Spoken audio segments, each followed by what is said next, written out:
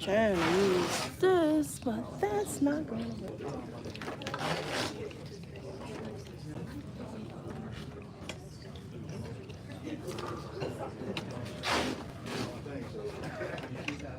I gotta find an angle where it's be tall enough. This damn thing I just bought was made for my iPad, not for this. Oh, I can turn this around, can't I?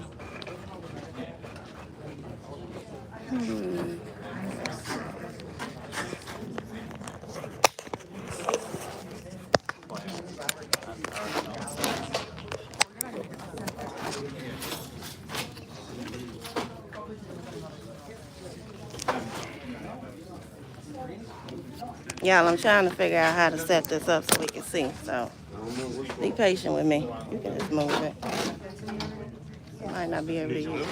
I was trying to put it on here, but I see that this is made for my iPad, not my actual phone. So I can't make this smaller. Does that make sense? So, what the hell?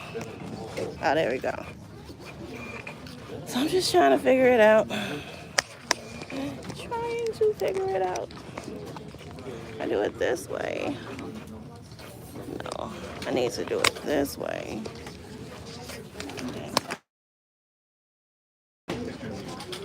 Oh. This can go on here? Should. Can I try it? Looks exactly the same. Yeah, I probably just need this piece. Cause this won't hold my phone. So that's yeah, this come on. Let me see. Hold on, y'all. I just got this today. And we'll open it today. I didn't realize that it didn't have.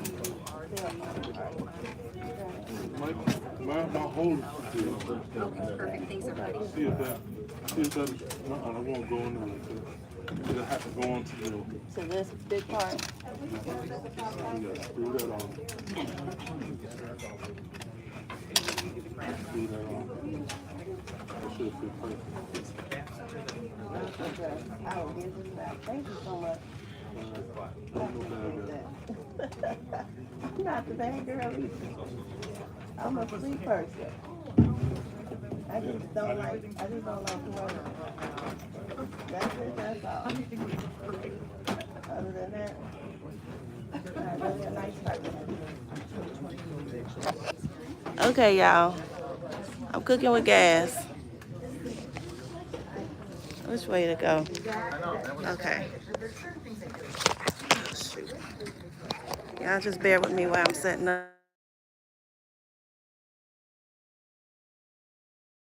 All right. Am I in your shot?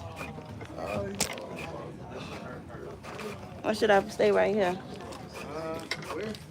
I'm going to put it right here.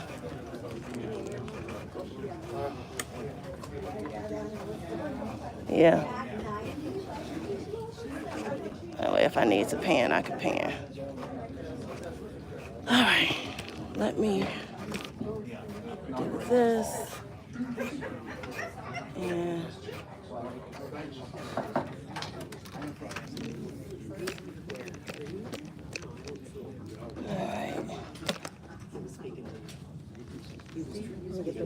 I'm sorry. Go ahead. Mm-hmm.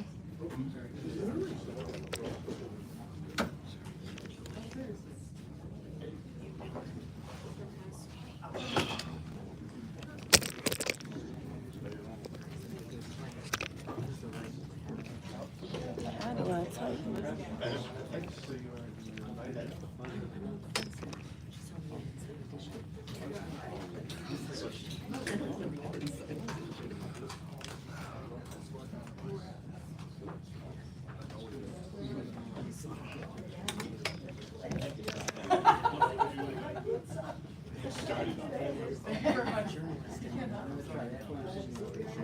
No, you're good.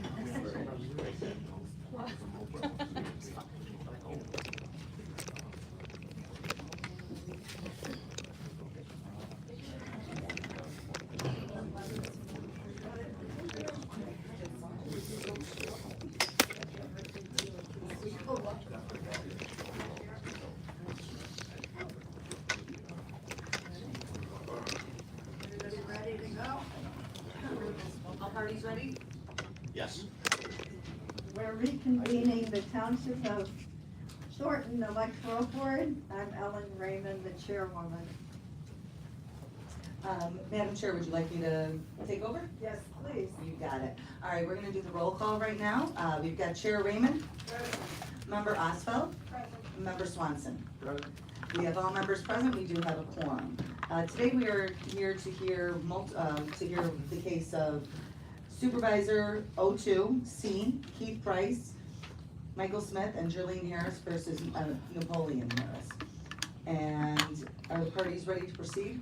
Yes. I do have one quick order of business. We do have 2 decisions to issue. Would the parties prefer that we issue the decisions at the end of the meeting, or we can move that up to now? I think we should push it to the end. Is that okay with everybody? Okay, we'll do that. That's fine. Okay, so we are here to start off the hearing on that case. The objector has filed objections, just for the benefit of the public. The objector has filed objections challenging the residency of Napoleon Harris III, and it is the objector's burden of proof, so the objector can get started. We do have some preliminary motions. Okay. The first would be a motion to exclude witnesses. This matter is also being live streamed right now by YouTube, and I see witnesses that are going to be present. So how does this board seek to exclude them from using and viewing YouTube while this matter is proceeding?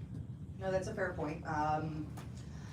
I guess we could, is there room available at the township that we could possibly sequester the witnesses in and ask them to leave their electronic devices someplace? Anybody in the township?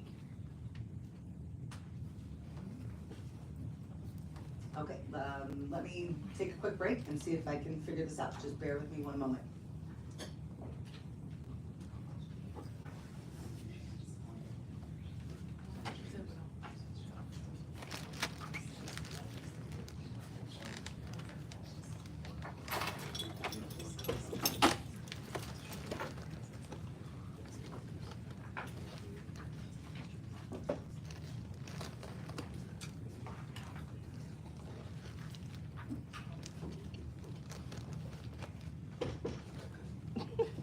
Okay.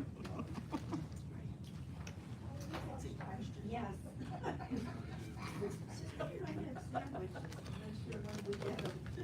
I'm not waiting. Even Judge Bertucci, when we leave an apartment, I will make sure that I leave constantly. It was so nice, like, oh, I leave constantly.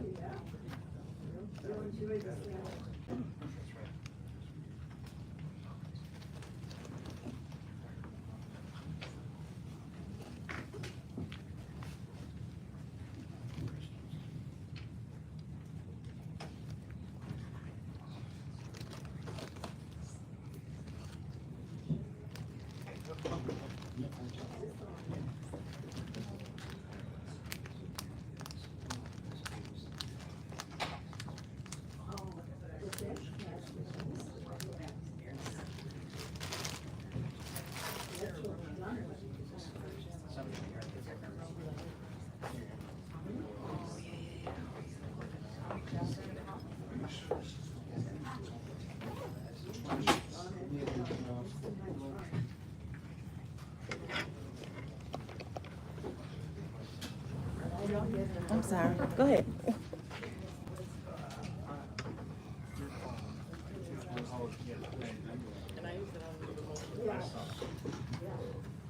This is everybody that's in attendance. We have Christopher Clark here. We have Stephanie here. We have Michael Smith here. So definitely have the objectors here. I believe Napo and the other witnesses are here. They're just trying to figure out if they have to testify in public or if they can be sequestered due to YouTube. So that's what we're waiting on. Hey.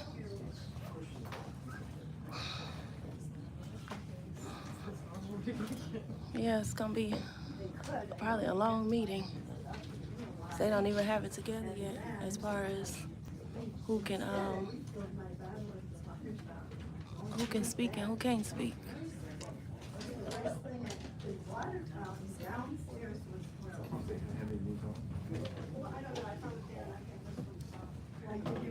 Let's put the specs on.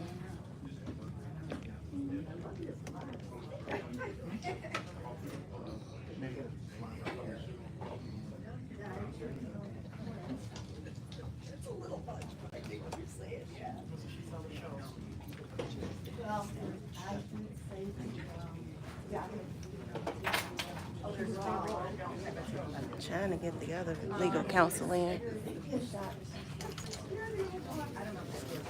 You got go ahead.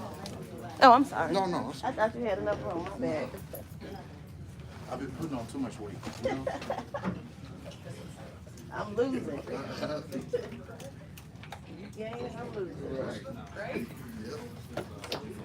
I think I'm losing.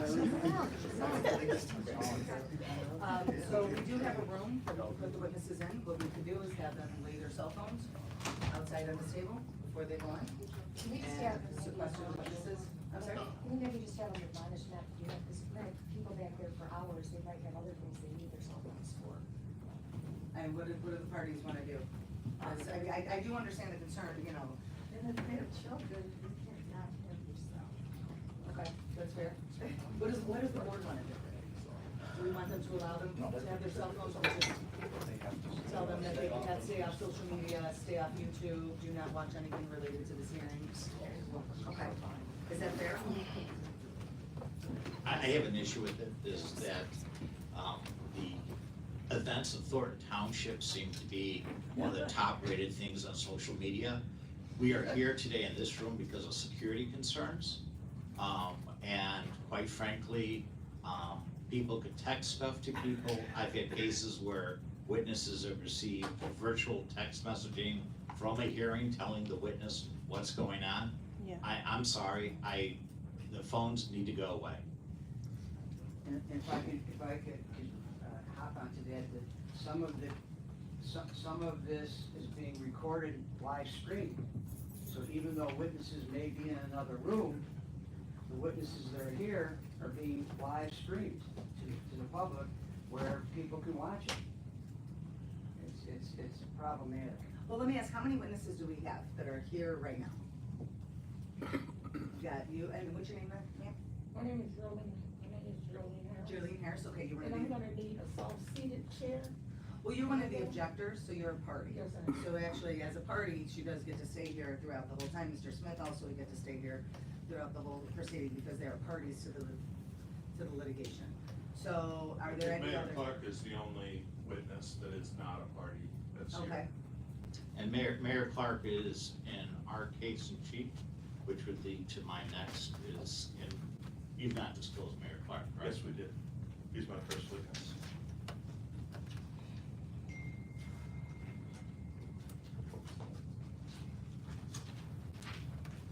Okay. Is that Mayor Clark candidate for supervisor? correct, Same one? correct. Also Harvey resident. So would the parties be okay if just Mayor Clark went in that room, if he's the only other witness? That's fine with me. Okay, Mayor Clark, would you mind going in that room and maybe giving your cell phone to your attorneys, and if there's an issue? Yeah.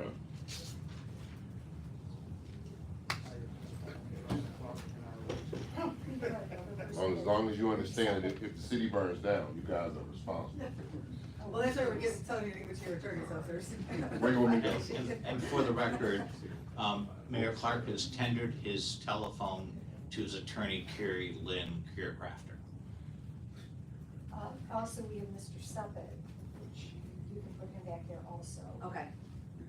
All right, is that agreeable? And then Mr. Suffolk also,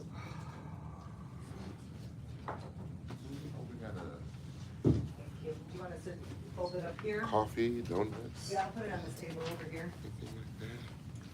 I don't have an attorney. Who was that witness? What was, His name is Richard Suppet. it's pretty comfortable. We don't see it on this, witness list. He's not on the witness list because he's actually a person being produced in response to the preliminary motion that we didn't receive until last night. It alleges that checks were not served, he has knowledge about that. So you can put him in the room at this time where we argue the motions.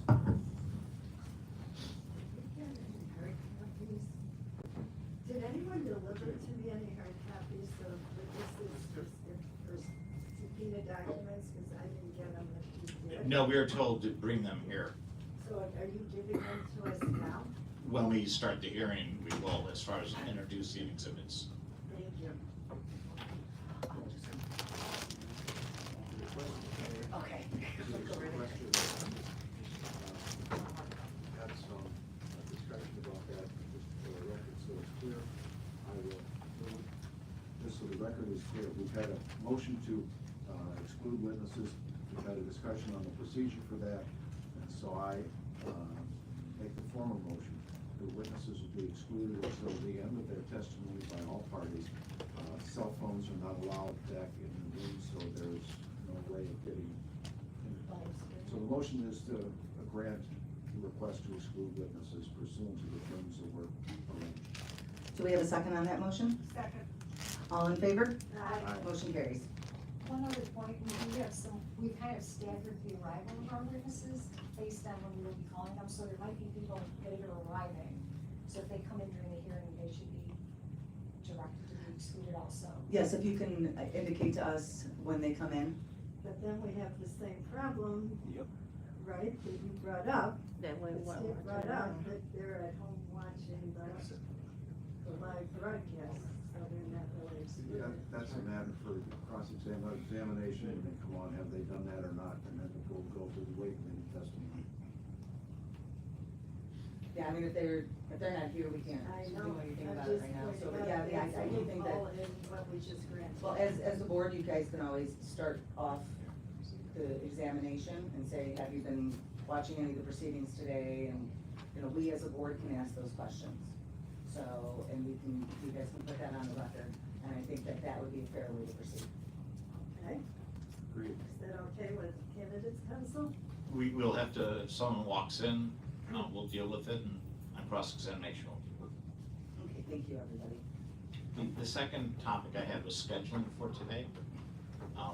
We have witnesses that, you know, I don't want people to be swarming this place and sitting around for hours, so if we get a sense of Mr. Mullins' schedule as to the number of witnesses and how long he thinks he's gonna take to. I think that's fair. I think we should ask that honestly of both sides, you know, to have an idea of, you know, how many witnesses do you guys intend on producing? How long do you think your case in chief is going to take? And then, you know, obviously we'll ask the same question of the candidates. And then like last week, we'll come in recap, and you did a great job shortening it. So we have at least 4 witnesses that we will be calling today. There are several others who we believe have told us they will attend, but I'm not certain they will. And then we'll have some documents that we're gonna ask to introduce into evidence. So I would say a couple hours. Okay. And candidates council, how long do you think you're, I don't know how long cross-examination is gonna take that's for each fair. of these witnesses. How many witnesses does the candidates council intend on introducing? And I know that might change depending on, of course, what happens in the case in chief. Right. We know that we have subpoenaed 4 witnesses. One's gonna be their first witness, and then we have Mr. Dorff. I'm more concerned about him traveling down here, especially how bad the weather is, and there's flooding on 94 and In 290. in 290, there's flooding everywhere The Bishop right now. 4, the Dan Ryan, So yeah, it's kind of I a just hot wanna give mess. him enough time. Okay, all right, do you know, did you schedule a specific time for him to be here, or are you gonna be contacting him? and- I'm contacting him Okay. now to tell him maybe like 4 o'clock, but how long are we going till today? 5. Is that an agreement? And so you need to also remember, we need to discuss between ourselves and render a decision, hopefully by 5, so that doesn't mean evidence until 5. Also, for disclosure's sake, I'm not sure what role Michael Dorff plays, but you can see in his resume that you provided, I share a ICL chapter that we write together. So I don't know if I need to disclose that or if that makes any difference. I don't think that makes any difference one way or the other, and I think that's completely independent of this situation, so. I don't know what he's being called. But I was excuse me. A brilliant writer. Read his hat.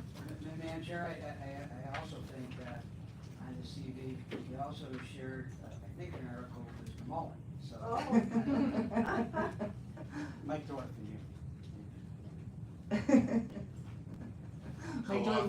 Co-author of the election law chapter on ethics. Yes. Oh, you are, oh, state and federal remedies, is that the election chapter?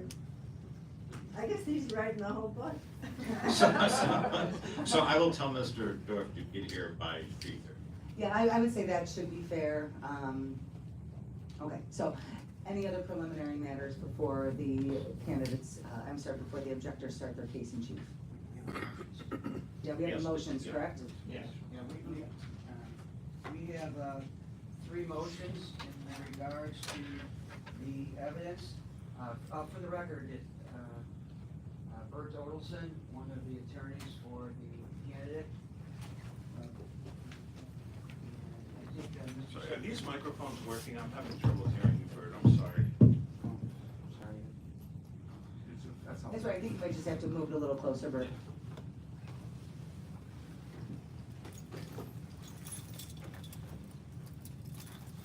We have 3 motions. I think Mr. Suckler's gonna do the first one on 237 motion, and then I'm going to do the one to, asking the board to strike the submission of all the hearsay unmarked exhibits. But I would yield, if it's okay with the board, to Mr. Suckler to argue the first motion. We have hard copies, if the board would like hard copies. Yes.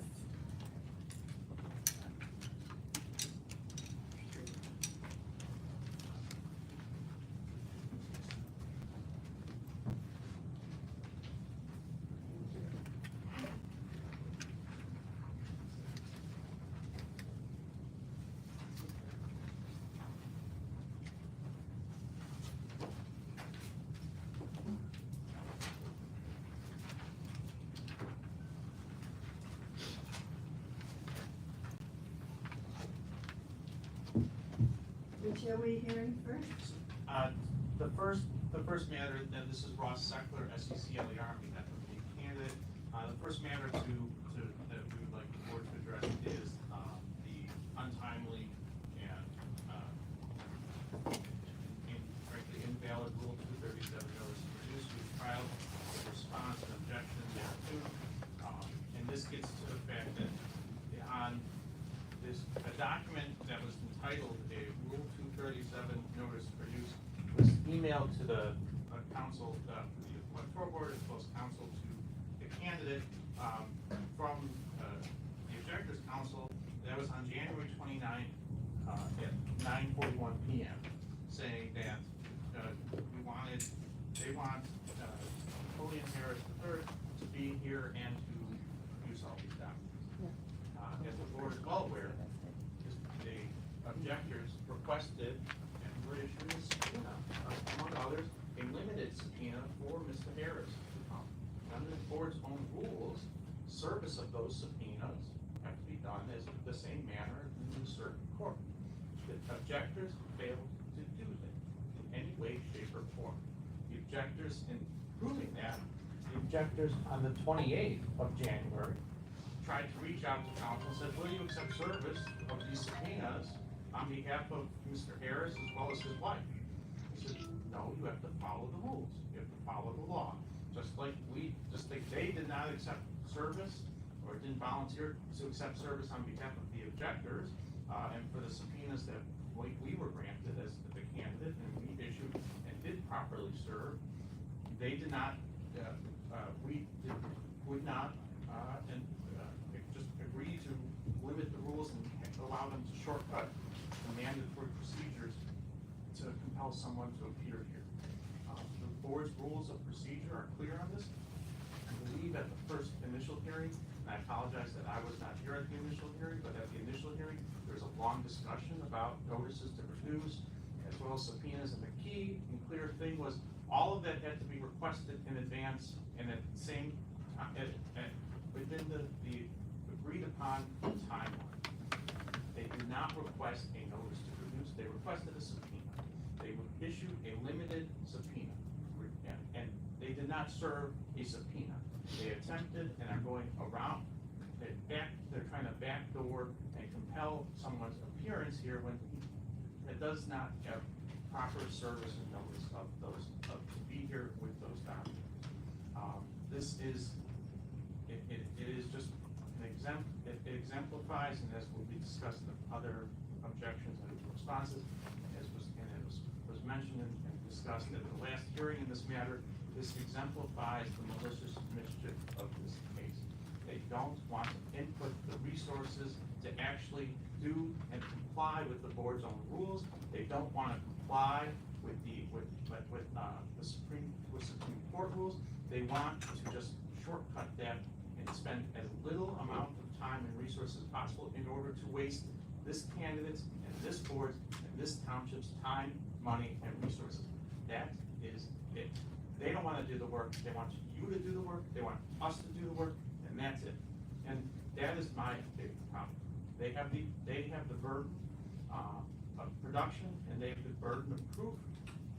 They failed that, and this request is demonstrative of the bad faith nature of this objection, and we request that it be denied and rejected. And further, we part of that is you made your point. yes, thank you. And objector, did you bring us hard copies of that supplemental request? We have these hard copies of their objection. Copy of the notice to produce. I have a copy of the notice to produce.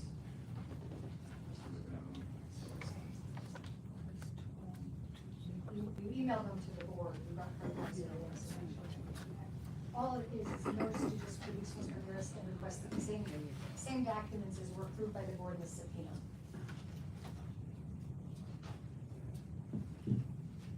So if I can just ask a question before you speak, I found a lot of the documents you asked for in the supplemental request were already in the list to be provided by the candidate? They are.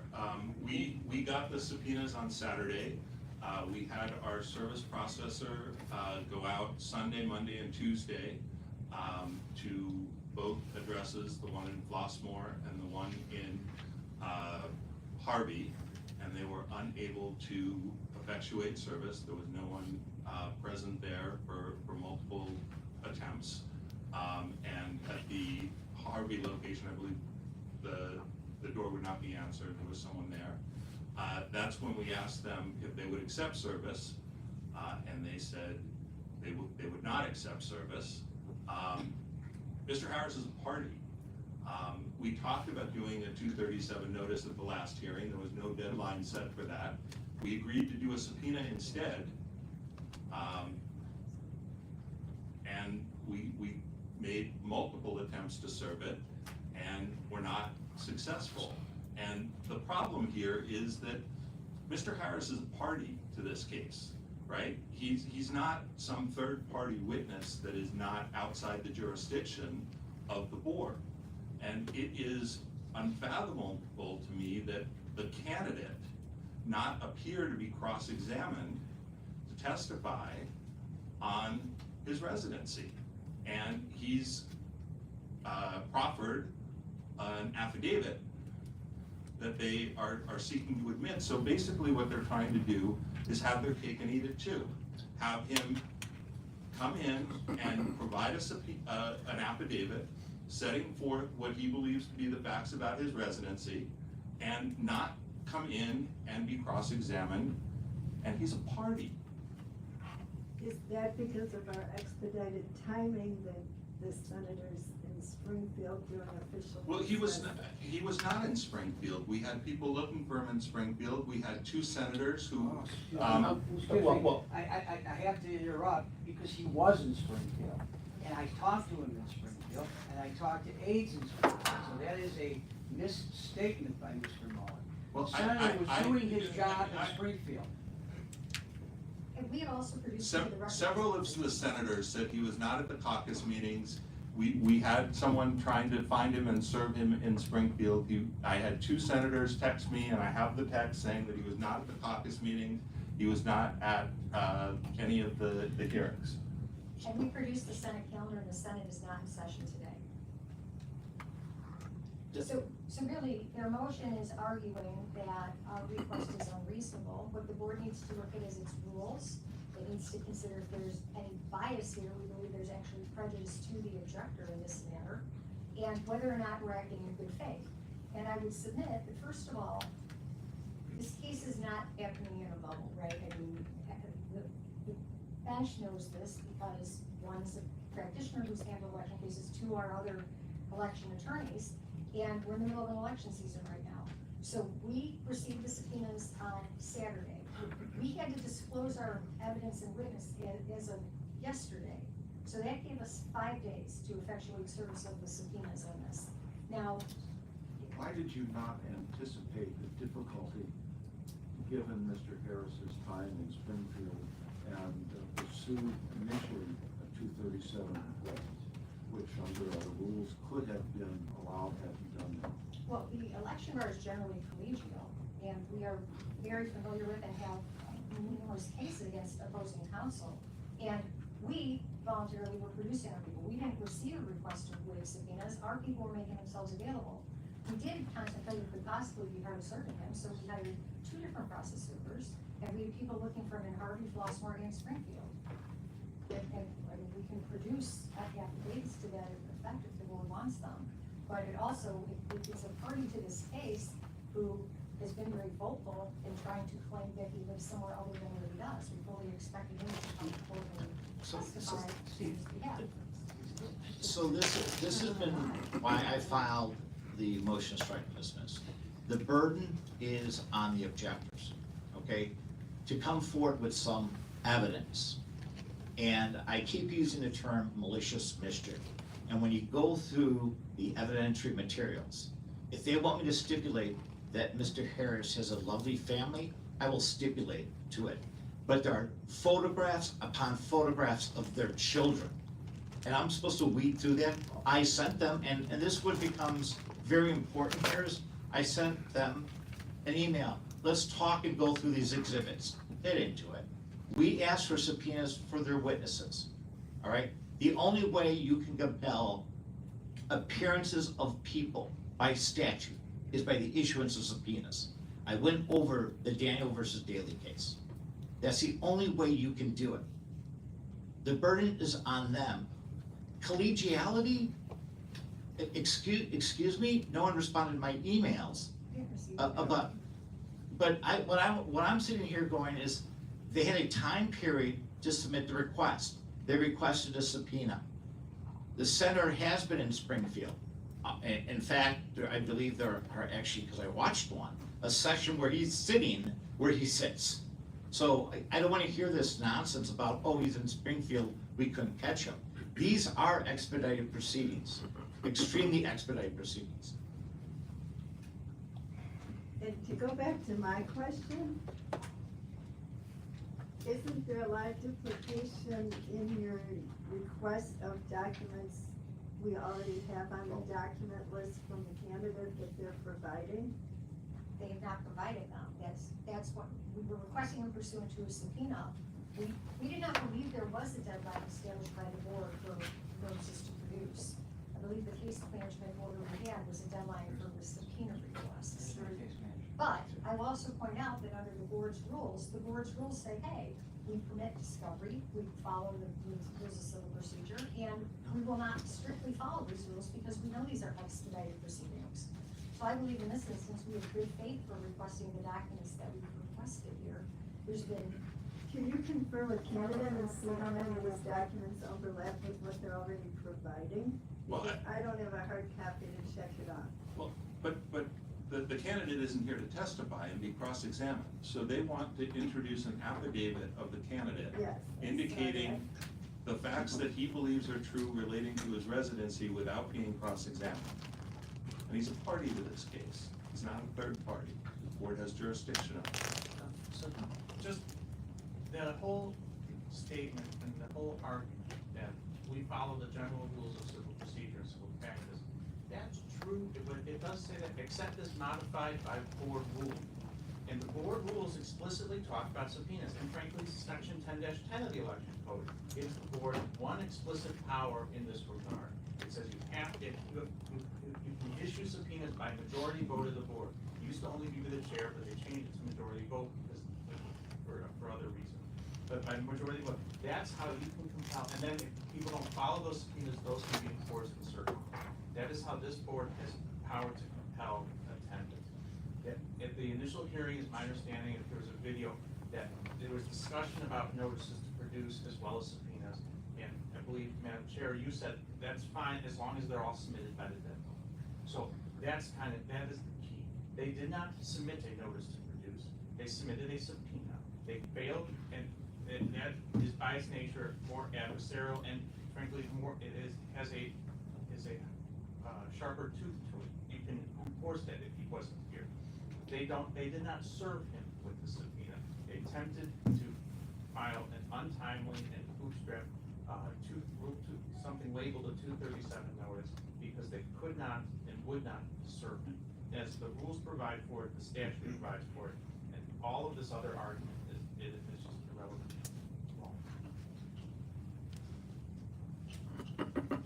Has everybody made their position and we're ready to discuss? Well, I would just add that Rule 9 actually says that it does apply to standard traditional rules, and, quote, because of the nature of these proceedings, the electoral board shall not be bound by such rules when appropriate. Now, I would disagree that there's more teeth to a subpoena, because there's a consequence under the Code of Civil Procedure for a party's failure to be produced pursuant to a notice to produce.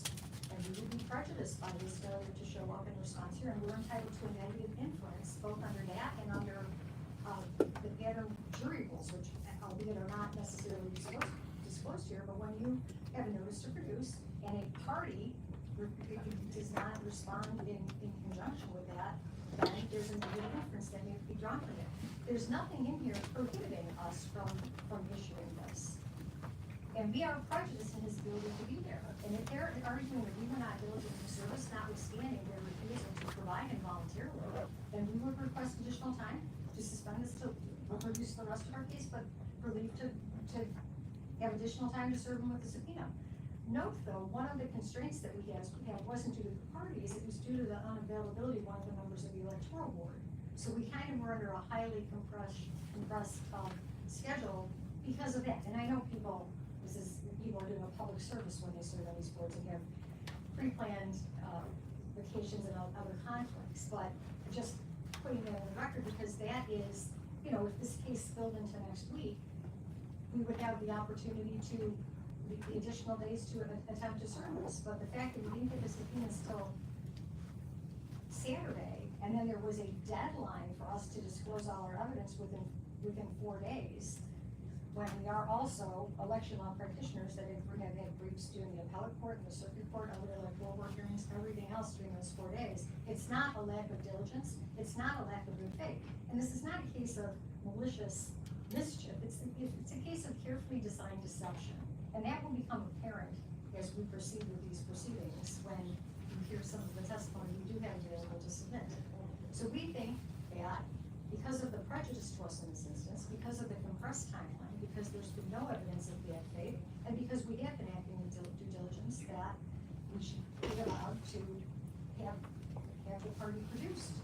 It's not, like you said, it's not some third-party witness that we don't have access to, it's a party to this litigation. And do you have, for the record, for us to enter the proof of attempt to service and the failure to serve? We did attempt to have our process server today, but he was subpoenaed in a different case that he had to depose in. If we can get that though, let's see if we have it here. For the record, there's been, we filed our proofs of service of our subpoenas, which is what's required. We've not received any proofs of service or affidavits from the objectors. Well, we couldn't file proof of service for someone we couldn't serve, that wasn't what you asked for, right? You were asking if we had evidence from a process server that we attempted service. Yes, don't you get a paper saying the date and time? Well, he was- And he we was still filed attempting those this. too when Yes. you're not able to attend service. Right. Well, we were trying through till this morning to still effectuate service, so we're checking our records. I'm sorry, hold on one second. Ma'am, I didn't want to interrupt. Are you a witness? Is that here? Yes, Camille, I'm sorry. That is one of But I don't the know if I'm cases. supposed to be in here. Okay, so we do have a, order, basically by the board, that any witnesses testifying in this matter will need to be sequestered. So unfortunately, you can do one of two things. You can, well, pretty much one of one thing. It's basically go in that room back there, but you have to leave your cell phone out here because these matters are being live streamed on Facebook, YouTube, and everything else like that. So, there's a concern as to, somebody hearing somebody else's testimony and then adjusting their testimony based upon that, so. Well, we do have a witness room basically that we've set up back there. There's two witnesses Yeah, already there's in two that witnesses in room. there. There's a desk here where you can leave your cell phone. Yeah, I don't want to leave my cell phone, so I'll go. Or you can give it to the attorney. Well, the problem is,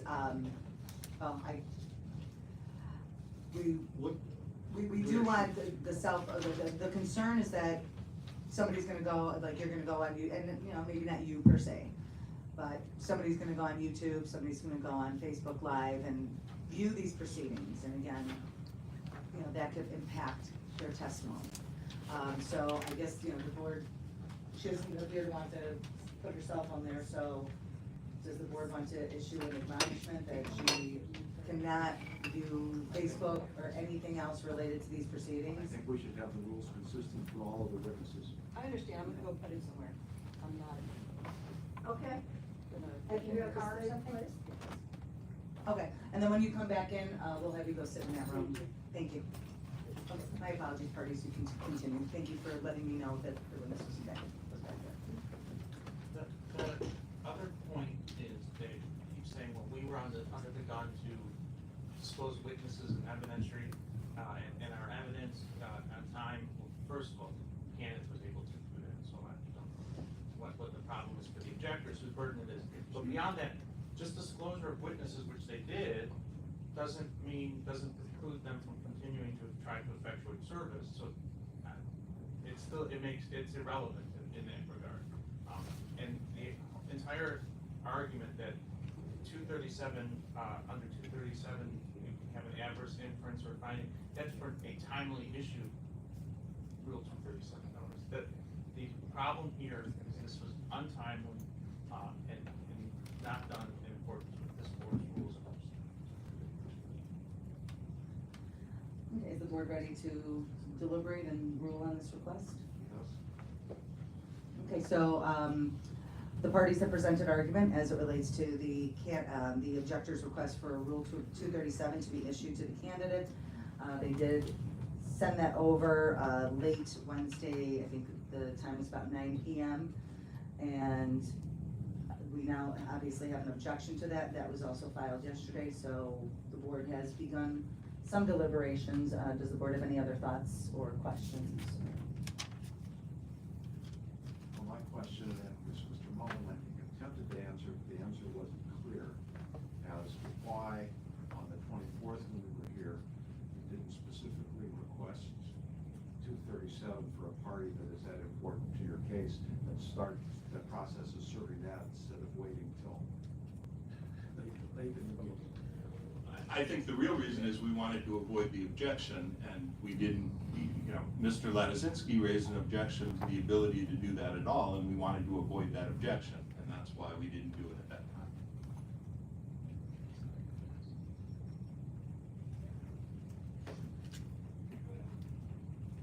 Does the board have any questions of me? Do you have an opinion? Or advice? I would say that as a general rule, in my practice, in my experience practicing before the Cook County Officers Electoral Board, as well as the Chicago Board of Elections, I have issued Rule 237s, and in some cases they have been complied with, in some cases they haven't been complied with. And I do think a lot of it though has to do with the timing, and those were situations in which I didn't issue a subpoena, I issued the 237 in lieu of the subpoena. So, personally, I think that, that there was a subpoena issued. If at the time they had any inkling that they were gonna potentially have issues with service, they could have argued the 237 issue. And there were some arguments going back and forth on whether the board had the authority to do the 237, but no ruling on that was requested at that time of this board on the 24th. So I do have a concern that less than 48 hours before the hearing, basically about 36 hours before the hearing, to have something sent to a party to say, here, get these, 10, 15 things together, and by the way, you have to be here. I feel that after, either at the hearing on the 24th, there should have been a request, an official request, and a request for a ruling from the board as to whether it was gonna issue or allow the issuance of 237s. Because it's not clear under our rules that you guys will allow 237s. It is a discretionary thing. So at that time, they should have been asking you, as the board, can you please exercise your discretion and give us the allowance to file 237s? And that was not done. So I do have a concern related to, something coming in of this nature 36 hours before the hearing. Now, I completely understand that we are under a very expedited schedule, but that's the nature of this practice. We kind of all know this coming into this, and I don't think any of us has gotten a good night's sleep in 3 months, except maybe on the weekends. When we don't have hearings, but then we sometimes have hearings on the weekends. But anyways, I just bring all that up to say, a lot of us are working around the clock on these cases. And while it is sometimes difficult to get everything done and, see everything, have that foresight to see what's gonna happen, you gotta try your best to have that foresight. I think the better course of action would have been for Objectors Council to ask for the 237 on the 24th, argue that issue, then the board could have said, yes, you can file 237, or no, you can't. You're stuck with the subpoena. The board could have made a decision one way or the other. This feels like an attempt to, we didn't get it this way, so let's try that way. And if they wanted to do both, they could have done both, but I feel like they should have made the request and asked the board to rule on the request last Friday when we were here. That's my personal opinion. The issue for me is one of the timing, and that is the concern, and I understand the objector's point of suggestion of an attempt to hide the ball, which I disagree with. It's a matter of timing, and because of the timing of when the 237 was attempted to be served, that was too late. It should have been raised soon, and so I move to grant the objection and quash the 237 notice.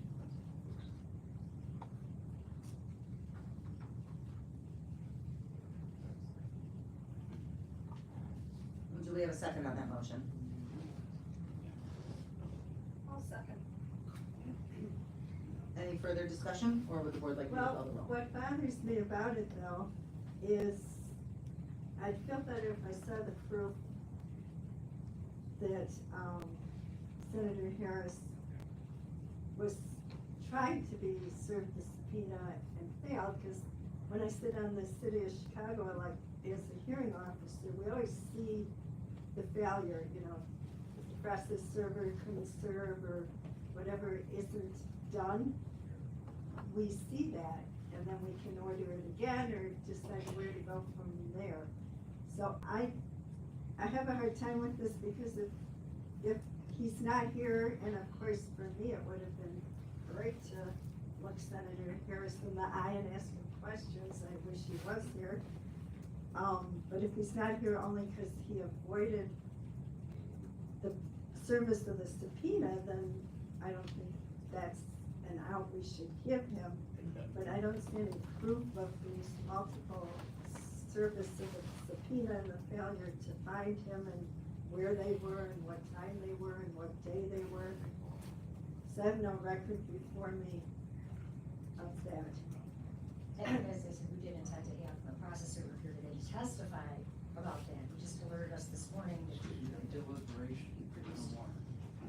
Well, I did ask that for that. I think when I've been involved as a hearing officer, we've always, excuse me, made the arrangements. It was always given at the end of the initial hearing, whether the candidate or the objector would be there.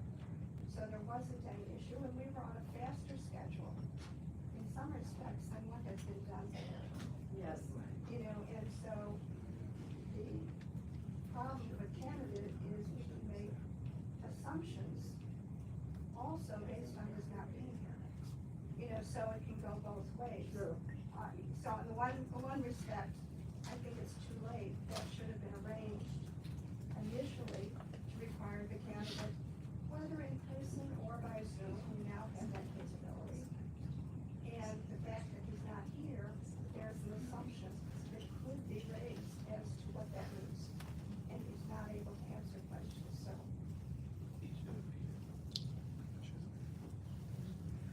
Okay, is the board done with its deliberations? Would it like to?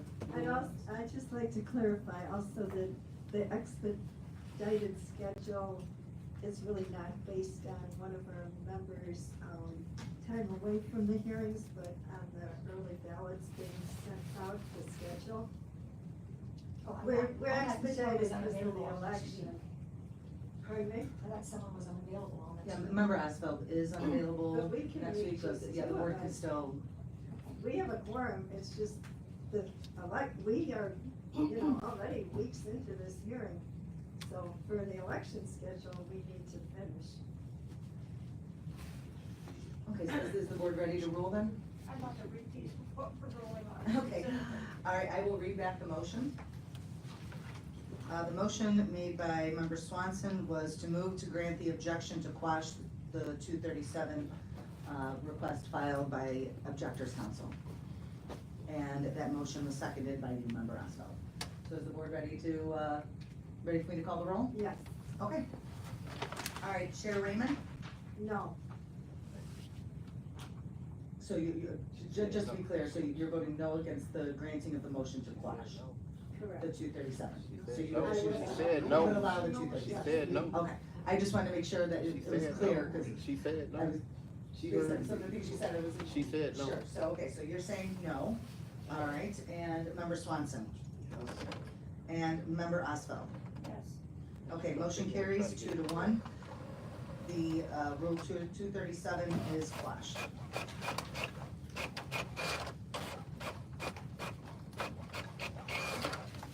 Okay, so the next item I believe we have is I'll just let the candidates council, they had two other preliminary motions that they were presenting. Which one would you like to proceed with next, candidates council? The motion to strike submission of all hearsay unmarked exhibits. We tendered a hard copy to the board. It's a very short motion in answer to voluminous documents that I don't know that the board has seen them yet, but they are unmarked. There's no exhibit numbers on them. They're uncategorized. They violate the rules of evidence. They violate the rules of the electoral board. They violate the rules of decency to bring a man's children and wife into the proceedings. They are a violation of due process of law. Being dumped on us, and not saying the word dump, without any reference to them at all. Our staff was up very late, running them out, those that we could run out, some we couldn't run out. Categorizing them in some fashion, but I have to tell you, it is the biggest document dump that's unmarked, uncategorized, and it should not be let in, as well as hearsay. They're meaningless. I understand your point. What specific exhibits are you complaining about? I know there are some of them, none of them is marked. I understand that. There are some that the witnesses here that they lay foundation for, and they could be appropriately admitted. There are others like some of the videos, I have serious reservations about some of the others. So which specific ones are you objecting to? It's hard to say which ones, because none of them are marked, and we were having that problem. And it certainly all the videos of Senator Harris's children and wife, and the pictures that are just pictures. If they have witnesses who can if witnesses that can identify, that's a different story. They can show them, as you know, judges, they can show them the document, mark the document, and get it into evidence. And how about the newspaper articles and these sports clips? And that, really? I mean, even though this is an electoral board and an administrative agency, we still have to deal in some semblance of the law, in some semblance of order. We have to be able to defend our candidate. I mean, he has rights too, not just the objector, the candidate has rights also. So it is, I don't ever remember having to file something like this, because I've never seen a document dumped that we can't identify. Objectors respond? Sure, I have never marked in 20 years of litigating until I get the witness on the stand what my exhibits are going to be. I've marked number one so far. It depends on who the witnesses are, what order they are in, who shows up. There's no reason, no requirement that we number the exhibits, and there is not a huge number of them. With respect to the photographs, those are all, they come from Napoleon Harris's Instagram page, which is his Senate Instagram page, where he has about 4,000 Instagram followers, and these are all public pictures that he has posted on his Instagram page, or his wife has posted on her Instagram page, where she has 1,500 followers. So all of these documents are in the public domain. They're all documents that show Mr. Harris or most of them show Mr. Harris at the house in Flossmoor that he says he doesn't live at. So now, I understand they may have questions about authentication, hearsay, and we'll get into that when we, pull the witnesses and try to introduce them. But to say outright that they're objectionable is premature. They've alleged we violated, quote, rules of evidence and the board's own rules, but there's nothing in the rules of evidence that require us to disclose evidence itemized and labeled and categorized with exhibits. Neither do the board's rules do that. The purpose of, excuse me, us having to give the evidence ahead of time is to put them on notice of what documents that we have. We know, and what we're planning to introduce. Not to set forth in chronological order the evidence and what it means and what the significance is and everything like that. So yes, we've given them a lot of documents because we have a lot of evidence. I am ready to rule, but in all fairness to Mr. Olson, as he's the movement, I'll give him a brief time to rebut. I'll stand to my comments, Judge. I think I made my point.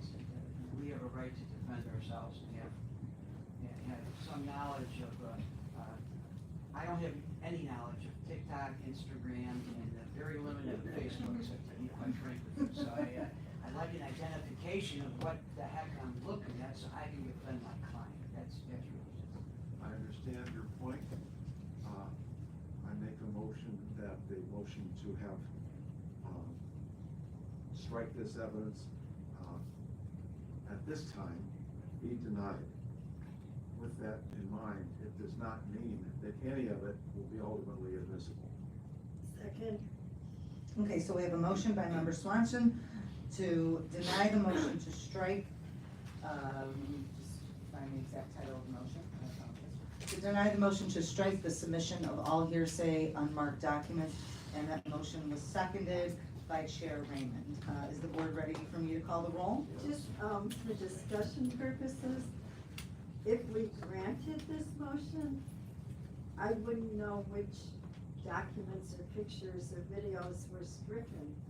So I can't grant it, but I agree from the preview I saw that there are pictures we wouldn't allow because we already discussed the date range, which some of those pictures seem totally inapplicable to, and the children would not be involved in this hearing. So when we go through one by one, I'm sure many of Attorney Odelson's exhibits that he wants stricken will be stricken, but to just to blanket say yes, I don't know what would be stricken.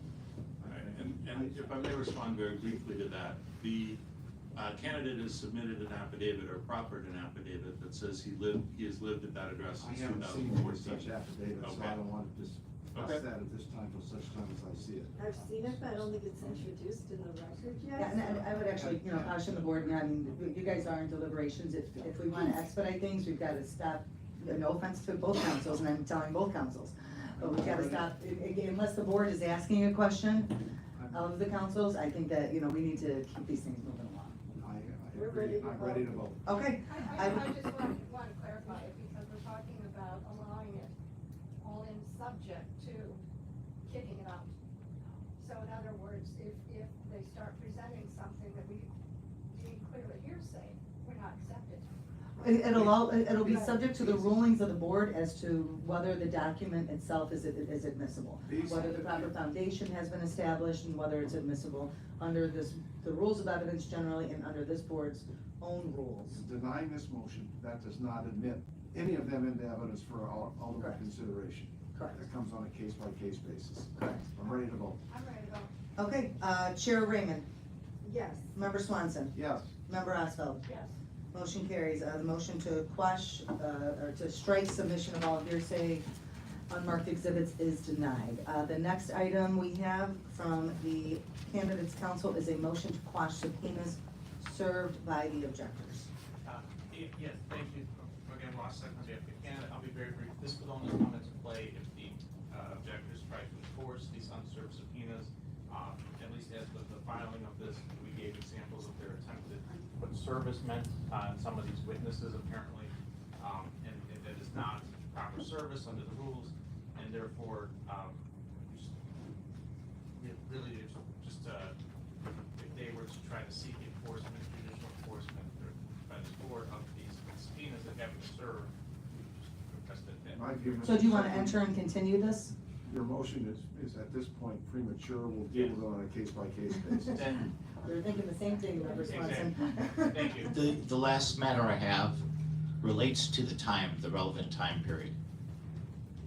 And so there's been a lot of dates, and this board allowed their subpoenas to go back to November 1 of 2023. It's a 1-year durational under 60 ILCS 1/55-5, and pursuant to the case of Schuman versus Fleming 261 Ill App 3rd 1062. It's 1 year from the date that the candidate signed his statement of candidacy. And the statement of candidacy is going to control that time period. What date range are you saying we should be? It looking would at? be from it should be in the record, his nomination paper should be in the record, the statement of candidacy. The caucus that occurred happened in December. So it would range sometime from December of 2024 to December of 2024. I'm We had, confused. as I recall, we had extensive discussion as to the time frame. The time frame that was entered into was discussed and was agreed upon by all council. So this is not the time to bring that up. It was already thoroughly decided and agreed upon. That was So with if that- regard to subpoenas to get documents. I think what Mr. Ladizinski is arguing is when the 1-year time frame begins and when it ends. So I do note for the record that Mr. Napoleon Harris did sign his statement of candidacy on 12/5/24. And I can also state that as a practicing attorney in municipal, township, and other areas of public law that deal with residency requirements and deal with eligibility requirements, it's always been my opinion that it is, generally the 1 year from the date of signature, but you really gotta look at actually the 1 year from the date that they take office. because there's been some arguments from prior cases about, you know, that the clock starts ticking backwards from the 1 year of the date of the election. But I've always honestly looked at it as 1 year from the date that they take office, because that's when you actually become, you actually enter into that position. So the time frame would be considered, when they take office, would be when the first Monday or early in May? It's actually under the statute, it's the third Monday. Third Monday in May? Yeah, so that would be May 19th. So what you're suggesting then is any testimony to be relevant has got to deal with the time frame of May 19th, 2023, or 2024. To 2020, yeah, correct, To May 2024. 19th of 2025 is Correct. the only relevant time period? I mean, that's how I view the law. That's my, But what range did we originally give? we had given them from 11/1/23 to basically the present, and I think that was, you know, just to allow them to capture everything that they thought that they could capture without going back too far. Okay. And well, it wasn't to the present, it was like 12, hold on, I have it here, just give me a moment. We definitely did, you are correct, but it was close to the present, it was sometime, I think it was till 12/5 actually. Because I think it corresponded with the date of the submission and signature of the nomination petitions. I thought it was about a week later, December 16th, okay. Yeah. So, Thank you, Janet. 3 years, November 1st, 23 to 12/16/24. Yes, but that was just solely for the for the subpoenas. That was not for what the residency time frame is. But I think that both parties should be allowed to argue what they believe when the residency starts. But I was just addressing the arguments made by Mr. Levizinski. But both parties, I mean, can certainly make their arguments and may disagree with my assessment on when residency. Briefly, Counsel, Begins. you're looking like you wanted to say something. Well, the statement of candidacy is a sworn statement that he's qualified to hold office as of that date. As of that date, he would have had to satisfy the 1 year residency requirement, not some future date in the future. And some of the information from that window might be, even documents they've produced to us predate that And I time. think that's why Mr. Ladizinski, and I'm making an assumption here, mentioned the statement of candidacy date, which is December 5. Right, and So I then believe the for case that he purposes- cited is For consistent. purposes of residency, then, I will make the motion that the applicable time period for evidence to be submitted is December 5, 2023 through December 5, 2024.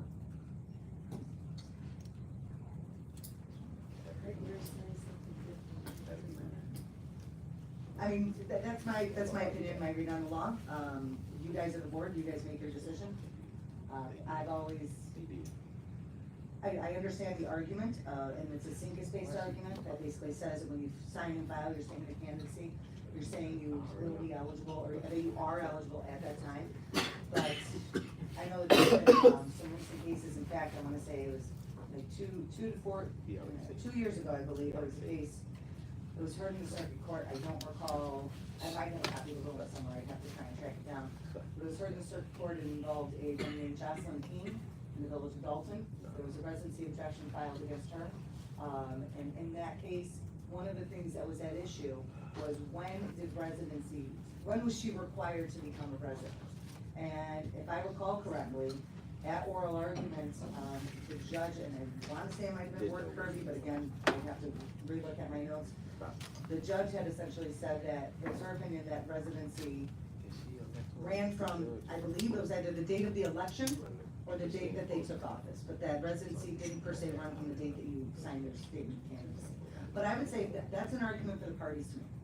So I think you ruled on what you believe the relevant dates are. So I think the parties need to make their arguments as to what they believe the case law shows as to when residency takes place. I think they've just done that. Let's vote. Okay, Oh, is there a second for the motion? yes, I was just gonna ask, do we have a second on the motion? What is the motion? The motion was made by member Swanson to limit the relevant dates for evidence related to residency from 12/5/23 to 12/5/24. Is that a fair statement of your motion, member Swanson? Yes. And which council agree with that and which disagree? We agree with that.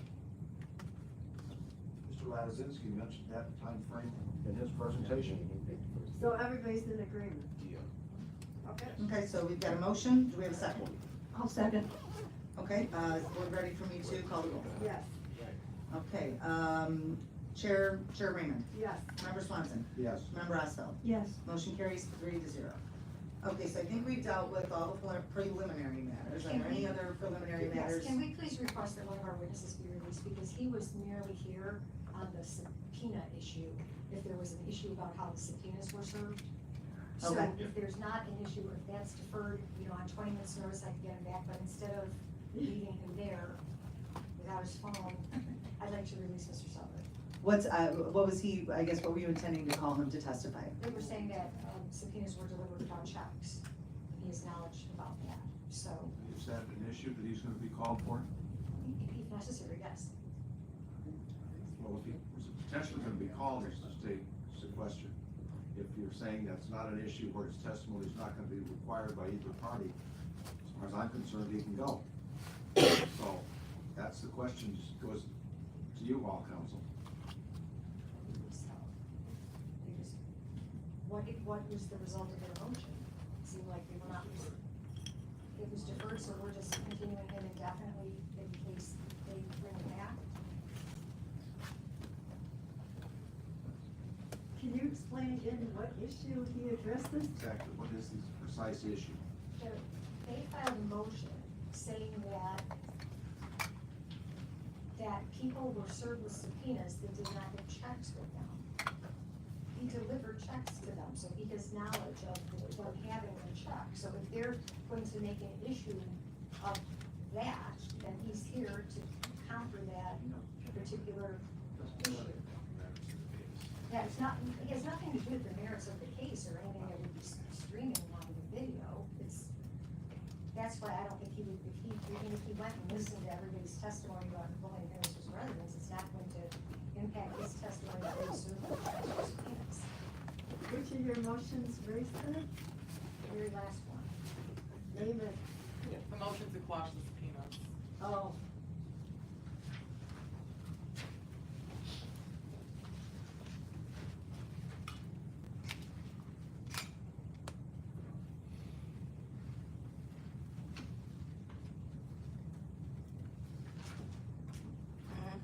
Somehow it seems that if this is gonna be an issue, let's just have him get sworn, testify that he gave check to everybody and move it on. I kinda was thinking the same thing. We would testify for what, about 5 minutes? Depends which, I don't know which subpoenas they're arguing about, so it The depends. ones where people were given a check until yesterday. After the subpoena was delivered, or this morning, they went back and covered their tracks and started giving checks out after they delivered the subpoenas a couple days. So is that a moot issue that's dropped? No.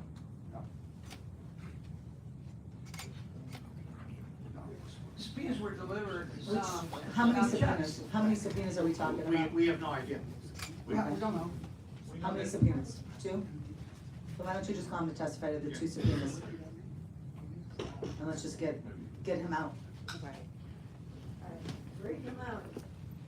Break him out.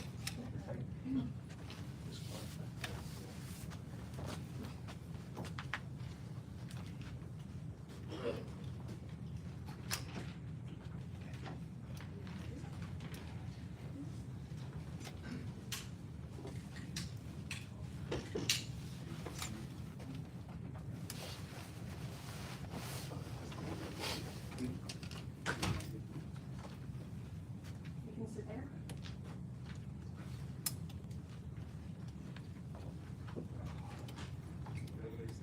Okay, can you raise your right hand and be sworn by the court reporter? Do you swear or affirm that the testimony that you're about to give will be the whole truth and nothing but the truth? I do. Can you please state your name? Richard Sepet, S-E-P-U-T. Directing your attention to this morning prior to 11:30, did you have occasion to visit the home of Nina Graham at 17323 Wausau Court in South Holland, Illinois? I did. At that time, did you deliver a money order in the amount of $25? Objection leading? What, if anything, happened at that time when you went to that residence? I went to that address, I knocked on the door, an elderly lady came to the door. I asked her, if she was Nina. She said no, that she was the mother. And I said, well, can you please give this check to her? And she said, I'll call her mother and drop it off. And then, did you drop off the money with her? I did, What was the amount? $25. Also, this morning prior to 11:30, did you have the occasion to visit the home of Carl Washington at 14638 Gibbons in Marin? I did. What happened when you arrived at that location? I arrived at that location, I knocked on the door, and then I rang the doorbell. Nobody answered, and there was a basket on the door, and I did see the court order in that basket, When you say court order, what was it, the subpoena or? the what was it? subpoena. It was in a basket hanging on the door. And what did you do that time? I left at that time because nobody answered the door. Then I talked to you, and you said to go back there and take a picture of the subpoena and the check. Did you deliver the check to that location? I did. Remind me, what was the amount of that? $25. Did you take a picture of it? I did. Do you have that? I do, my phone's on. Permission for witness to procure his phone? So granted. There's only one here. That's me. Thank you. Can you please pull up whatever picture you took or something?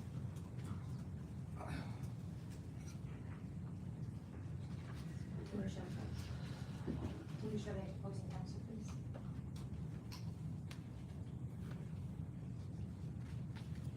Into the board. Can you please identify what that picture is?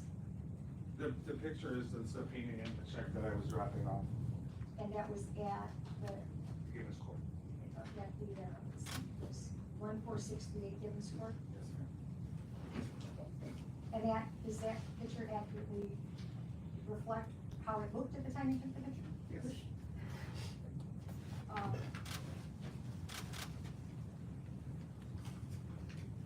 I have no further questions, Ms. Witness. Sir, with regard to the check, let's start with Mr. Washington. When did you serve the subpoena? May I look at my phone, I can tell you. Do you recall when you served the subpoena? It was about 10:30-ish What day? today.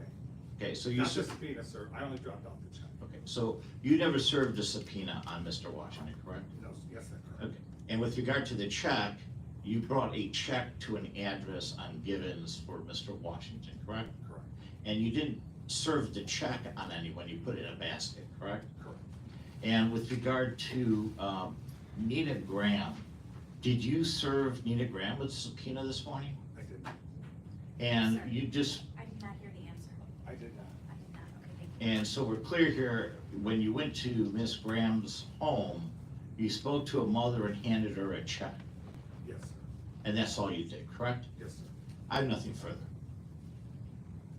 I have nothing further. I would request the ability to get a copy of the photo off the phone printed up and submit that as a, Any objection? I have no objection. Is it gonna be marked? I was just gonna ask the exact same thing. Objectors, are you guys marking that exhibit? Objectors exhibit 1, objectors exhibit A, how are you?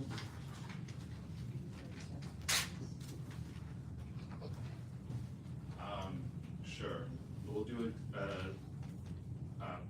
petition plaintiff's exhibit 1.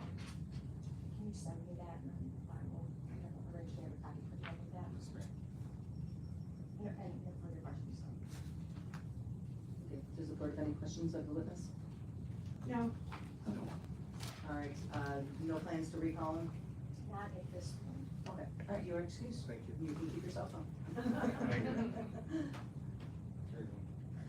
Okay, so the board just heard some testimony as it relates to the subpoena issue, but that issue I think is somewhat of a deferred issue. So I think that the board can just take that testimony in, and now we can move forward with the objector continuing on to present their case in chief, unless the board disagrees. No, I agree. I agree. All right, objectors counsel, you may proceed. We'll call Christopher Clark.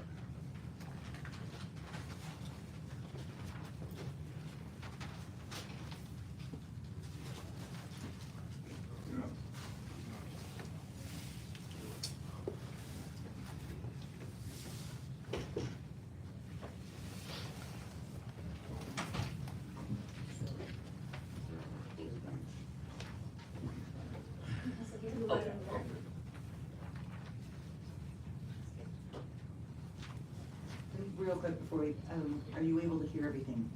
For Or the do you most need, part. okay, As long as they don't drop their voice, cause I can't see their lips. okay. Would it be more comfortable if we move the chair like kind of right next to you? Okay, Mr. Cook, would you mind? Yeah, We could possibly change that. actually, maybe if you just want to turn your chair and. You want me to, we want me to, Just tell them to do it. I mean, yeah, I'm pretty sure everybody in the room can hear. And it's just, put it straight back here. Did I understand you to All right. your case? Yes. Just wanna make sure the court reporter can hear everything and everything's accurate. For the witnesses' time and everything, waive scope. I'm not staying. I have no problem with this. Mr. Howell? Waive scope with this witness? Sure.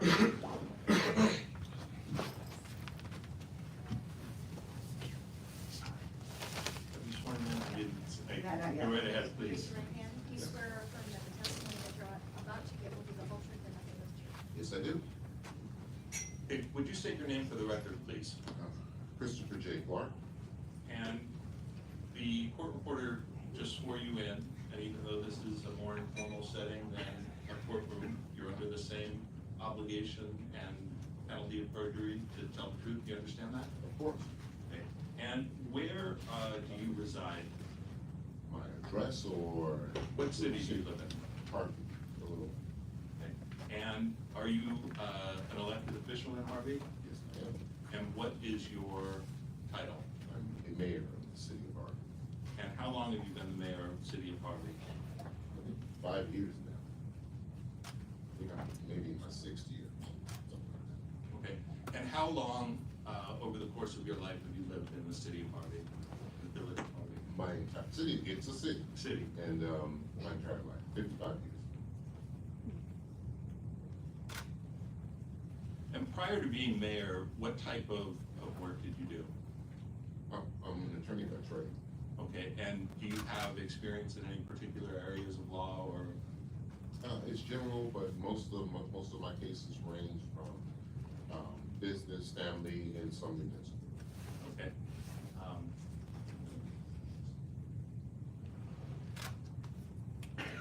And so, other than practicing law, were you a real estate agent also? Yes, And when was that?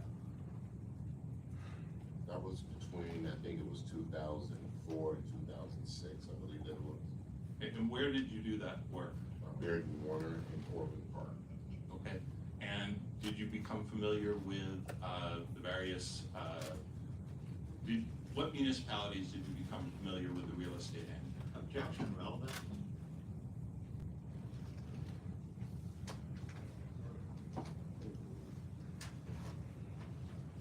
Do you need a ruling?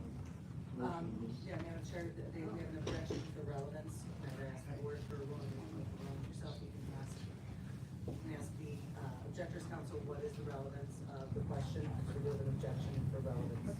What is the relevance? We're gonna talk about the difference between Flossmoor and Harvey and just establishing some background for that. I mean, I think the board can take judicial notice that they're two different municipalities, I mean, I don't understand what they're. Well, most definitely. What? Well, not that they're two different municipalities, but that they have different characteristics. What characteristics of the, okay. What does that have to do with this case? We're talking about right now an incumbent senator who lives in Flossmoor, who is purporting that he either lives or wants to live in the city of Harvey. And we believe that once Mayor Clark describes the similarities between the communities, that raises a plausible inference that perhaps that isn't accurate. So we think we would like to have on the record evidence regarding both of the natures of both the communities and the subdivisions. I'll make a motion to overrule the objection. Second. All in favor? Aye. Any opposed? Motion carries. Okay, you may continue on to the question. Would you repeat the question for me, please? Can you read that back, please? And did you become familiar with the various, what types of real estate, did you become familiar with real estate? Excuse me. What municipalities did you become familiar with real estate in. No problem. Primarily, of course, Portland Park, because that's where I was. Also, Olympia Fields, University Park, Baltimore Homewood, and Harvey. Okay, great. So do you know Napoleon Harris? Yes. And when did you first get introduced to Napoleon Harris? Somewhere between, I want to say, 2012, 13, somewhere in that range. And how were you introduced to Napoleon Harris? I first met him at Coleman's Print. That's where we first met. Printer on 147, but I forget exactly where. I think it was in Baltimore. At some time, did you come to learn that Mr. Harris was running for elected office? Yes. And when did you learn that? Around that same time. It was after we first met. Okay, and when, what office did you understand him to be running for? Senate. And do you remember the district that he was running in? It's the 15th district.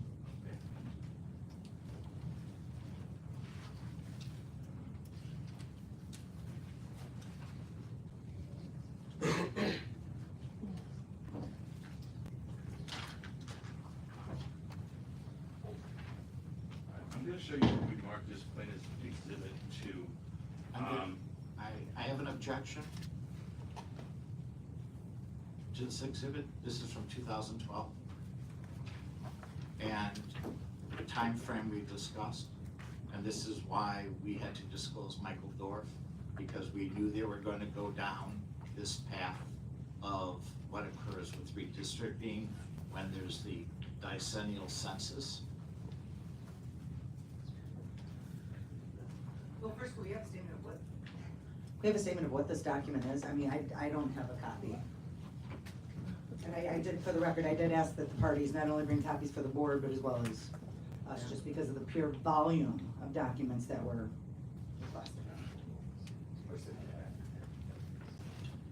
So for the record, I do show that these are, they appear to be nomination petitions from 2011.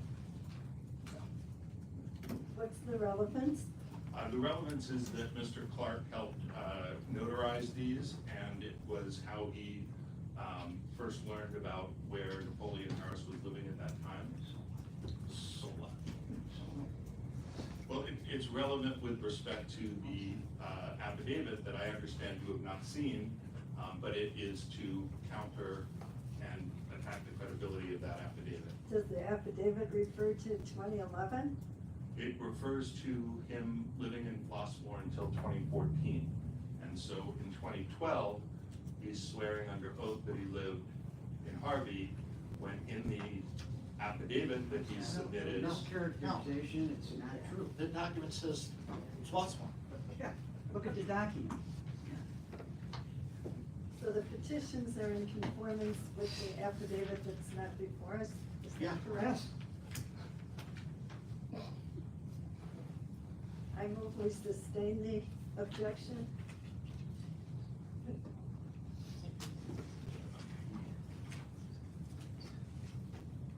Okay, so we have a motion to sustain the objection as it relates to the document that purports to be plaintiff's exhibit 2. And as stated earlier, these are the nomination papers from 2011, from December 2011.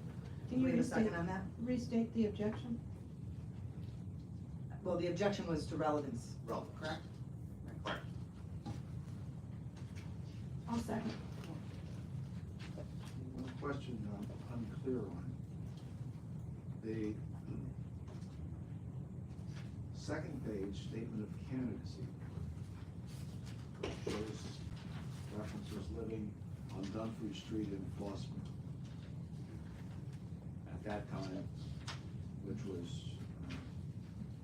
2011. December 3rd of 2011.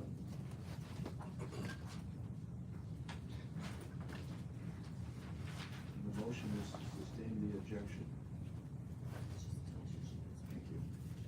I'm ready to vote. will call the roll. We have Chair Raymond, Yes.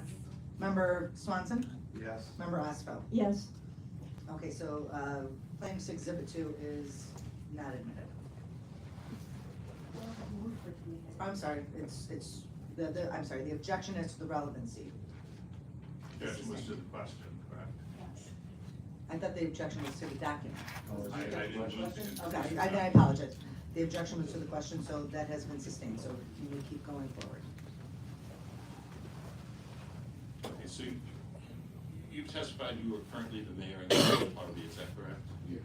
And can you describe for the board what the city of Harvey is like to live in? Objection, relevance. And, I mean, we've discussed this before, I mean, I would sustain the objection as to relevance and form of the question. I'd sustain it as to the form of the question for right now. Talk about the block.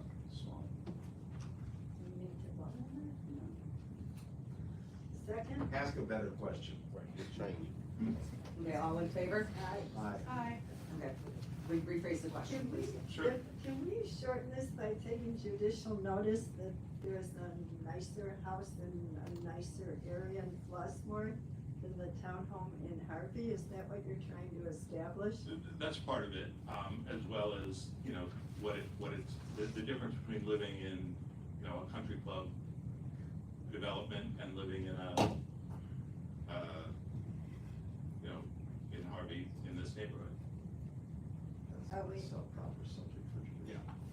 No, well, you're the judge. Okay. Okay. All right, well, you can shorten this if you could, because I think Okay, we I all know understand, this. I understand. So, can you describe the crime rate, in Harvey for the past? Objection. Move to sustain the objection. Second? All in favor? Aye. So, the, documents that, about this objection indicate that you, were the person that personally filed that objection, is that correct? Yes. Okay. And you are also a candidate for the office of Thornton Township Supervisor, correct? That is correct. So you would, you know, obviously benefit from this objection being sustained, correct? It depends on your perspective.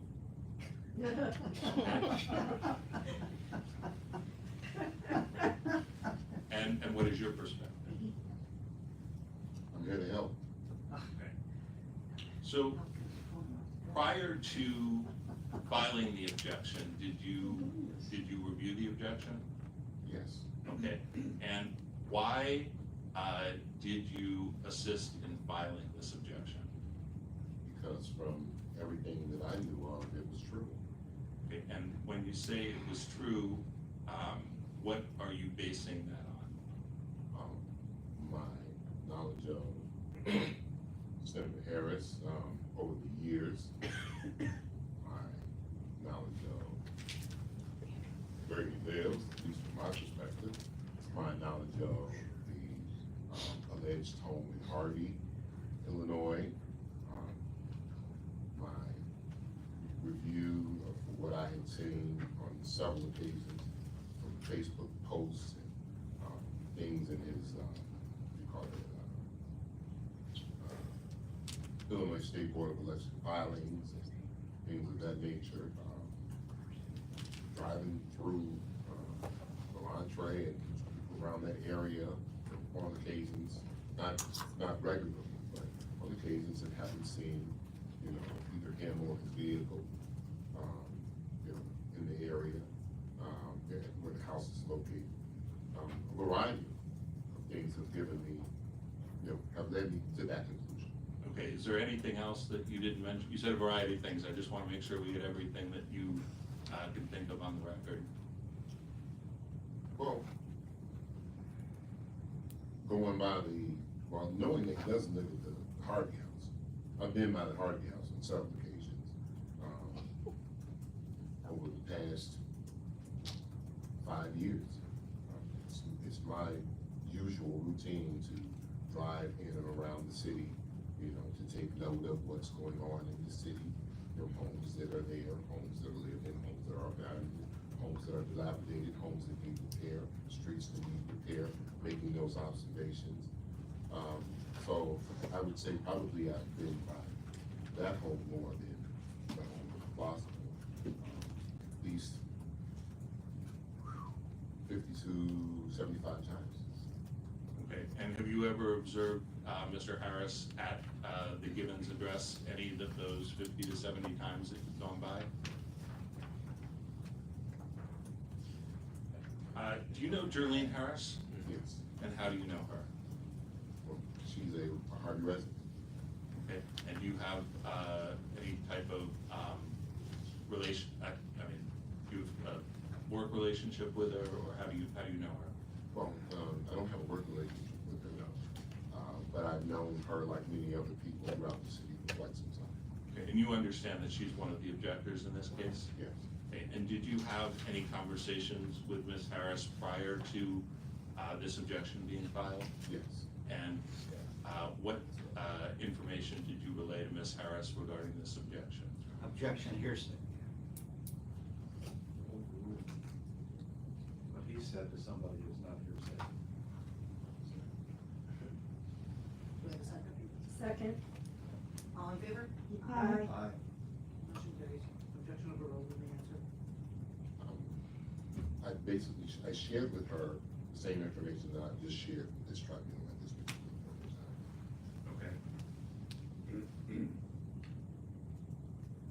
And you mentioned that you follow Napoleon Harris on social media, is that correct? No, Oh, I did not say I followed him, I said I have viewed and what have you viewed? posts that, you know, have been made on his Facebook page. Posts that, you know, when they link or share to his spouse's Facebook page. That's what I'm talking about. The following is a little bit different than just viewing, that's why I made the correction. And so you are familiar with the, how the house at 14633 Givens looks? Yes. Okay, and are you familiar with, does it have a fireplace, you know? Objection. There's no foundation if he's been in the house. Move to sustain. Second. All in favor? Aye. Objection sustained. Okay. Have you observed the chimney on the house? Yes. Okay. And so we were talking about your review, your viewing of Mr. Harris's social media. Have you ever seen a photograph of Mr. Harris at the 14633 Givens address in Harvey on his social media? No. Have you ever seen photos of the Flossmoor residence on his social media? Yes.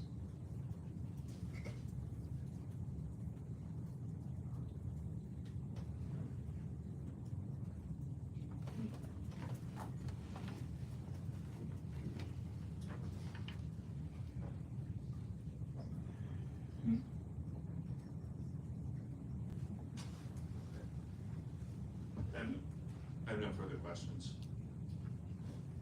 I understand council agreed to waive scope, so this could be considered not just cross-examination, but direct examination for the candidate's case. That is correct. I'm assuming that Mr. Clark will not be recalled if we waive scope. That's correct. Mr. Clark, so, Mayor Clark, so I'm clear here, and everyone else is clear.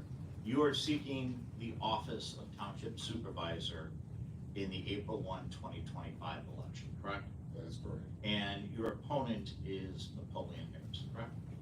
I have several opponents, but he is one of them. And you are here testifying, as you said, I want to help out, right? You're here to help, right? That was in reference to being the supervisor of the township. but you're here to help out and offer testimony in an effort to have Mr. Harris knocked out of the ballot, correct? Sir, Is that correct, sir? no, You're here to provide testimony on behalf of an objection that you prepared or were involved in preparing, correct? no, Well, with regard to the lawyers that are representing you, is it not true that Kerry Lynn Carefrafter represents the city of Harvey? the lawyers aren't representing me. Does Kerry Lynn Carefrafter represent the city of Harvey? Does Kerry Lynn represent you? No, Does she represent the city of Harvey? yes, And who is paying the lawyers on behalf of the objectors? I'm not, Do you know who is paying them? no, With regard to Geraldine Harris, you went to go tell her information, correct? I don't recall. Well, you just testified that you went to go tell her about what you knew, correct? Not from my recollection, no. Mischaracterizes his testimony. Yes. With regard to your testimony, what did you tell Geraldine Harris? I told her about Senator Harris not living in Thornton Township, not living in Boston, and as I testified previously. And with regard to Ms. Harris, did you ask her, hey, I need you to be an objector? Yes, And did you do the same thing to Michael Smith? no, And with regard to Geraldine Harris, do you know what she did to investigate any allegation in the objection? no, Now, sir, last time you were selling real estate was in 2006, correct? yes, And with regard to your investigation as to Senator Harris, did you look at his voter registration? no, Do you know where he's registered to vote? yes, And where's he registered to vote? in Harvey, Illinois. And did you look at any information as to his driver's license? No. Did you look at any records related to his contact with Harvey, Illinois? I'm not sure what you mean by that. Well, does Senator Harris have contact with the city of Harvey? I'm still not sure what you mean by that. Does he own a business in the city of Harvey? Yes, from my understanding, Okay, and what's that business? Beggar's Pizza And where's that Beggar's Pizza at? in Harvey. And in relation to the property, the Gibbons property, how far is the Beggar's Pizza to the townhome on Gibbons? Less than a half a block from the rear of the building. Now, sir, you testified that based on your information, you do not believe that Senator Harris lives at 14633 Gibbons Court, correct? Yes, I'm going to show you what's been marked as Candace Exhibit number 12.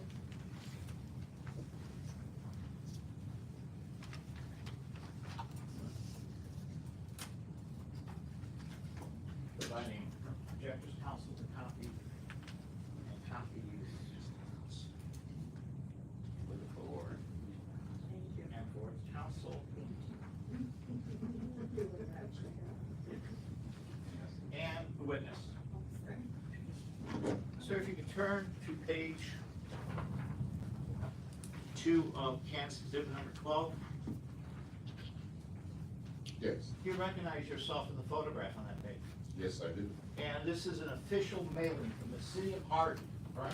No, Well, it says city of Harvey, does it not? City of Harvey did not mail it. Oh, who mailed it? Arlo from Speed, But the city of Harvey authorized it, right? he provides the addresses. The city of Harvey authorizes mailing, correct? Yes, And you have them mail this to all residents in the city of Harvey, correct? actually, I don't, but you want to assume that, go right ahead. Well, you're the mayor of the city of Harvey, correct? Yes, And you make sure you want to communicate with your residents and voters in the city of Harvey, right? yes, And you had a mailer sent to Napoleon Harris at 14633 Gibbons Court, Harvey, Illinois, correct? no, Well, this is a mailing from the city of Harvey, correct? yes, And Napoleon Harris's name is on it, correct? yes, Now, sir, you've never been inside the Harvey townhome, correct? No. And you've never been in the Flossmoor home, correct? No.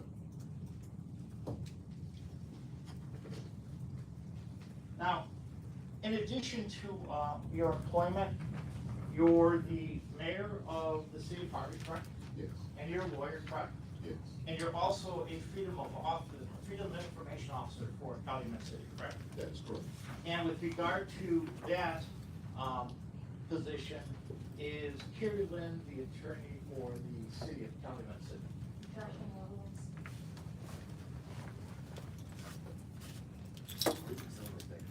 Bias. Of me? I move it deal with it. Do you have a second? Second. All in favor? Aye. The objection overruled, please proceed. May I answer this question? I don't know. You don't know if Carrie Lynn is the attorney for the city of Calumet City? I'm just a FOIA officer. Did you ever FOIA who the attorneys were for the city of Calumet City? No, I'm not that I recall. No. With regard to your knowledge is based on looking at some social media pages, correct? Some of it, yes. And with regard to any other investigation, did you do any other investigation related to Senator Harris's residency during the period of December 5, 2023 to December 5, 2024? Repeat that, those dates again? December 5, 2023 to December 5, 2024. Yes. And what was your investigation? Looked at his reporting on the Illinois State Board of Election. Actually, quite a few times on that. Went by the house again, being the Flossmoor house. Like I said, I've been by the, what do you call it, Harvey house on several occasions. And with regard to the 50 to 75 times you've been by, do you keep note of the dates and times you went by? Not all of them, no. And with regard to going by 1463, and I would just call it the Harvey residence. When you went by the Harvey residence, did you ever knock on the door? Actually, one time I did. Okay. And was he home? No. And other than that one time, when was that? When was what? You knocked on his door. I don't recall these days. Did you take photographs? Yes. You took photographs of what? I took photographs actually of the two vehicles that were in front that were covered with tarps. So there are two vehicles in front of the property of 1463. That were covered with tarps, yes. So, with regard to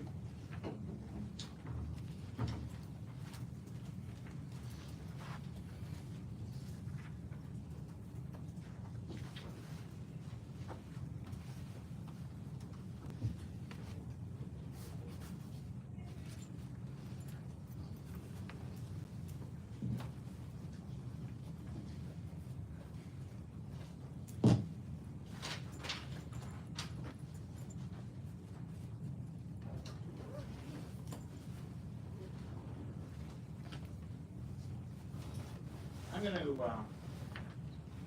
show you what is actually objectors exhibit.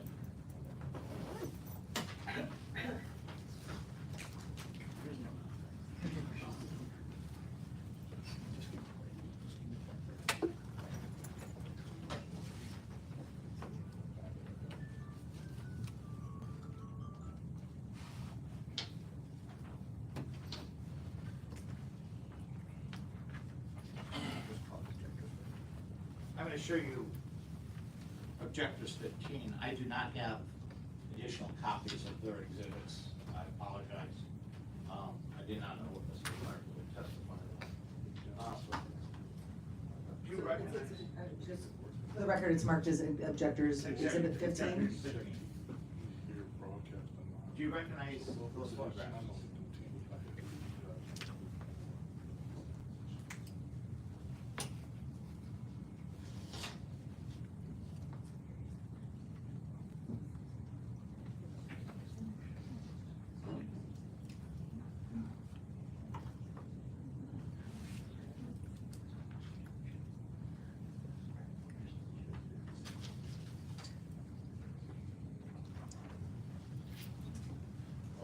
all but one.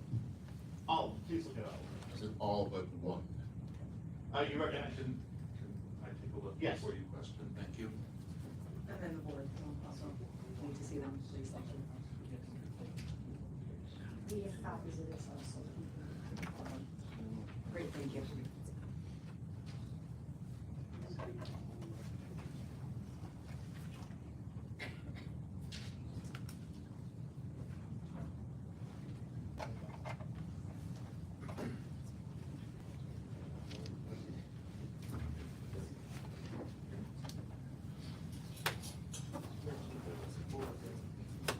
Can you share this with me?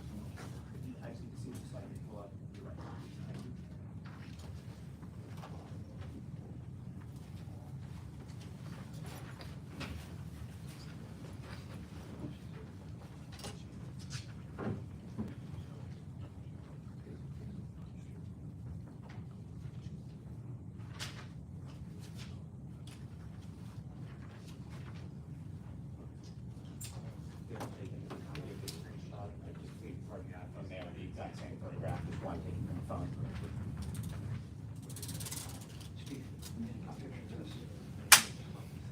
They're the same photograph. Yes. I think this is the original, is that okay? They have, there's Marcus 15, it's all the exhibits, all these photographs. Okay. So I thought they were gonna do this as a group exhibit. Okay, so this will be marked as group, let's mark it then as objectors group exhibit 15, since it's the number of photos together.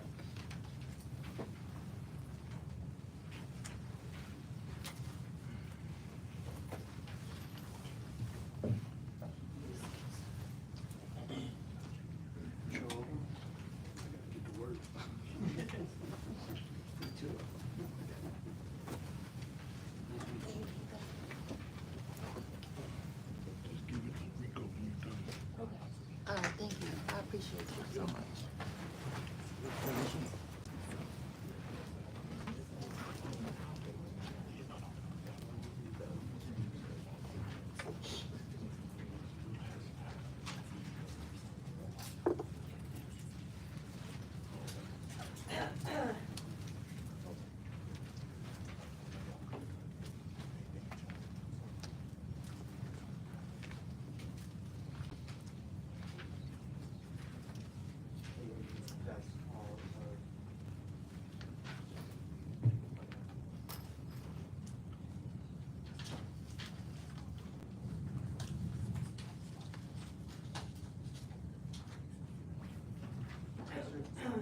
Councilor Lazinski, were there 4 originals? I believe it was 5.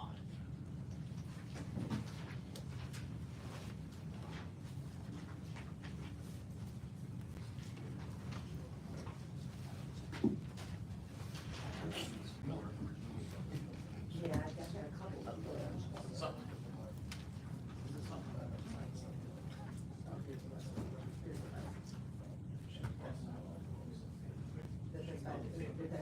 She's. Oh, you guys, oh, you guys square. I think so.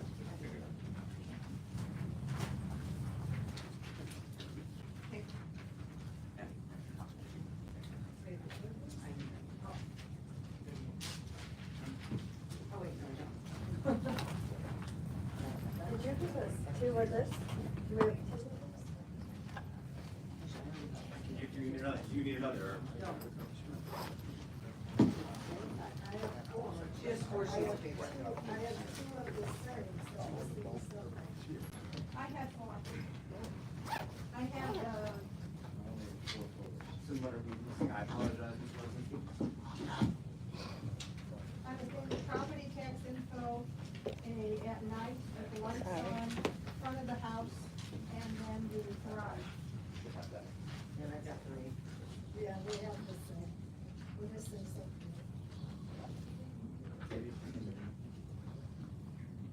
Yeah, so there are 4 pictures, would you agree that these are the same? I agree that they're the same. So there should be 4 Oh. photos overall, we agreed that missing 2 copies of Mr. Lazinski's photos were the same, so 4 photos overall, sir? Yes. We have 4. We have 4, so we're square. We're square.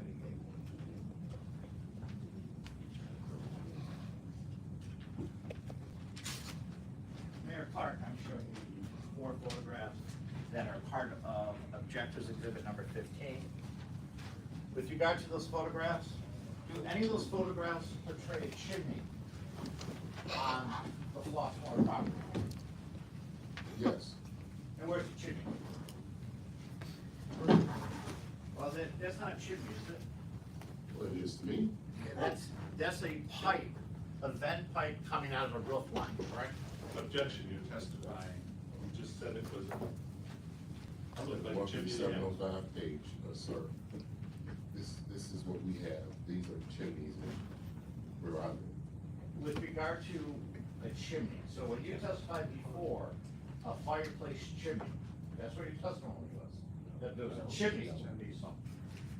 You're referring to a sheet metal pipe appearing in one of the photographs of exhibit number 15, objectors 15, that comes from the roof line, correct?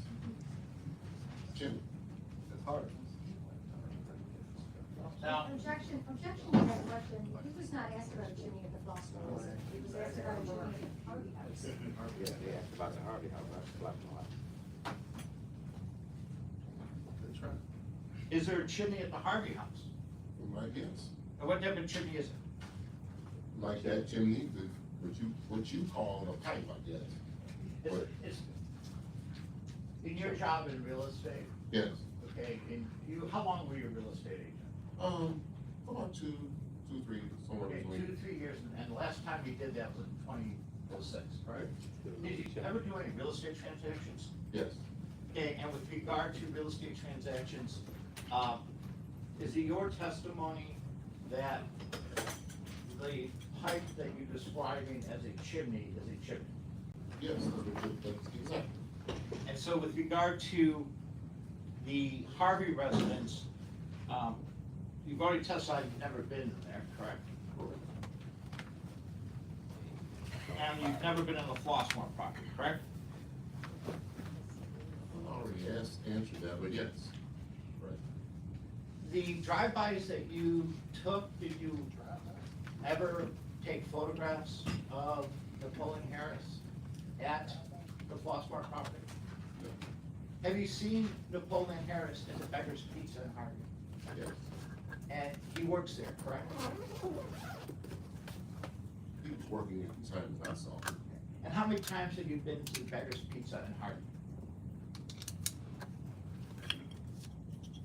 That's too numerous to count. And how many times have you seen Senator Harris there? Maybe twice. There's no dispute that he owns that restaurant, correct?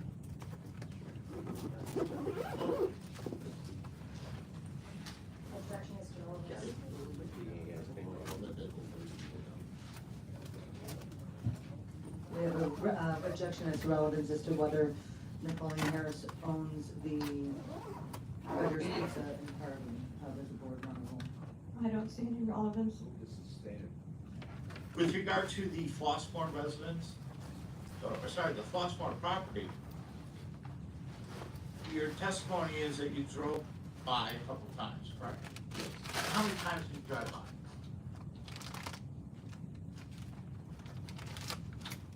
The lunch room? Maybe about between 10 to 15 times And what time period was that? during the day. At what time period, over years, months? Oh, that was over years. Any time during the time period of December 5, 2023 through December 5 of 2024? No, I don't believe so. No. I'm nothing further. Any questions on redirect? Yes, with respect to candidates exhibit 12, that has an address for Mr. Harris on it, did you do anything to ensure that the people who received this mailer were residents of the city of Harvey? No. Do you happen to know what car Senator Harris drives? I've seen the, it's kind of,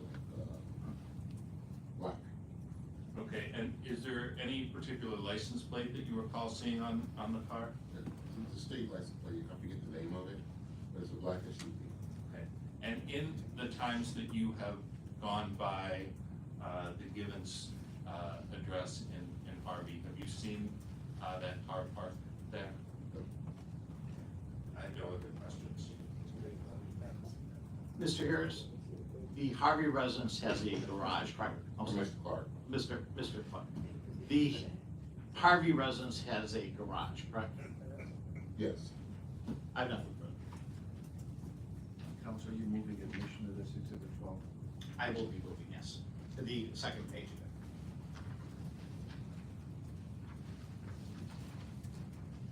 Which is the second. Any objection? Can we just say that, or what is the second page? Well, this is, he's got 12, you've got, that's 15. This, oh, 12, you're looking 12? Candidates to give 12.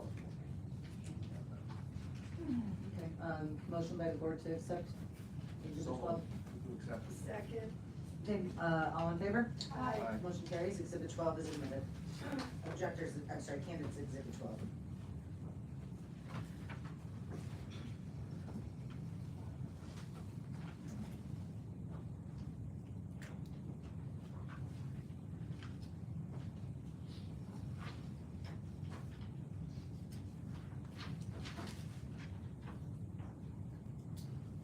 Any further questions for this witness? No? No further questions. Any questions by the board for the witness? I have a question, because you say you often drive by Harvey, the property, and you don't see Senator Harris there. Is there a yard like a house would have that you might see him, or a grill, or is there any exterior that's his? Or is this more like I know it's a townhome, but is it more like a condo where there's not really outside property? It's not much of outside. It has small frontage to it. It has a small area, but no, not much as far as exterior. Okay, thank you.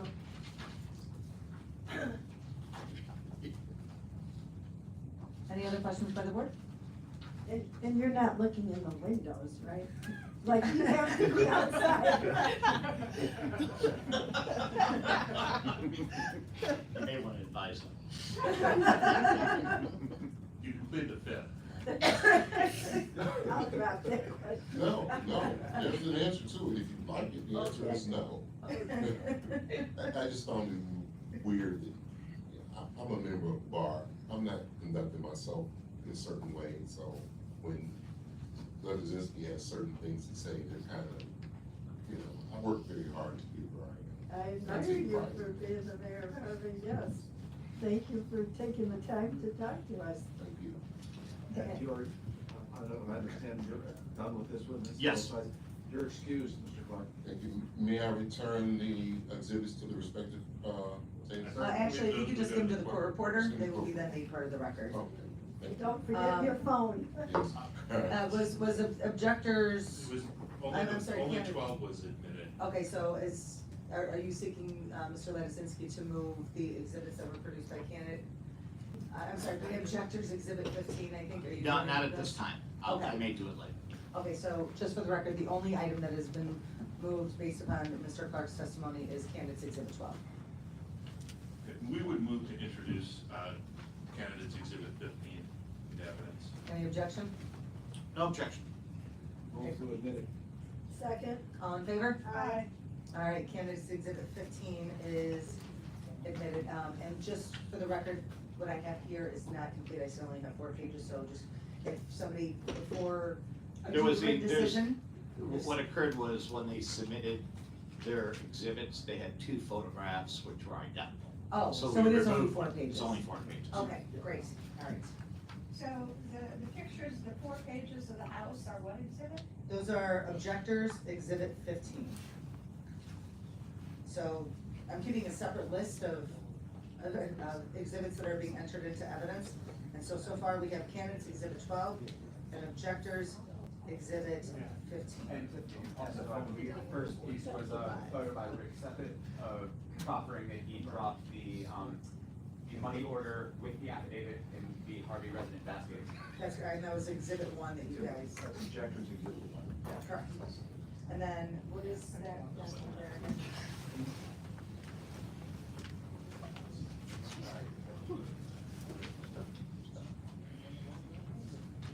And then this was the petition stuff, that was not in there, right? Right, Board? That was not in there. Just wanna make sure I'm keeping a little record. Right?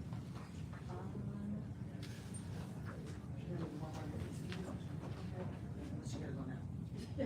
We'll see. So between witnesses now, 5 minutes. That's what I was begging for. Can I get out a witness and get her out here? If she needs to use the restroom, she can also. That's a Who's good up idea. next? Who's up next? Can we also, yeah? She was the bottom part. Oh. Here, I'll show you guys.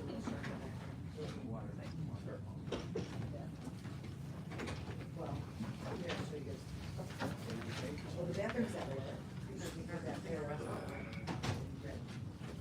In case you're-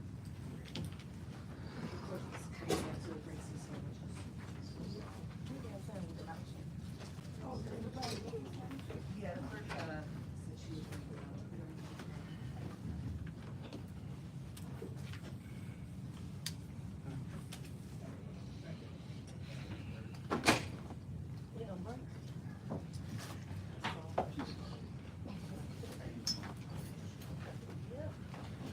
Just in for truck.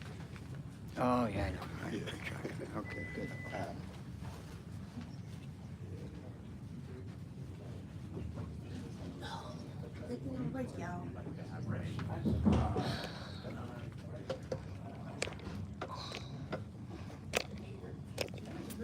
Got a nice crowd here tonight.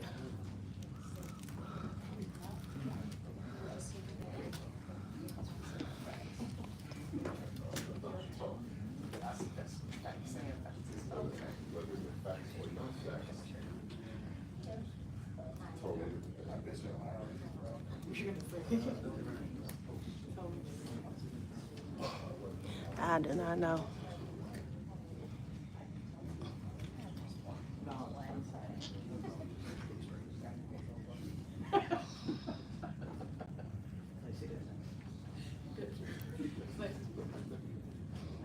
I'm hungry.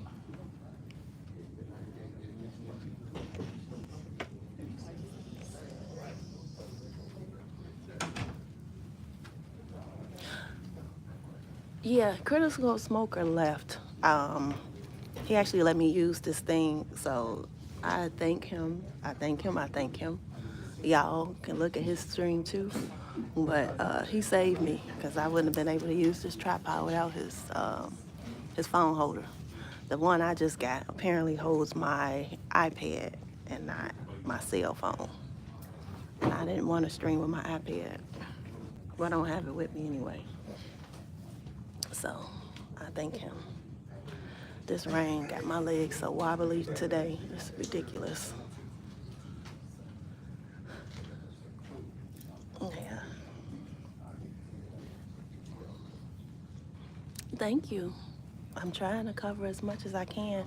So even when this Tiffany Henry saga is over, I still can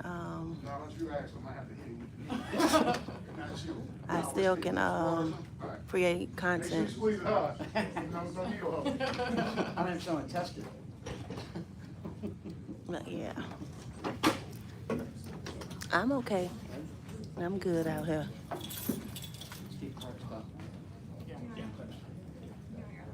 They actually got armed guards here today. I don't know if he worked for the state or if he just here. Oh, I can turn it now and leave it like it is. She here. Y'all didn't see her earlier. She walked in. I don't know if she got on camera, but she walked in. She talked to Keith and then she left back out. She like real dolled up today.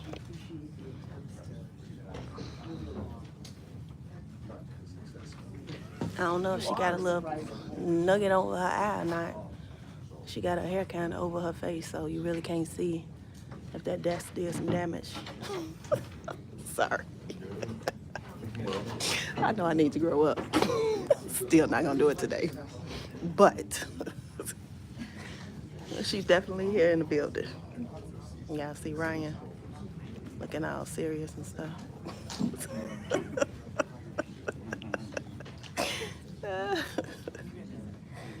Oh my God. I don't even know how much battery I got.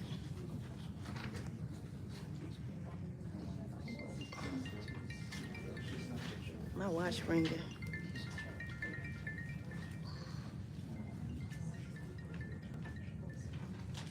Hello. Hello. Wrong number. Oh, my apologies.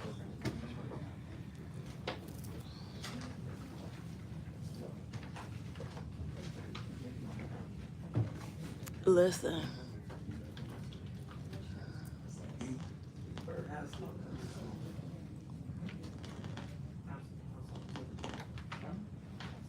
Oh, I didn't hear you.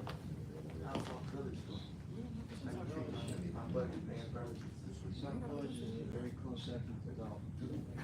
I know, you know why?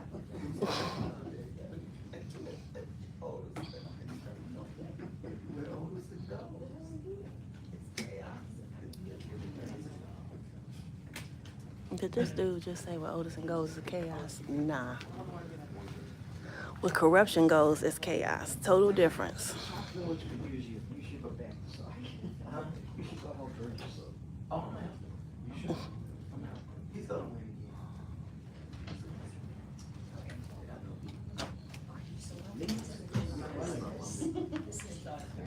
You going skating tonight with the trustees? They have skating in Glenwood.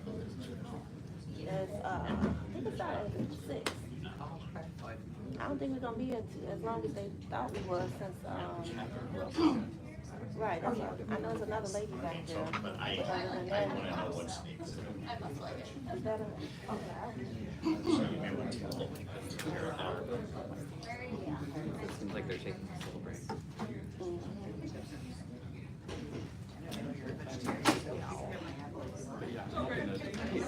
Good to see you. Good, that's good. Oh, okay, you got your official card. Got it. I mean, I think they about to come back into session. Where's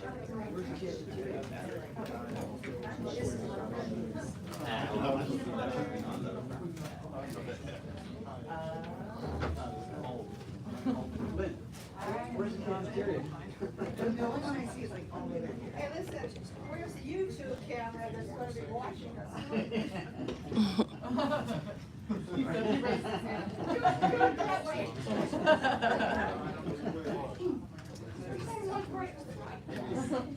Yeah, that ain't gonna do, unless we move it.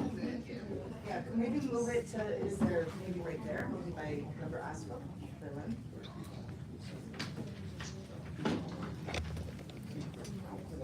There we go, that's better.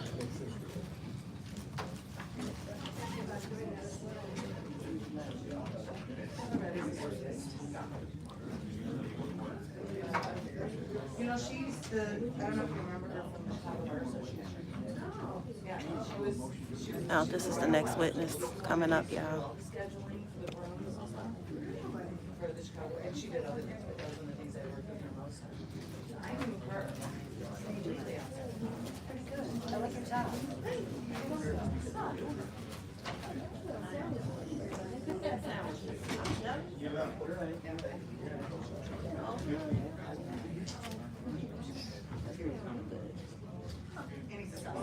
I'm doing okay. No one's fighting. No one's fighting. Listen, this is the best meeting ever because it's peaceful. Yeah. It's operating in a normal course. Last one was so It's an impactful incentive message, yes. Correct. I hope the residents. I can't wait for Monday. I can't wait for early voting this time. How about that? I already told them I'll help them home. Early voting. I'll help with whatever they need. It's getting printed on February 20th. No. Oh, we're already done, yeah, already, yeah, primary. All right, are we back? Are we going back? Everybody ready? I need to put this thing on Do Not Disturb. Give me 1 second. Sorry, I had to put my Do Not Disturb on, y'all. My phone was ringing. Do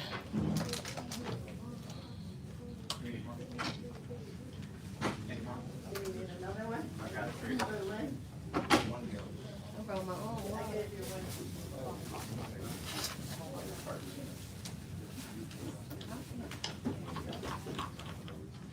That's good.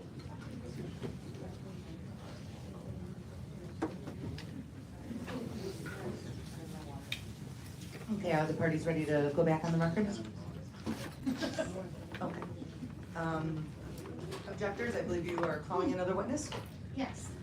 Raise your right hand, please. Do you swear or affirm that the testimony that you're about to give will be the whole truth and nothing but the truth? I do. Can you please state your name?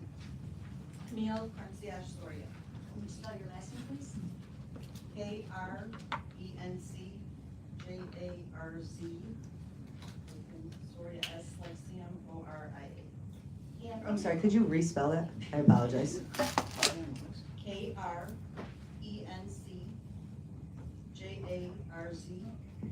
hyphen S-like-Sam-O-R-I-A. Got it, thank you very much. And where are you currently employed? City of Harvey, What is your position there? supervisor in the water department, How long have you worked for the city of Harvey? over 37 years. How long have you been a supervisor of the water department? Probably about 10 years, but 15 years. Prior to being supervisor of the water department, what positions did you hold in the city of Harvey?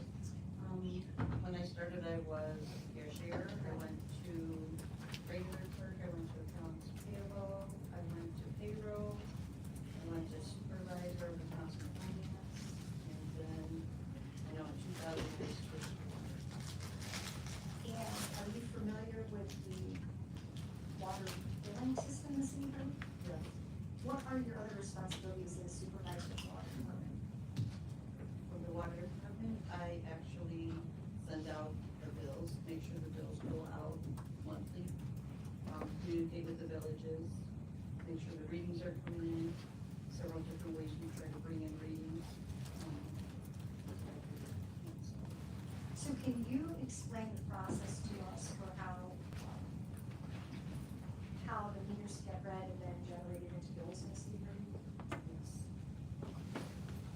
Harvey? We have different meters, so there's some that are very old, we have ABB meters, AMPA meters, and then we have census meters. The old ones, that are Rockwells, we still have to visually read.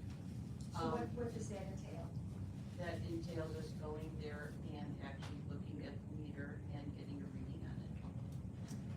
Then we have the AMCO or ABB meters, those were all installed in 2000. At least the ones that we could exchange in 2000, we did. Those were set up to get remote readings from a vehicle. We make flash drives in the office at the first of every month. The gentlemen come in, pick up the flash drives, we put different books, which we call areas, on the keys, separate flash drives. The gentlemen go out and read each book or route. They bring the keys back in and we upload the readings that they retrieved into our billing system, ESN. There are census meters that we've been installing and trying to exchange since 2019. They're smart meters that are hooked to a tower. So on the 10th of every month, I actually communicate with census and I can bring all the census meters that are communicating with the tower into our billing system. Are you familiar with the property at 14633 Douglas Court? In some way or another. I mean, I know now more familiar, but I mean, there's over 6,000 accounts, so yes, I'm pretty familiar with a lot of them. Do you know what kind of meter is at that property? Yes, it's an older meter, I don't know if it's an ABB or AMCO, but it is located on the inside of the property, which used to, we would drive by and pick up the reading. It's not accessible for us outside. So generally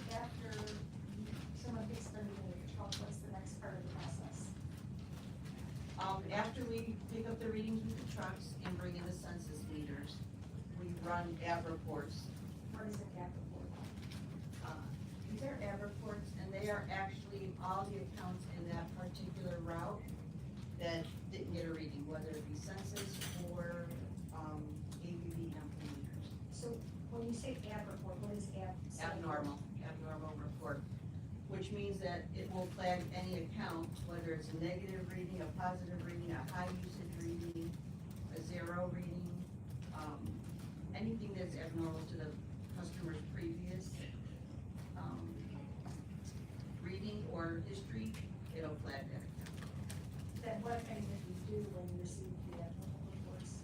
Well, we prepare the ad reports in our office when we bring in the readings from the flash drives you guys go out here. We prepare them and we send them back out with the gentlemen that read meters at the pump station. And they try to obtain as many readings that are outside in the parkway as possible. We also try to contact customers either by yellow card, phone call, sometimes big yellow card saying we need access to the meter for visual inspection of the meter. But they try to get as many readings on this as possible. So why would you follow up question on that? What kind of is on the app report? Because either we haven't received a response, we send out little yellow cards for people who have meters on the inside. They can write a reading down, drop it in the Dropbox, or they can call it in. We send big yellow cards saying to please call the office, schedule us for an inspection of the inside meter. I mean, we have a lot of people's meters that are not communicating, but that doesn't mean they're not working. So the meters that were installed in 2000 have what's called BERTs on them, they're electronic reads. That piece may be not responding or communicating with our system, but the meter may be working well. When those were installed, they were only foreseen to be, the battery in those only were seen to be lasting 8 years. Some have lasted 10, and some have lasted 24. It just depends on where they're located, how they're located, so. The other ones have ERTs or MXUs on them. We have some troubles with those too, those are the communicator. Sometimes the meter will bring us over the same reading over and over, but it may not be, it may be a false reading because the communicator's not responding. All right, I'm going to show you what was attached to the objector's petition as exhibit number 3. I've already given numbers. What exhibit are you using related to your exhibits? This was attached to the objector's petition. No, I understand, but are you? 3. What's going to be 3? Oh, all right, there it is. All right, we're going to show you what I marked is exhibit 3.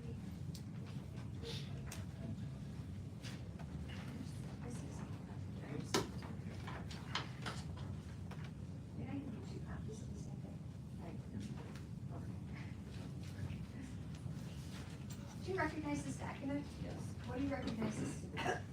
It's a history of, a water account, an address water account that has the billing dates on it, the penalty dates, the payment dates, and on the side of them, it will also have the readings and consumptions. Is this something that's regularly generated in the course of business for the city of Harvey? This is monthly generated. This is a history of somebody's account. And this property is for 14633 Gibbons? Correct. What customer is this from us? Napoleon Harris. What does the customer name indicate on it? Objection. Foundation. Statement is to form. If we sustain it as to form of the question. Second. All in favor? Aye. Aye. Objection sustained, please restate the question. Okay, does the service address Sorry, Tracy. indicate who the customer is? Yes. Who is the customer? Napoleon Harris. Now, sometimes when you generate reports, you may indicate the word vacant on them next to the customer name. I have a few. In what instances would that occur? A customer would notify us that they still want the water on to their convenience. They don't want the water shut off and their account finally closed. They want to continue keeping their water account open. Now, directing your attention to the third page, I'd like you to just kind of explain explain this document to us, particularly the second to right line. If you look at page 3, for example, the top says S 6270, S 6164, it goes down and it says auto below there. What's the difference between the entries that say EST and that say auto? The EST. Where are you specifically looking on page 3? The second to right column at the top, it says EST 6278. And then going down to further, it says auto, I'm just asking what the difference is between those entries. In the system, we coded whether it's an estimate reading, which is EST. Some are auto, which would have been picked up from the truck, in this case, driving by. There's customer readings on here, or maybe customer readings on here as well.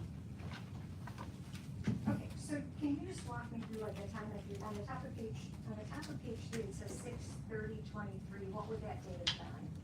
Like, why would that be indicated here? Objection beyond the relevant time period. Well, right now, I just want the document explained. It's not, that is not an attempt to prove residency or not, I just want her to go through and explain what the document is. If you want, Ray, we can go through the. Move we allow it for that purpose. Thank you. Second. All in favor? Aye. So what would that date be? The bill calculated on the first line, Yes. that would be an estimate bill based on a previous reading. And what is that number, 35647 above it?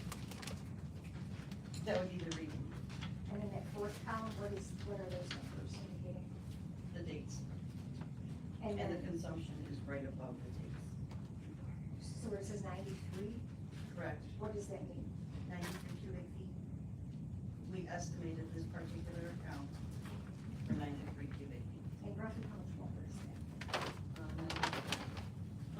Feet is about, You don't know how many I didn't hear that, I didn't hear no, you. it's 7.5 gallons to a cubic foot, so. Okay. Okay, so then, directing your attention to page 2 of this exhibit, the entries in the second to right column either say EST, or they say, there's some that say, there's one that says CUST, third from the bottom. That would be customer reading. What does that mean? That means the customer called us a reading or gave us a reading on the yellow card. So then, going back to page 3, let's see, I just want to see if I understand this correctly. Page 3 that we were looking at one point it goes from auto would have been when the truck read the meter, correct, is that correct? Then it goes to EST, that means that would have been starting with estimates on the reading? How do you decide, like, what would have made that change from a truck reading to an estimated reading? In the event that we don't retrieve a reading or the bird is not communicating with the system, instead of it sending over us a reading, we will estimate it. Sometimes after several attempts of trying to contact the customer, we do estimate the accounts to get their attention to see if we could possibly try to want them to call us, to communicate, to let us in. So is there a bill generated every month, then based on, is there a bill generated every month, even if you can't get a reading on the meter? Okay, so am I correct that the truck read it through approximately April 23rd, and then thereafter, at least on page 3, going up to the top, those are the estimated readings, correct? That would be at the top of page 3 and the bottom of page 2?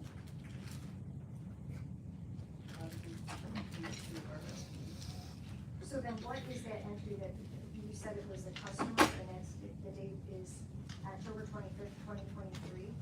That's the customer's reading. Somebody gave us a reading of 35461. And is that reading the same as it was all prior to that, going through the next page? Like, would that would show there's no water usage, correct? Correct. When the reading stays the same, there shows no water usage. Okay, so then a customer, do you know who that would have been on this matter? If a customer called and actually gave you a meter read on October 25th? We can only take it as a customer read based on whoever has access to inside the property. Would be calling it in, I don't know what. Then what does that negative 186 represent? That the previous estimates were overestimated. So then was there an adjustment made to the meter read then at that time? Sometimes if it's less than the minimum bill, it does not get adjusted, but sometimes it does, so yes. In this event, it was, adjusted because the next bill was $14.74, and at that time, the minimum bill was $62.78.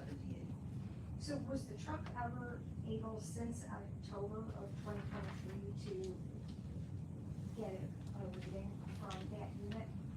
The ones that say auto, that was a reading that they picked up in some events. If it didn't pick up anything, then it, was estimated.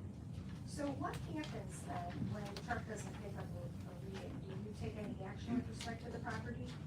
We try to contact the customer, we try to send out, like I said, the little yellow cards, the big yellow cards. We call a phone number that is listed on the customer's account to try to speak with somebody to call us back, and occasionally they will. Sometimes they don't, sometimes they put a little note with the reading on it, sometimes they bring them up into the room, but we try several ways to contact the person. When you send out bills, do the bills match the information at the top of this history registry as far as the address and the customer name? Yes.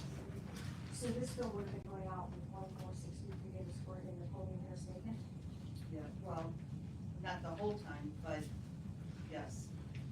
Before it was Napoleon Harris, and then it was Napoleon Harris Bacon. When was it converted to say Napoleon Hair's statement?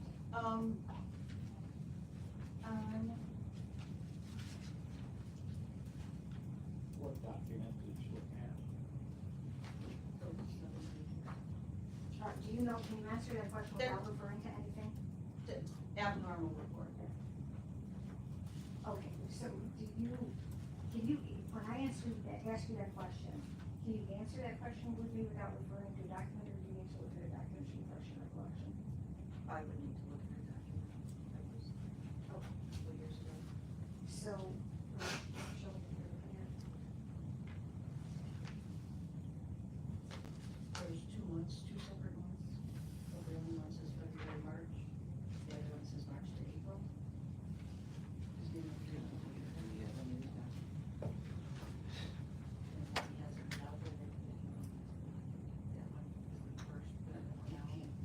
Well, hold on, is this Is this on the record or off the record? No, just off the record, I'm just trying to figure out, what document you're looking at. Are these all We'd like to separate? figure it out too, so we can defend it. I know, but she's gonna have to give you this copy. So right now, after the council gets through telling the witness what to say, can we see what they're looking at? Yeah, I'm trying to figure what she's looking at, so I can give that to everybody. I get a stack of documents that I've just been given by her. Judge. Okay.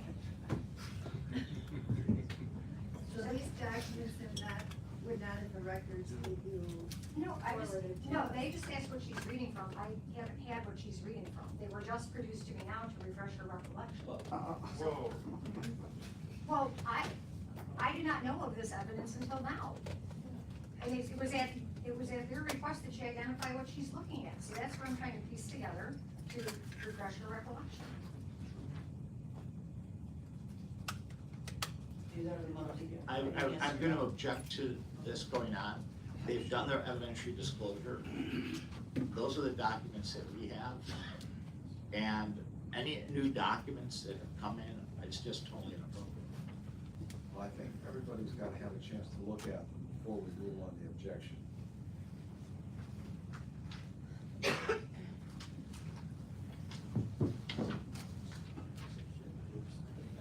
Okay, I'm looking at I've been handed 2 sheets of documents that just don't have this address on it, it has other people's information, their account numbers, for water usage in the city park. And I'm not necessarily moving you to admit these. She just said she needed them to refresh her recollection about the question that I asked her.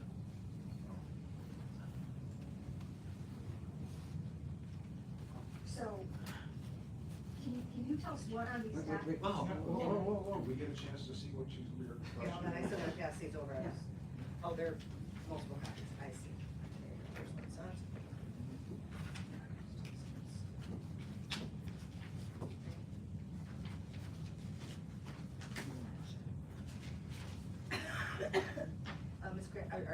Are you marking this?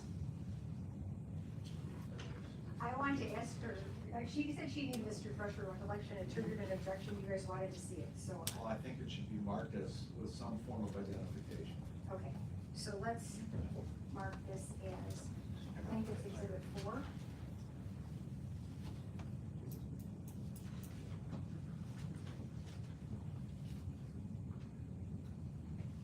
Okay. May I ask her questions about this then? Actually, could you read the question that I asked her? So I'm confused, why do we have so many copies if they were just provided as? I didn't know how many, are you asking me, can I answer that? No, I'm asking the board because I'm kind of taken aback is that if she's refreshing her recollection from her records, it would just be the records that she brought with her today.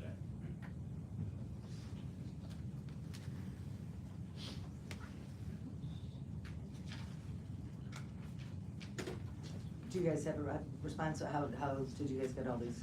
You brought the copies? You brought extra copies of everything? I was at work till 9 o'clock last night signing out bills, and while I was there, I was going over my ad reports, and I went to go see back when they came on here. It was late, so I made just random 6 or 7, I think 6 copies of each one of these, which I didn't have a chance to discuss with Ms. Geary, and I just thought that I would make some, if it can even be admitted, if you can't, then. Okay. What is the board? Well, it's tossed. Because I think that the information is relevant. Unfortunately, the candidate's counsel didn't have a copy. So I am just befuddled. Well, normally in an evidentiary situation, if there's later discovered evidence, I would also note that the references, there's one reference on each page that go to Napoleon Harris, and they are outside the time limit that we've been discussing of December 5th, 2023 to December 5, 2024. I think the purpose of her bringing this in, and correct me if I'm wrong, is to establish when the coding on the account went from regular to vacant. It's like we just said Napoleon Harris, and then it changed to say Napoleon Harris vacant. that was the question that I asked her, and she didn't know without looking at this, the date of when it was converted to marked vacant. That's what I wanted her to answer. My question then is, it's still coded as vacant. That's on the previous exhibit that I gave that was attached to the objector's petition. At the top, it says Napoleon Harris vacant. So I just asked her, when did it get marked vacant? She couldn't recall without looking at these documents. So, then she just For answered that that question. clarification, I move the objection be overruled. Thank you. Do a second? I'll second. All in favor? Aye. Aye. Motion carries, you may continue. Can you please find the question that I asked her and just have her answer that? Can you speak up a little? I didn't hear it. I just asked if the court reporter could read back the question that preceded all this. Okay, so when I ask you that question, can you answer that question without referring to a document, or do you need to look to a document to refresh your recollection? There's a question before that one.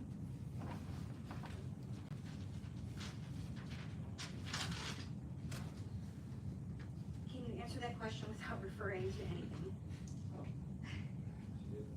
When it was converted to saying Napoleon Harris vacant. No, I cannot.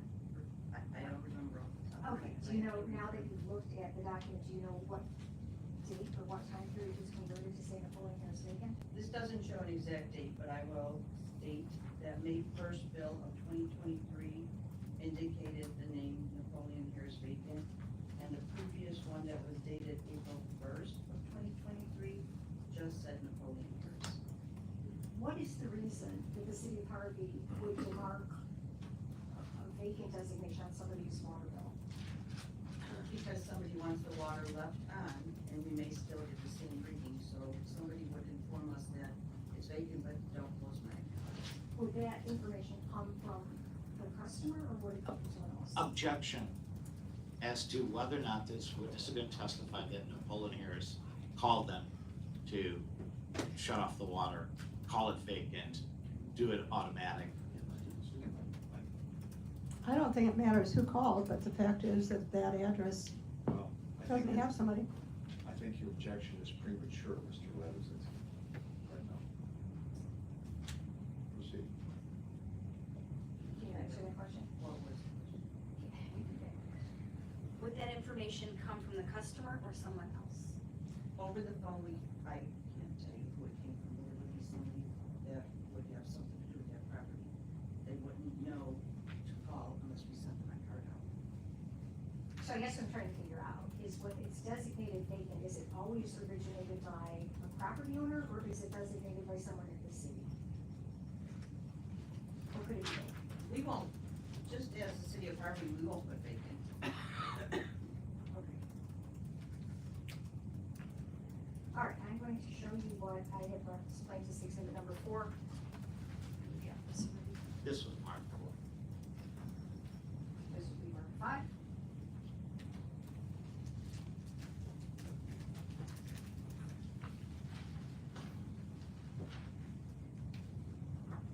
And I previously had given a copy of this to council. And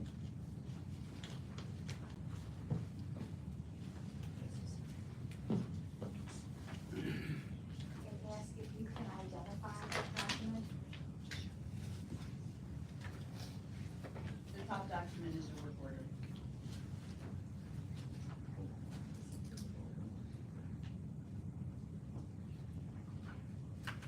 And could you explain what a work order is? A work order is how we communicate with the gentleman on the outside. The billing office, who bills, will prepare these work orders when we want a paper trail or when we want someone to go and do a work at a property. It's multiple reasons. Okay, so what does this work order inform the city related to this property? And what was the date of this? Is there a date on it? Yes. July 12th, it was scheduled for. It's a work order for a reading only. It indicates that there's a B-box, the gentleman could not get a reading. And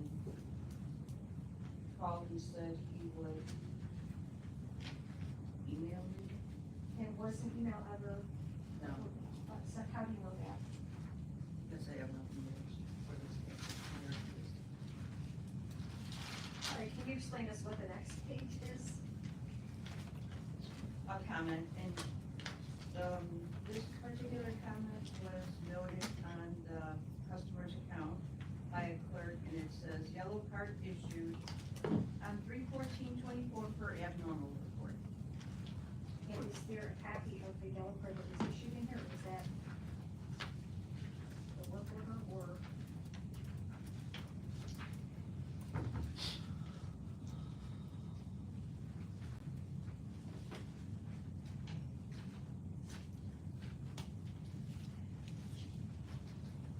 The yellow cards are door hangers. It's not in the pile I have. Normally, they go out, and you guys will try to get a reading from the customer, or leave it for the customer to put a reading on it and send it in. Okay, skip the next page, which is beyond the date here, and then can you tell us what the next page is? A picture of the meter. Can you explain what those notations at the top are? But it says the account number is the 008. The reading was the 035461.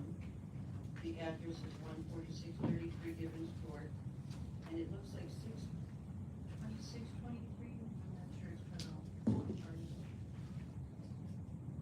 Could it possibly be 10/26/23, because that would correlate with the customer adjustment, or? It definitely could. It's just.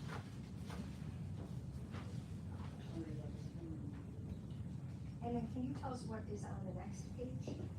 Actually, this would have probably gone out before this picture of the meter. So we're letting this person know that we need to inspect the meter to see if the meter's connected, if there's a straight pipe, is there a meter there? So we want to get in and that was issued on the 25th. And if this is the 26th, that means that somebody let us in the property. Get a virtual meter. 26th of what? October 26th, 2023. So if you look at page 6 of that, is that a sample of the type of notice that goes out? This is.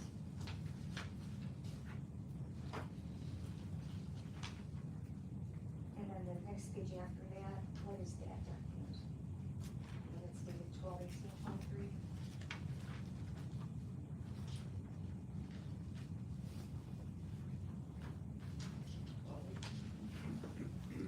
That is also an inspection, for us to get inside, requesting to get inside, check the meter. So how many requests have there been to inspect this meter since December 5th, 2023, as far as you know? I don't know. Since 2023. Could you speak up, please? I don't know exact number off the top of my head. Exact number of what? I didn't hear the question. Sherry Linder, Hardwick here. Oh, sorry, can you read back the question?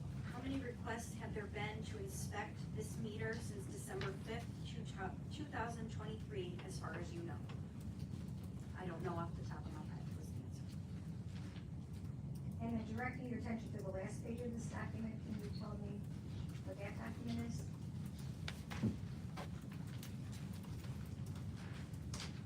These are the readings that were retrieved or entered on the person's account from February 7th of 2023 to January 10th of 2024. What were those dates again? It's the last page of this document. So it's, Last page is this. yes. Oh. What documents? That's not even, that's not in Is that the very my- last page? Last page is all your stuff together. Okay.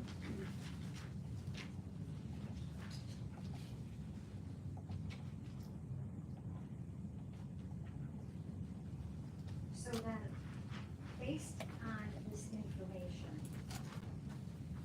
and only from the time period from where it says December 11th, 23 to date here, have you ever been able to get a reading of the meter of that house? No, How do you know that? because these are all estimates. And were there requests sent for reading? That's what the yellow cards would have been. You can't tell on these, but the yellow cards mean that their inspections requested of the meter. And some of these are red cards, which mean we're notifying you that the water could go off because we need a reading or past the amount. So on December 18th, 2023, We only are, concerned with that one, and it's exhibits, you don't have to record that. And then, all right, so after December 18th, 2023, did Harvey ever hear from the property owner related to getting a reading on this meter? Has anyone ever requested in that time period to have the property not marked as vacant? No. And have you had situations before where you've sent out bills that have the vacant nomenclature on it, and then people have requested to have it changed later? Can you repeat the question? I can't hear it. Have you been in situations before where you've sent out bills that have the vacant nomenclature and people have requested to have it changed later? Yes. Thank you. Under what circumstances did that happen?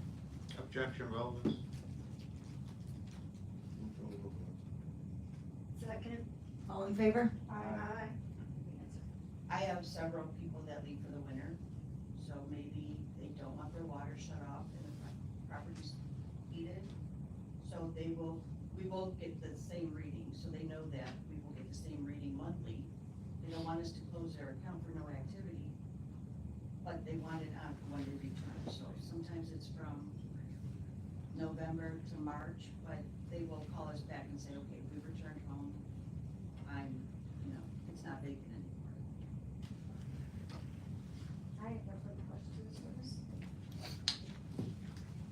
Ma'am, you're not here pursuant to subpoena, is that correct?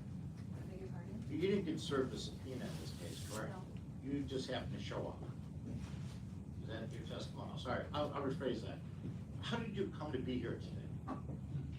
I supplied some of the documents, to the person that asked me for them, and I had a meeting with my supervisor yesterday, Yeah, who was your supervisor? Maria.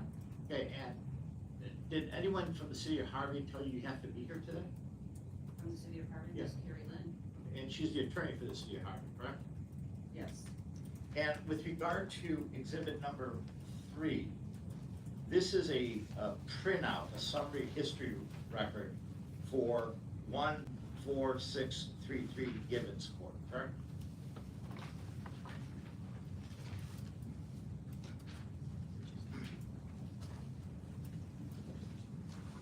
I'm going off of your markings.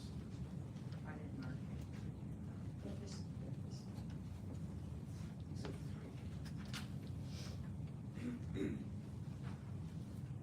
And this is a document produced by the city of Harvey, correct? It's produced by the computer system from BSNA.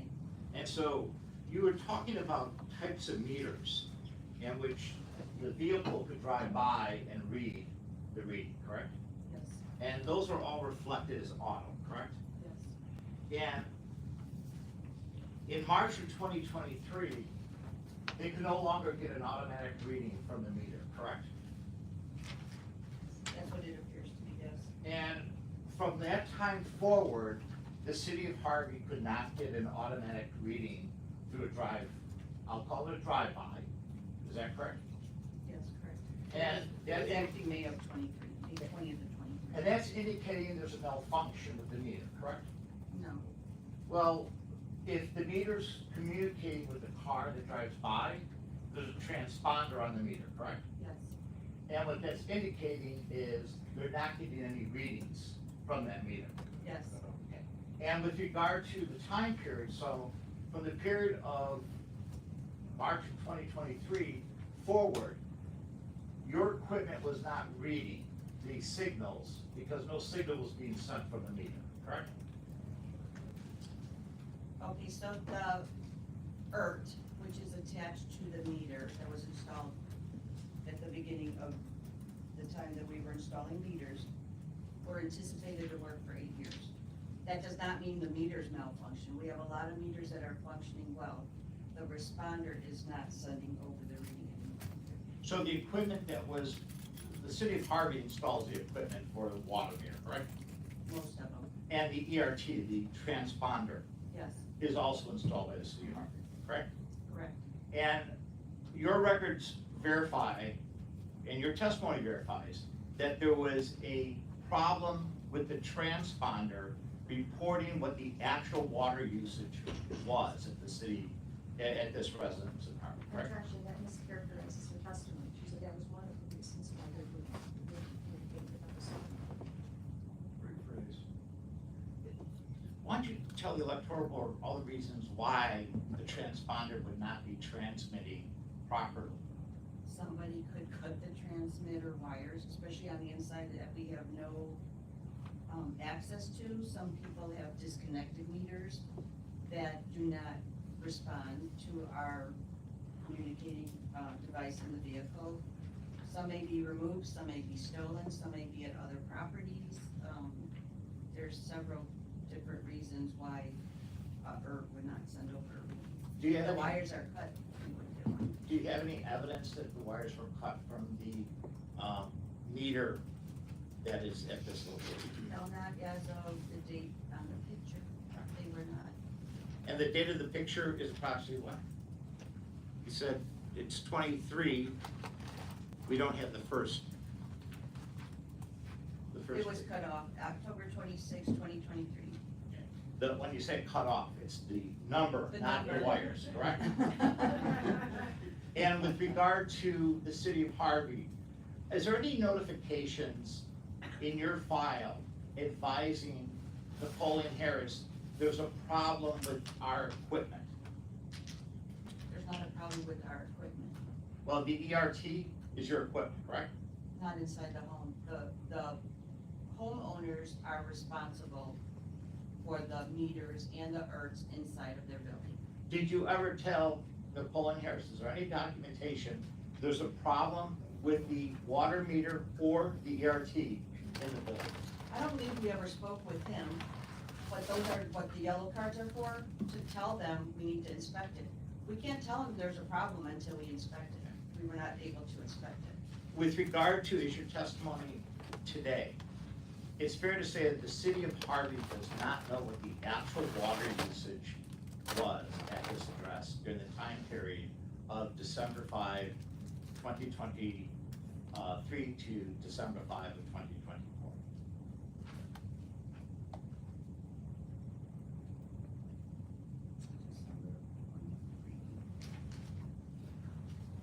Correct.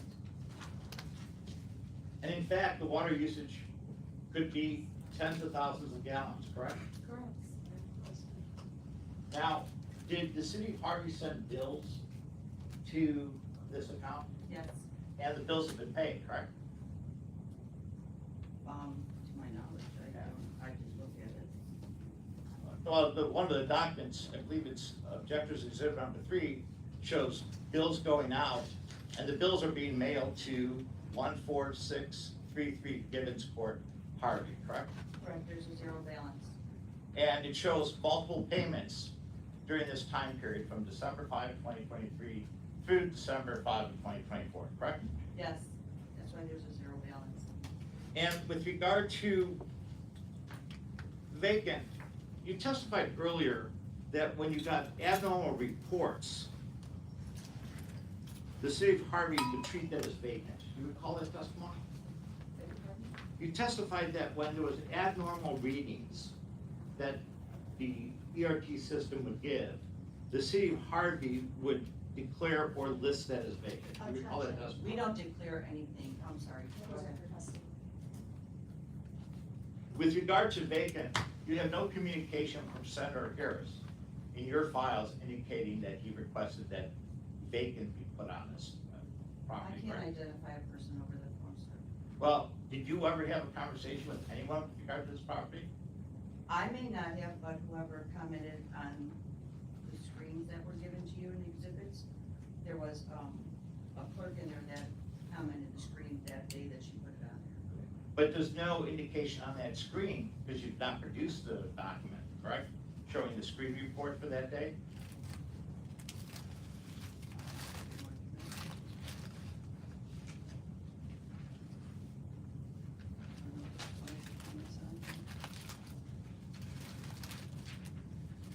Sorry, I couldn't hear what you said. I'm not familiar with the whole package, what was submitted or not submitted, so if there was comments put on there, it would have been put on by somebody who received the phone call. But there is no records that were produced so far indicating that anyone made a phone call to the city of Harvey, they have this property listed as vacant. Isn't that correct? I don't believe there's any paperwork. I'm gonna show you what's been marked as Kansas Exhibit number 7. And I'll ask you a question in a second. For the record, I'm providing Objectors Counsel with a copy, copies for each of the board members, and copies for the attorneys. Do you recognize this document?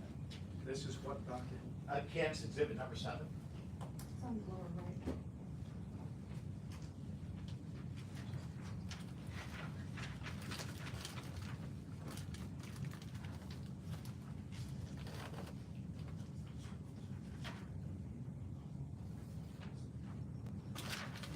Do you recognize this document? And what are these documents? Water bills, And what are the water bills for? What property? 14633 Gibbons Court, And who are they addressed to? Napoleon Harris. And these are documents prepared by the city of Harvey, correct? Yes. And this is a document that you're familiar with, correct? Yes. And this is prepared in the ordinary course of the business of the city of Harvey, correct? In the ordinary course of the city of Harvey, water department? I would move Kansas Exhibit number 7 into evidence. Any objection? I agree. All in favor? Aye. It's admitted.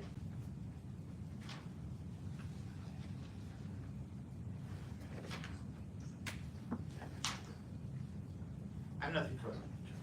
I just have a couple questions based on this last document here. If you turn to, let's see, page 3, that bill apparently is for the period of 2/7/2023, 3/9/2023. And at the top of it, it says Napoleon Harris Bacon, correct? Correct. Do you have any indication that Mr. Harris called at any point after that date to tell the city to not mark the property as vacant? It still says vacant, nobody notified us of it not vacant. I have no further questions, and I would move to admit exhibit If 3. I may. Oh, sure. Ma'am, with regard to the exhibit, I wanna make sure the board's clear here. Just because it's listed vacant, doesn't mean that water is shut off, correct? No, it's not off just because it's marked. And water is still being provided today to this address by the city of Hartford. To my knowledge, yes. I know.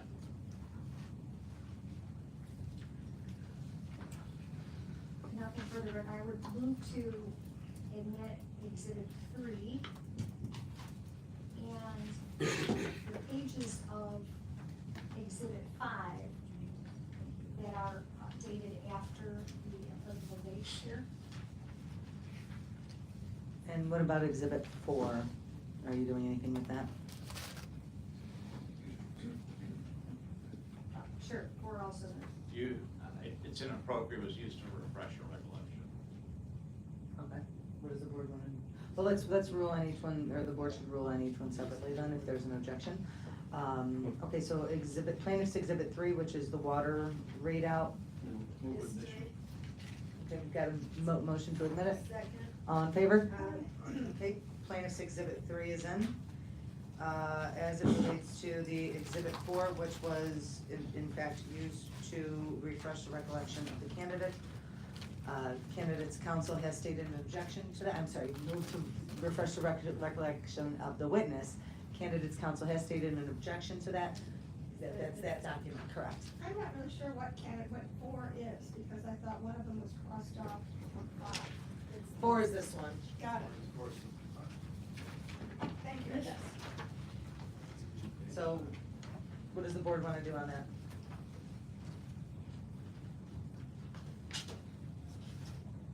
I said if it came in late, then it is not admitted. Okay, so motion to deny admission. Do we have a second on that?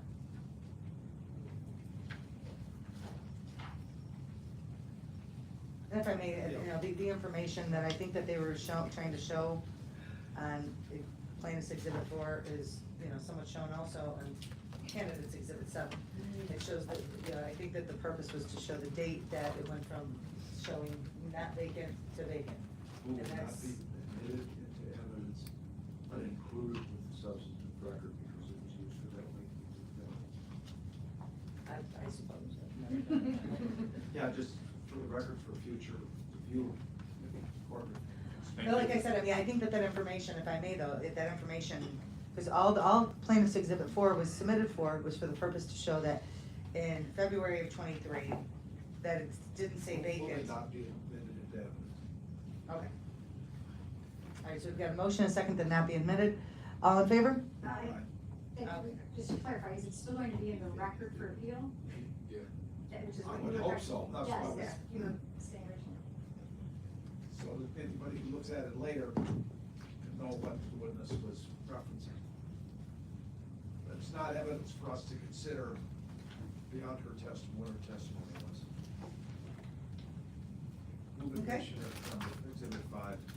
Second. All in favor? Aye. Okay, those exhibits have been either admitted or made a part of the record as stated. Is the witness excused? Can I ask a question? Oh, I'm sorry. Yes, absolutely. My question for this unit is there an HOA that pays any part of the water bill for that building? HOA to be more clear? Homeowners Association, Not that I'm aware of. so there's no separate bill going to that complex and townhomes to their association.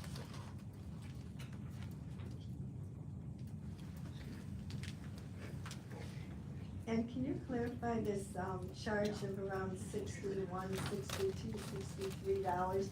Would that be typical in a townhome? That's a minimum bill. That is a minimum bill for having water on. And it is a typical bill from using no water to 267 cubic feet. The rate is based on cubic feet, and it is increased 61, 62. Every time Chicago raises their increase, that might be where you see the different amount. The garbage is $26.76. Sewer is $10 a month plus 16% of the consumption. And there's an admin fee of $2. That will be the total of your $61.62.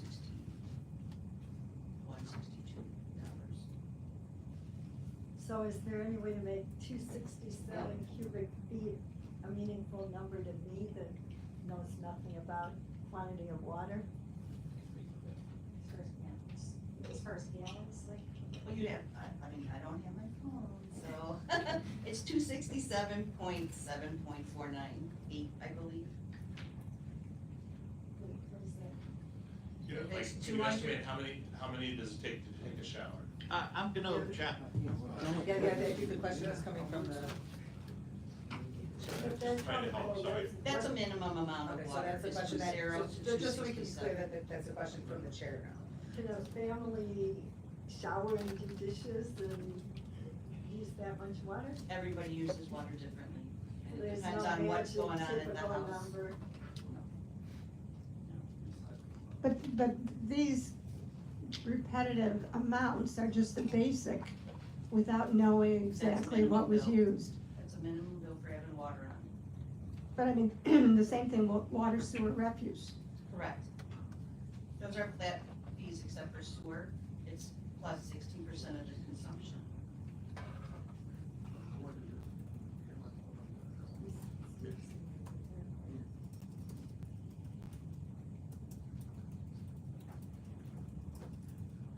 So there seems to be a gray area that I think Steve pointed out that we don't know if they're really using the minimum or you're estimating that. If it says because you zero, don't- then it's zero. We never know what they're using unless we get inside and get a visual on that meter. Which you haven't done for all those estimated bills.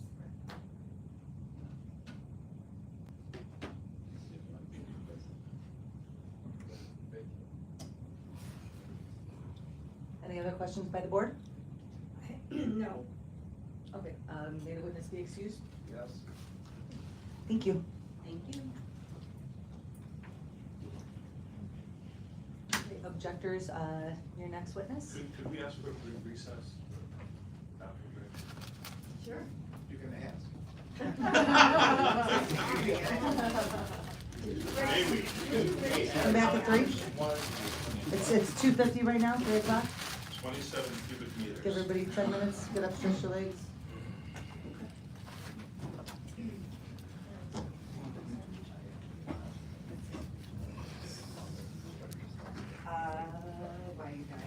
So, we on break.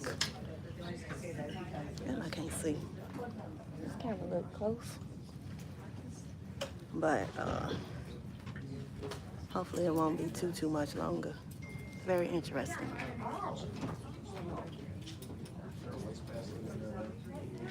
What? Yes, yes.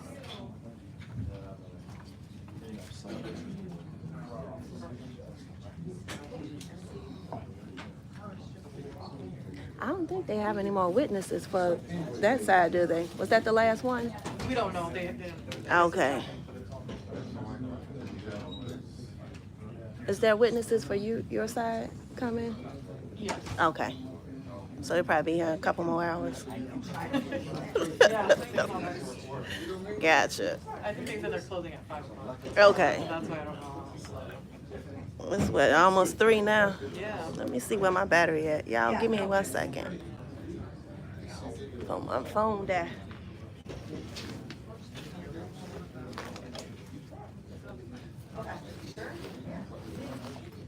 just have to make sure that we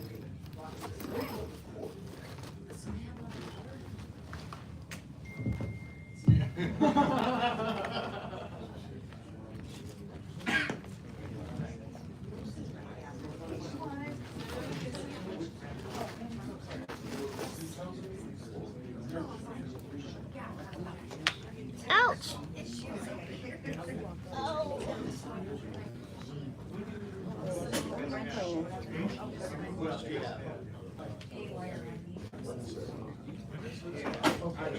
We're gonna do Michael next.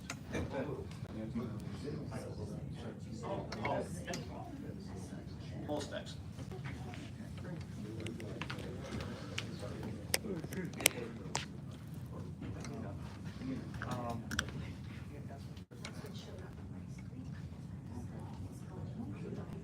Let me make sure it's charging. I'm definitely was at 20%, y'all. I gotta use the bathroom too. Where did Stephanie go? Did she leave? She didn't come back in here, did she? Okay, yeah, she might have left. Yeah, Clark just walked out. He probably coming back. I don't think he left. I'll go to the bathroom when we start back up. What? It is. You see my leg? How wobbly my leg is? It's so stupid because of the rain. It's so bad today. I thought I was gonna skate tonight. I ain't skating tonight. I'm just playing. I wasn't planning on skating, no way. Make sure y'all come out to the trustee skating party.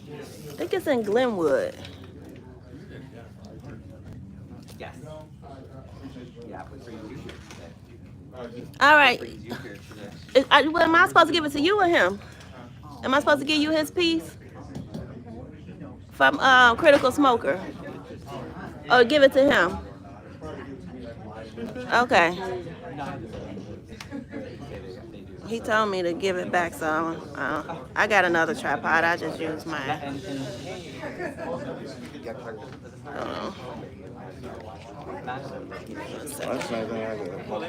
Yeah. I'm trying to figure out how to unscrew. Now, I'm going to order another one online. When I ordered this thing, I just didn't know that, hold on one second, y'all. I got my other tripod. I can put that up. You got it? Thank you. I think I got it. You got it? Yeah, I got it. Okay. Yeah, I gotta order one like that to put it on top of this. But I got my my other one. I can put this one away. That's fine. Good? I'm good. Okay. Yeah, I got another tripod. It's just not as tall.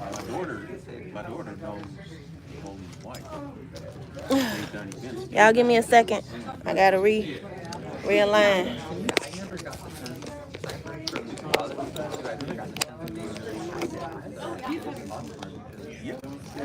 Actually, you know what I can do? I can sit it on the chair. I can sit it on my walker. Hold on. Hold on.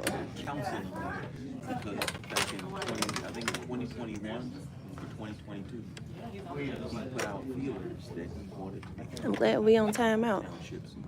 So at that time, he should have at least made a front that he's in or somewhere. Yep, I can do this. Yeah, I think he tried. I mean, when I Googled it, I want to say, I thought I saw articles from 2015 where journalists investigated and everything. He never. View might not be as good, y'all, but. I think what he did is he got rid of his homeowner. See. But he did that and tried to make it look Maybe I ain't about to hold this thing for all this time. I'm lying to myself, saying I'm about to hold some shit. But it's just like, they're all lying. I mean, we can see both parties are lying, so it's. Yeah, I just sit it next to me and hold it, sit on it, and then finagle the view. I'll figure it out when they come back in session. I know it's supposed to be more witnesses that's coming. That she's good, I'm not saying that. But it's just so funny because these two love to pretend that they're so much better. Yeah, and Napoleon though. Well, Napoleon, that's why I'm laughing. He would never live in Harvey. He's rarely ever seen Harvey, unless it's for election time. Well, in Dixmoor, yes. And then he went to Georgia. I'm sorry.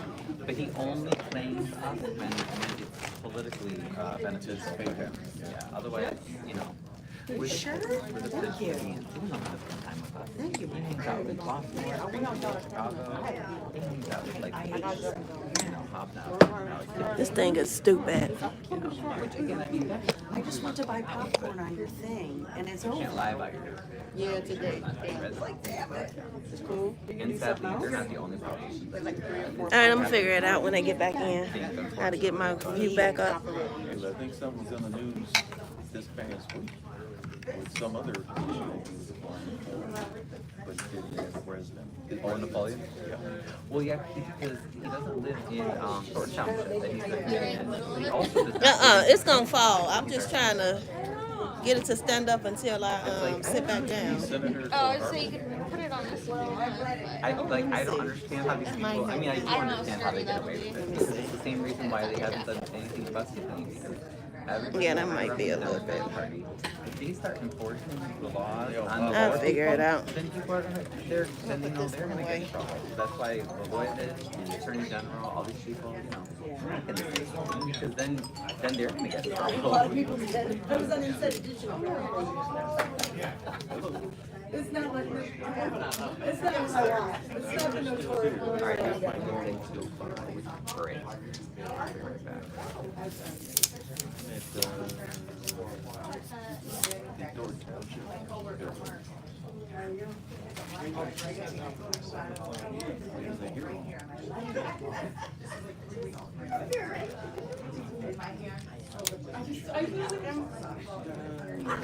Friends of Napoleon Harris. Thank you so much for saving me. What's with it? Oh. Guess what Tim DeYoung just texted me? He said, friends of Napoleon Harris. On Illinois State Board of Elections has Napoleon on record at the Flossmoor address.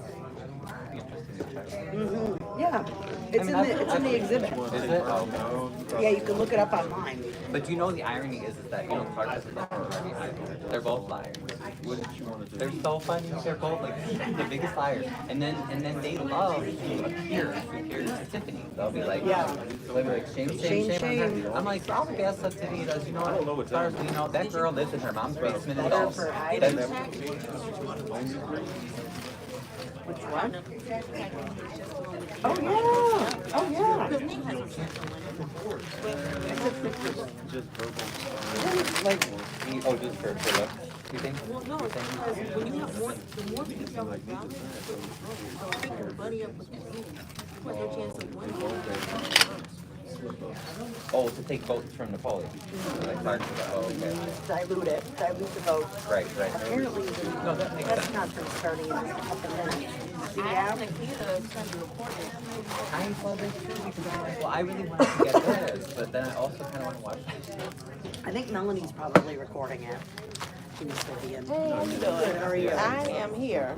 Yeah, and Same. Vivian says they have a trustee event tonight too that I didn't know about for They have a skating event. Oh, okay. Brittany's throwing it. I think it's at Glenwood. Okay. Did you Yeah. hear about this press conference that's just about to go on? With who? It's like a Zoom here. Officials, it's virtual. Dalton officials and Dalton Township officials calling on the governor to remove Tiffany. It was too sweet. I hope it works. It's been time. It is. I mean, I don't know if it'll really do anything, but. After that video, it Amir shows decided that guy Amir, jumped he in. decided to make And this she thing. didn't have to be there. I wanted to Regardless who was right, who was wrong, but She yeah. never had to be That's what I figured, but at the same time, the reason why I didn't say no to it is because There I'm were like, enough that guys gets more out there attention. to I don't handle, know. especially her. I just don't. She wasn't gonna break it up. No, she didn't She break wasn't it gonna up. be like that, yeah. Way too little. And then you take your shoes off. Yeah. That shows us that you was ready for war. Because if I'm going and I got heels on, I take my heels off. That means I'm ready. I'm about that life, like for real. I said, did she take her earrings out? Exactly. So it makes no sense. Yeah. that she would have, as a mayor and as a supervisor, jumped I into a know, man's but I fist. feel like. you have to be above that. You have to be able to take the criticism. But I'm Even not- though he I'm said not he saying wants they're to all call good. her out of her name, I don't care what he said. You are supposed to be able to sit there as an elected official or Yeah, and for take Dalton, I it. think it's got a lot more. That is your duty But as I'll office. tell you, And the that's what state a lot and of county people are authorities, trying they're to say. so Yeah, he was wrong resistant, with what I he know. said. But he Yeah. did what he did and he Well, got her maybe out of if you could character. see this press At the end of the day, conference. that's what he did. He got her out of character. He got her, and Kamal was on Well, duty as a, maybe I'll get on. you know, he worked for the township. You just got put on with tape. So now your job should be in jeopardy as well because you No, because if you see all the pushed, posts I looked at, like, Lavelle check first. out, these other guys, they And have I a don't know cool what his stand, they reason have was two for having phones. to Lavelle, but he was dead wrong as well. Come on, push the bell. Yeah, he pushed Lavelle I don't first. know how If they you do it, look like at Alicia, she has the cool thing, the so one better phone view, is so she what can someone comment has, and what like, you see is you the know, market follow what's holding happening, and the other one's Kamal just from filming. behind. I was like, And ooh, yeah, it's in the back. She yeah, has like so a holo they camera. said something. So But I'm Jackie, I like, but don't you have to walked pay for another line with your phone? Okay, I don't know how they, I don't know how they make the money to do that. But okay, so then again, he I don't started make money walking off back. this, you know. And when I mean, you I wouldn't be opposed to making some, but I wonder if they make a Kamal was lot ready to more. square up. And then Kamal pushed Supposedly Lavelle. judge strips But that he probably didn't mean to push Lavelle, but he just pushed him at the heat of the moment. Yeah. But I mean, I And don't then know if that's that's when serious. Lavelle stopped and he thought about it. That's why Lavelle swung. You pay attention. There's a lot of different angles. But Who did he swing on? he swung on Kamal. Kamal. Yeah. But they're friends, Who? right? No. Lavelle and Kamal? Lavelle is his ex. No. That was the piece that was missing Oh, they for were me. together. Oh, see, I didn't know that. They That were was the together. piece that was Oh. missing for So me, because that's I'm why like, he who was is sitting next to this? Jedediah. So he normally, if he come to the meetings, he would be quiet. If you notice when Jedediah, before he started speaking, Yeah. he was sitting back there having a heated conversation with DeMarcus. Yeah. And so I when heard they about went back that. there having Yeah. a conversation, Yeah. that's when they called his name. He was like, I was a bit distracted. That was the Yes. first thing he said, Yes. remember? Mhm. I So know when that. he came up, then he was yielding his time for Lavelle. Lavelle was about to speak. If you notice, Lavelle puts the microphone down. Yeah. Because Kamal and them started talking after he called her the B word. And so that Lavelle turned around and he was like, what? And that's when Jed came back.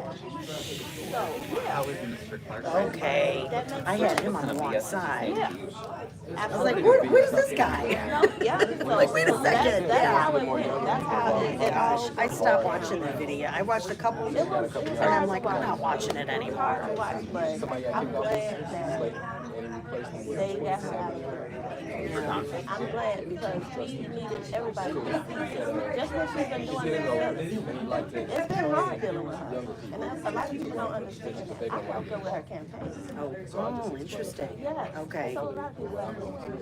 I know a good story. because Right, I'm you the are only definitely one that was on her side. I mean, and that's, I on would the be opposite different. side, But I right? would Yeah. definitely not trust So them. it's like I know the uprising and the downfall. Well, right, Okay. you can always have dialogue. Right, you can always have dialogue. Nothing wrong. Yeah. Exactly. In and out of But I'm just saying, I it's still was, because he doing will, my he'll part throw as you a under the bus. resident. Okay, is everybody ready to go back on the record? Yes. Right. It's been a long battle Yeah. for years. Thank you for telling me. No problem. Thank you. You're welcome. No, no, you're doing great. Okay, so we're gonna go back on the record. The time is 3:06 PM, and we are still on the objector's case in chief. Objector, do you have any additional witnesses you intend on calling? Michael Smith. Michael Smith?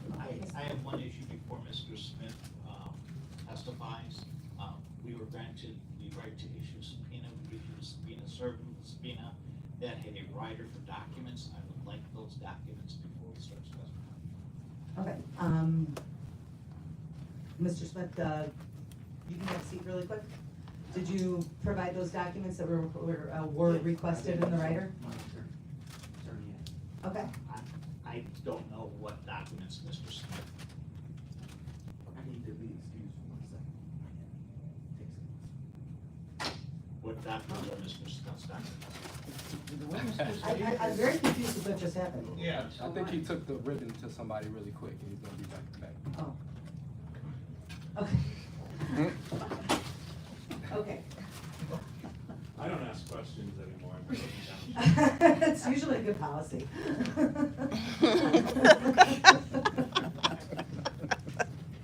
Excuse me. So that said, okay, Mr. Smith has stated that some documents that were requested in the subpoena were tendered to the attorneys for the objector. He is one of the objectors, he is a party to the case. Counsel for the objector, do you guys have the documents that he's referring to, and do you have copies for everybody? Yes, we produced them as a part of the exhibits, I think we didn't, They didn't identify. Okay, so which of the exhibits that you guys had, Do you have copies for all of us? Yes, the existing stuff.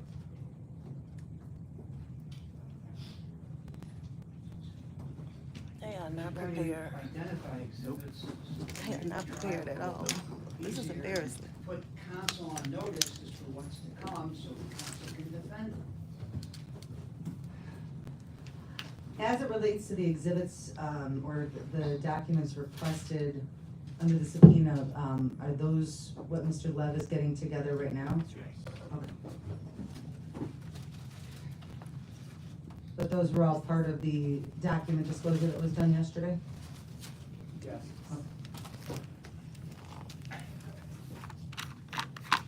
So there was just a miscommunication, we didn't intend to segregate what was being produced in response to the subpoena. What's that? Separately from the I can't exhibits. see. There was just a miscommunication. I put my glasses on. Okay.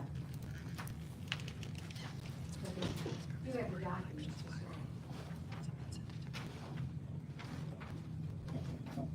When did he file that? That was 2011.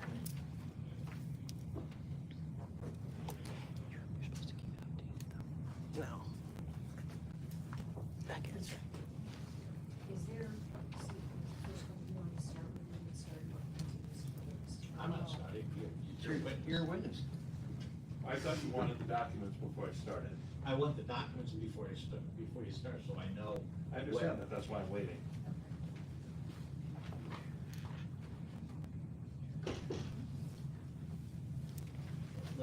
I mean, we got a break. No, let's start with the witness before documents, but I do want the documents before I do my cross. Understood. Waive the scope again, because he's under subpoena, I was gonna call him. That's right. Okay, counsel for the objector, please begin your questioning of Mr. Smith, or I'm sorry, we gotta swear him in. Court clerk, can you please swear in Mr. Smith? Swear or affirm that the testimony that you're about to give will be the whole truth and nothing but the truth. That's the best Could you thing. state your name for the record, please? Michael A. Smith, And what is your address, Mr. Smith? 14539 South Moon Avenue, Riverdale, Illinois, 60827. Is Riverdale in the vicinity of Harvey? Yes, it is. And how close is your home to Harvey? My home is actually across the street, so you have my home and Harvey's right next door. Okay. And have you ever been to 14633 Gibbons Road in Harvey? 14633 Gibbons Court, yes, Court. I've been to. Okay. And when is the first time you went to 14633 Gibbons Court in Harvey? The first time was about a year ago. About a year from today? Correct. Okay, so that would be between the period December 5th, 2023 and December 5th, 2024, is that Yes. correct?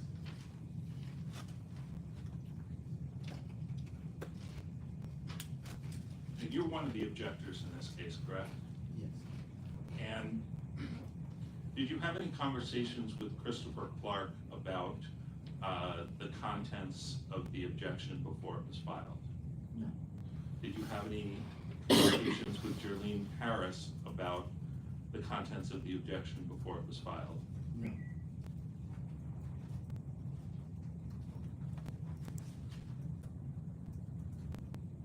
Do you know who Christopher Clark is? Yes. And how do you know Mr. Clark? I know Mr. Clark, just from being an elected official, in Harvey and running several elections. Okay. Have you ever been involved in a case like this with Mayor Clark? No. You've never had an objection filed in relation to Mr. Clark? I did, I'm sorry. That was the objection for township supervisor. Okay, so who objected to who in that case? I objected, me and Keith Price objected to Christopher Clark's slate. Okay, so you were adverse to Mayor Clark in that case? Correct. And are you familiar with Napoleon Harris? Yes. How do you know Mr. Harris? I know Mr. Harris, previous board member of Village of Dixmoor. At that time, he was our senator. And when you say at this time, what time are you referring to? At the time, I lived in the Village of Dixmoor and was on the board. And what That years was would that about, be? that had to be almost 10 years ago now, maybe. Okay, so you've known Napoleon Harris for 10 years? Yes.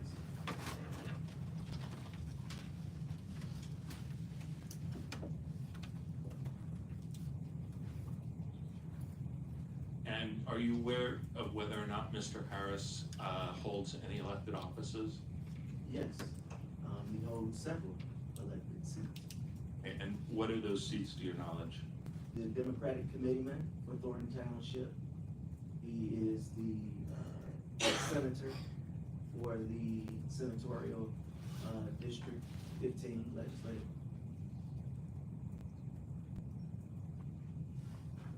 And do you recall when Mr. Harris was elected to the position of committeeman? Yes. And when was that? That was about 3 years ago.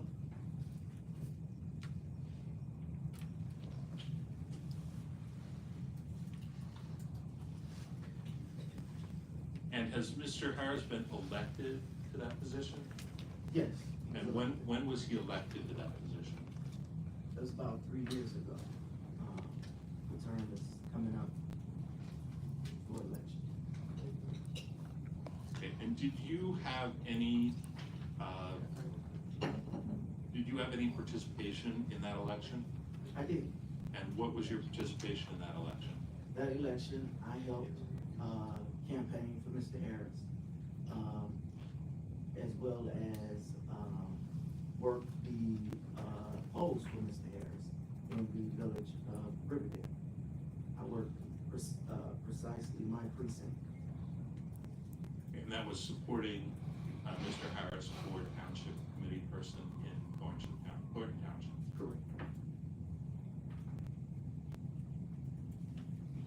Okay, so 3 years later, you're trying to knock Mr. Harris off the ballot in his race for Thornton Township Supervisor. Why is that? It goes back to once Mr. Harris got elected to be the committeeman, he asked me to sit on the DOT board, which is the Democrats of Thornton Township. I sat on that board for a brief moment because at that time we were getting ready for local elections. And I indicated to him as well as the board that I was interested in running for Riverdale trustee.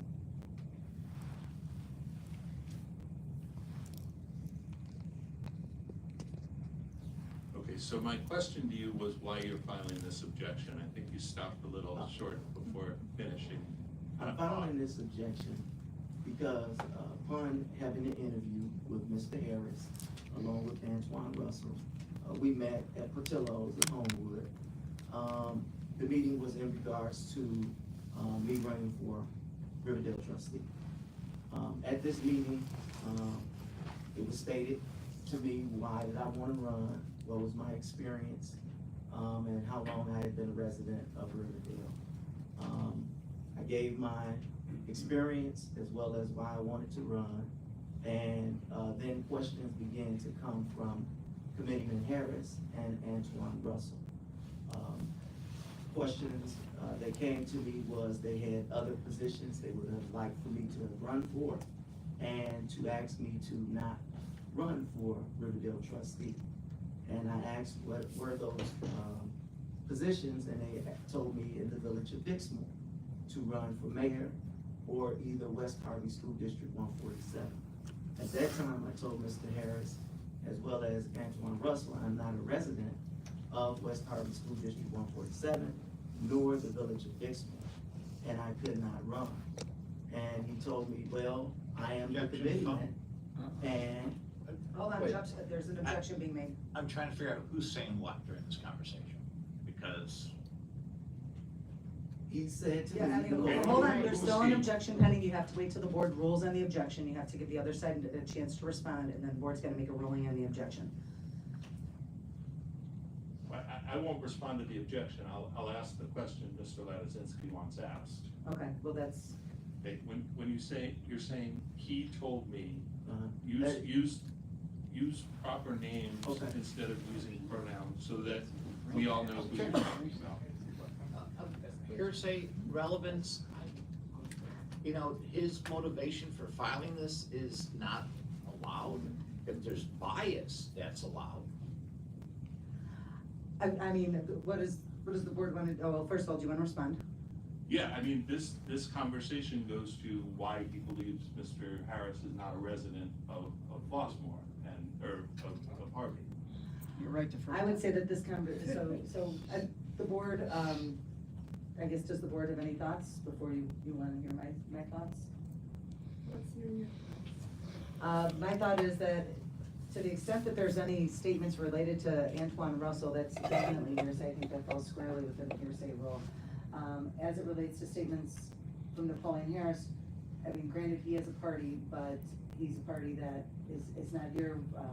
Subpoena was not delivered. So I personally, I find it to be hearsay, and I also question, I do question the relevance. The motivation of the objector does not matter if he wants to provide evidence. Otherwise, as it relates to, I guess, what leads him to believe that Napoleon is not a resident, and that Mr. Harris is not a resident, then I guess he could do that. But to the extent that, it is hearsay, I think it fits within the textbook definition of hearsay. Well, So, to the extent he's gonna testify at what others said, without laying the proper foundation, particularly with Mr. Russell, that I would sustain the objection, move to sustain that objection on hearsay grounds. And also to sustain the objection as to form of the question in terms of eliciting vague answers, but Mr. Mullen understands that. So that's my motion. Okay, so the motion is to sustain the objection as to hearsay as it relates to any statements from Antoine Russell. Okay, do we have a second on that? Second. Okay, all in favor? Aye. Is there, a motion to either sustain or overrule the objection as it relates to out-of-court statements from candidate Napoleon Harris? Because if you, the way that, my understanding is Mr. Smith was testifying to, as it relates to a meeting that he had with both Mr. Harris and Mr. Russell, where there were being statements made back and forth. So what is the board's ruling on that? Because I do believe that the objection was to both, correct? It was- Correct. Okay. As to Harris, I move to sustain the objection as to form to elicit a more clear answer for right now. Okay. Do we have a second on that? Second. Okay, all in favor? Me. Okay. Objection sustained as to form as it relates to statements by Mr. Harris made to Mr. Smith. I'm sorry, I gotta get a in the better view. conversation you were just referring to, did Mr. Harris say anything about his residence? Yes, And what did he say to you? he told me that he's a resident of Flossmoor. And when was this? This was almost 3 years ago when we had our meeting about me running for office. Okay, and so the basis of your objection to Mr. Harris today is that he's not a resident of Harvey and Thornton Township, is that correct? Correct. Okay, and prior to filing this, what type of research did you do into the residency of Mr. Harris, if anything? The first thing was I revisited 14633 Gibbons Court. I went by there several occasions. I've done in the morning, I've done in the evenings. That sounds like a stalker. I've not seen any of his vehicles that I know that he drives. I have not seen any lights on. I have not seen any movement whatsoever at that address. As a matter of fact, I've even gone when it has snowed, and I have seen no footprints or car trails that leads from the garage to show that he lived. And so, let me just understand your testimony. You said the first time that you went was 1 year ago, correct? Correct. So all of those times that you're referring to have been in the past year, is that correct? Correct. You referred to Mr. Harris's vehicles. What is your understanding of what Mr. Harris drives? He drives a Cadillac Escalade with Senate plates 15. He has a Mercedes Benz, which is like a black color almost, or charcoal. And he has a white Mercedes Benz that he drives, which is, I believe it's 2 doors. The rest of the vehicles are 4-door vehicles. Okay, in all of the times that you visited 14633 Givens Court, have you seen any of those vehicles parked in that location? Objection, can we have, as to form, he said several times, no dates, number of times.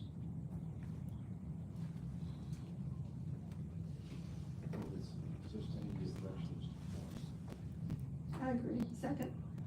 All in favor? Aye. Aye. Objection sustained. Have you ever seen the white Mercedes-Benz 2-door that you believe Mr. Harris drives at 14633 Givens Court? Objection form, number of times, when? Where? The question was, have you ever? Oh. That's okay. Okay, so is that a motion to overrule? I'm so moved. Do we have a second? I move to, not hearing a second, I move to sustain the objection as to form as being lacking specificity. Second.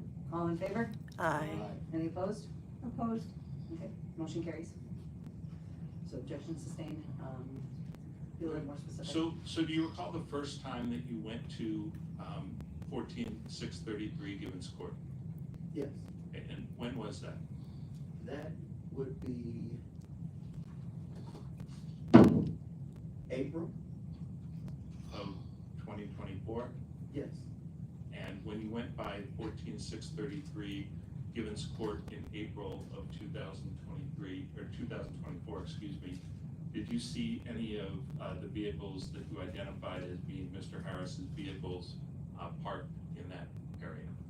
no, Okay, do you recall any other specific times that you went to 14633 Givens Court? after April, I primarily went every other week. So he was to see definitely stalking. if he was there, or if I seen any vehicles, if I seen any movement in between that time.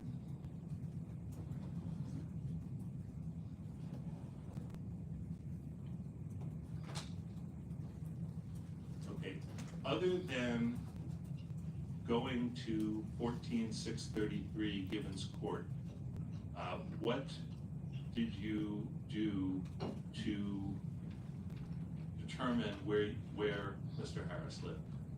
I did a lot of FOIAs. I FOIA'd the Senate, I FOIA'd the city of Harvey, I FOIA'd Homewood Flossmoor, I FOIA'd the Secretary of State, I FOIA'd the FEC, I FOIA'd the State Board of Elections, anything that was FOIAble for me to, by law, given, I FOIA'd.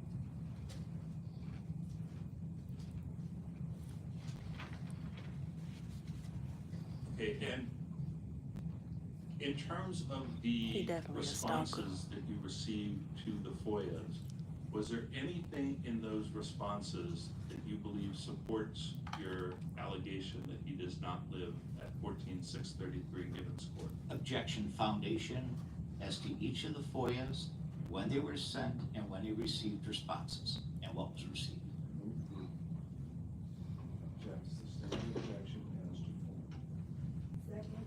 All in favor? Aye. Motion carries. Okay, so with respect to your FOIA of the State Board of Elections, what did you receive in response to that FOIA? I received, Objection. When was the FOIA sent? And now it's time for these documents. Because there's only one FOIA request that's been produced to us. Objection is sustained as to foundation. Second. All in favor?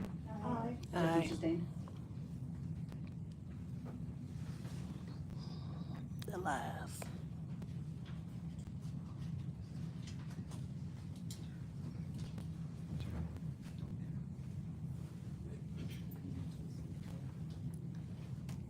Thanks, Hannibal. My first $20.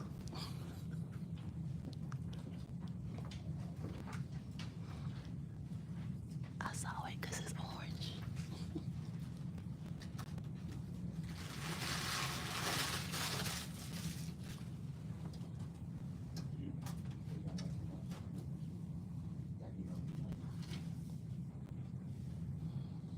if I may, can I? No, there's no question pending. No, I was asking, can I approach my counsel? Not during the middle of, not while you're on the stand, absolutely not.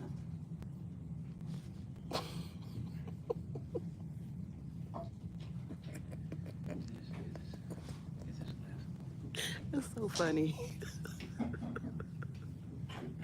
He mad. Thank you, Mrs. Keys.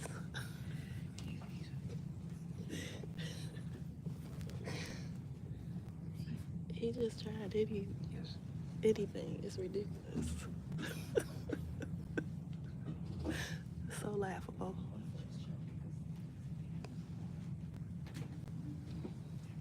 Approach the council now so you can get your lives together. Nope. Stay right there, sir.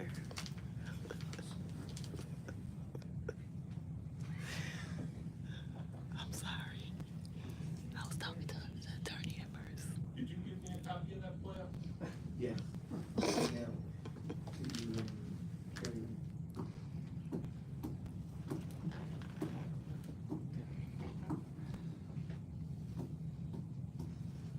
I'm being quiet.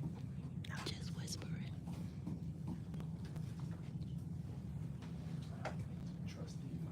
You have the FOIA on your phone?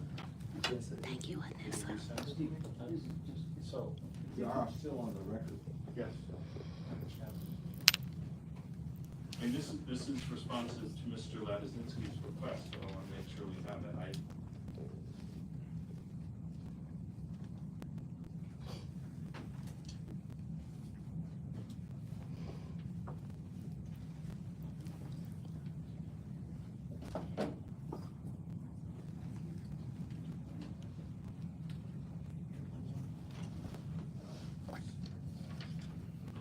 Oh, thank you, Bushmaster and Golfer. I appreciate you guys.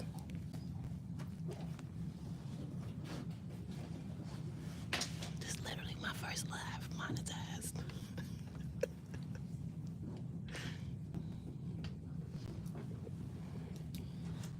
I can't read the comments because I don't have my glasses on. But I can see those stickers.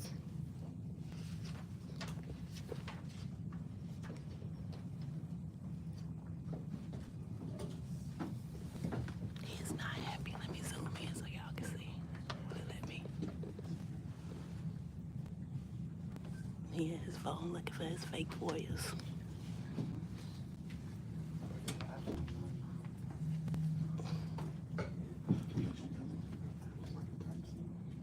His attorney, those attorneys for Clark are so unprepared. This meeting should have been ended.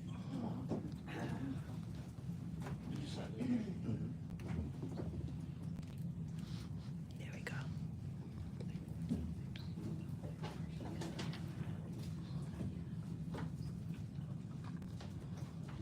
Madam Chairman, while they're looking for evidence that didn't come to us, and evidence after the petition was verified, objector's petition was filed, it's 20 to 4. I mean, Right. the chair said 5 o'clock.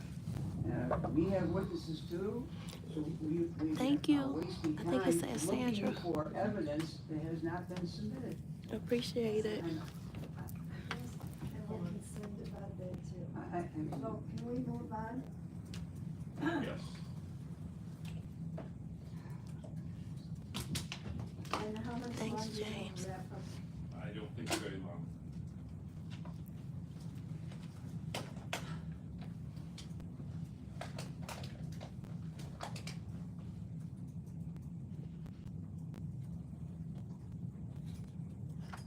They mad. They ain't burn noticing.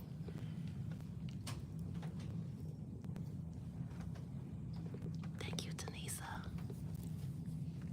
It's super quiet in here, y'all. I don't think Clark happy. He pissed off right now. But when is the last time you went to 14633 Gibbons? Actually on yesterday.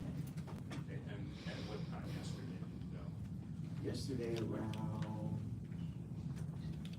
like 5:30, 6 o'clock. Okay, and what was your reason for Morning going? or evening? This is evening. Stalking. And what was your reason for going? I went to speak to several of the neighbors, just to ask about Mr. Napoleon. Okay, and which particular neighbors did you, how did you identify which neighbors you were gonna go talk to?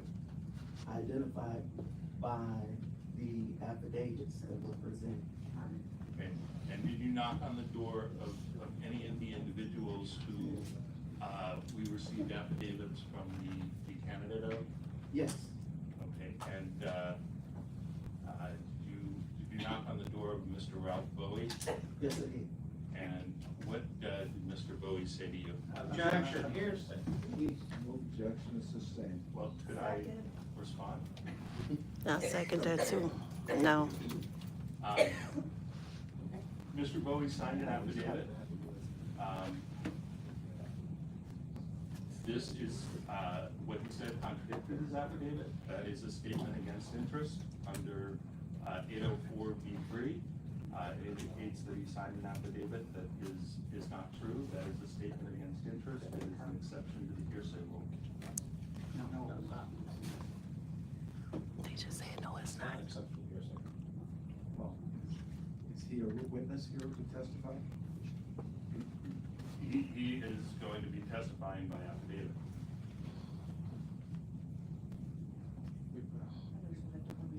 Well, my motion to ask him what he said at this point is hearsay. That's, I move with the objections sustained. You did. We reserve the right to call Mr. Smith as a rebuttal witness after they introduce that, because we have, it goes to the, if they're. He may, but the way that question was phrased is hearsay.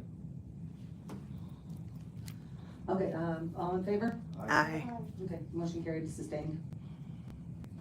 And have you been to the Flossmoor address that is on, have you been to the Flossmoor address that we're alleging Mr. Harris lives at? 1405 Dumfries Street, the Flossmoor? Yes. Several times. Okay, and what did you observe there? Well, let's see, when was the first time you went there? The first time is on my way to church, about the same time, me going by. About the same time as when? April. It's April. Of what year? Yeah, Mr. Smith, if you can be more specific April of in your statements. 2023, when I was on my way to church, I stopped at 1405 Dumfries Street, and I observed the Cadillac Escalade in the driveway with the 15 Senatorial District license plate number, as well as the Mercedes-Benz, that's the charcoal, and the white two-door Mercedes-Benz. Okay, and this was in April of 2024. Correct. The witness said twenty He twenty-three. said 2023, I which meant to is, say 2024. Leading, He said it was the same time he went to the Gibbons address. definitely leading a witness. but there's been multiple timeframes. Right. And this is why it's very important, Mr. Smith, that you state the year and the timeframe, because obviously you can see the confusion that's being caused. Not So just the please year. be, Month be, So be let's specific. clarify the record, Mr. Smith. Mr. Smith, When is the, month and day, if you know it, but at least the month and year. what is your recollection of the first time that you went by 1405 Dumfries in Flossmoor? April of 2024. And you recall the date? I can't recall the date. I can't recall the date. Okay. Other than the 3 cars that you identified that were parked there, were there any other cars parked at that address? No. Okay, have you, after April of 2024, did you go back to 1405 Dumfries in Flossmoor? Yes. And when was the next time you went back? The next time was about 2 weeks after, which would be April again of 2024. And I witnessed the same thing. Why he keep going over there?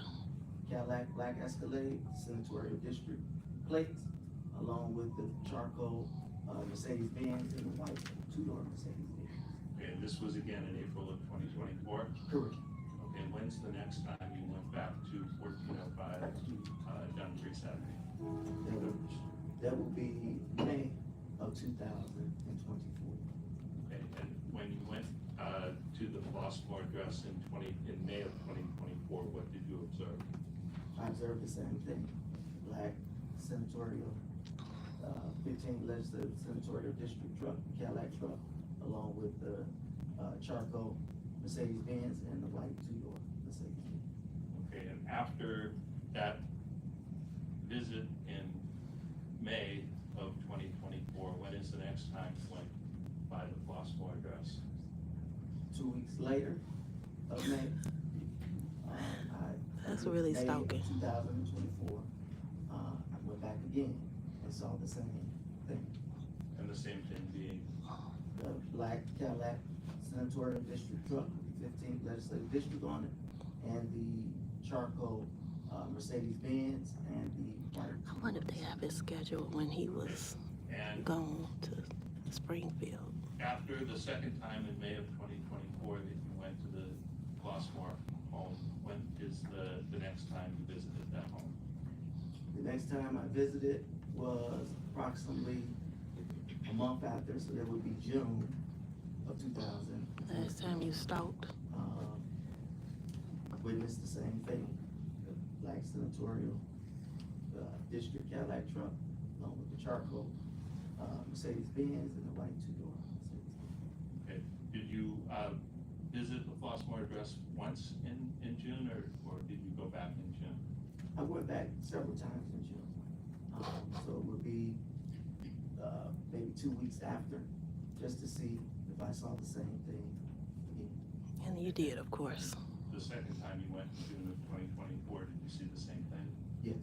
And the same thing being? The black Cadillac truck, 15 senatorial district plates on it, as well as the charcoal Mercedes Benz and the white 2-door Mercedes Benz. Okay. And when is the next time you went back to the Flossmoor address? After that, I followed back up in the wintertime, which was around, I say, December of 2024. And I saw the same thing, except this time, the black truck was not out there. There was the charcoal black Mercedes Benz and the white 2-door Mercedes Benz. Okay, and is that the last time you visited before, in December of 2024? No, I've gone, No. oh yeah, of 2024, correct, yes. Okay, and have you been back since then? Yes, I have. And when did you go back after that?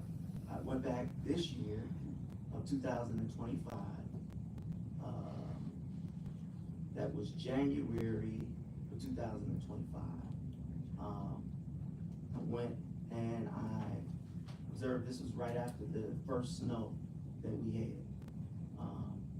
I observed the charcoal Mercedes-Benz and the two-door. And then there were tracks of the driveway, as well as there was the footprints of going in and out of the house that I witnessed of the snow. I saw the TVs were on at night. Of course, this He's is at night, stalking. so you can see because they have no blinds or anything. That's scary. The TVs were on and lights were on and all. Okay. And have you been back since that time? Yes, I have. Okay, and when's the next time you went back? The next time I went back was about a week after that. This time I observed just the two-door white Mercedes-Benz. The black charcoal Mercedes-Benz was gone. Okay, and that's the Ooh. same white Mercedes that you Correct. seen previously? Mm-hmm. And it was pitch black. The house was pitch black this time I went. Okay, and when was that? That was January of this year. Okay, how long ago was that? How many days ago? That had to be about This is maybe January, dumbass. 4 to 5 days ago. Okay, so was that after Saturday of last week? Yes. Okay. And is that the last time you were there? Yes. Okay. I have no further questions. Can I have my documents now? Absolutely. Yes, we're still waiting for the member documents. They sold. Regarding to, what? The FOIA. Received through FOIAs, I went the FOIA request. FOIA requests we have from the Illinois Senate. Pardon me. Now, this is the response to the request. The request, no, we're waiting for, I'm sorry. I think we skipped that testimony, right? Yeah, Is but that out? it's, Yeah, right. they have not produced those documents. Those that you subpoenaed? Yeah. I'm ready to question Mr. Smith. Let me just make a statement about the documents. We produced the documents that were responsive to the Freedom of Information Act request. With respect to the Freedom of Information Act request, Mr. Smith sent them to us.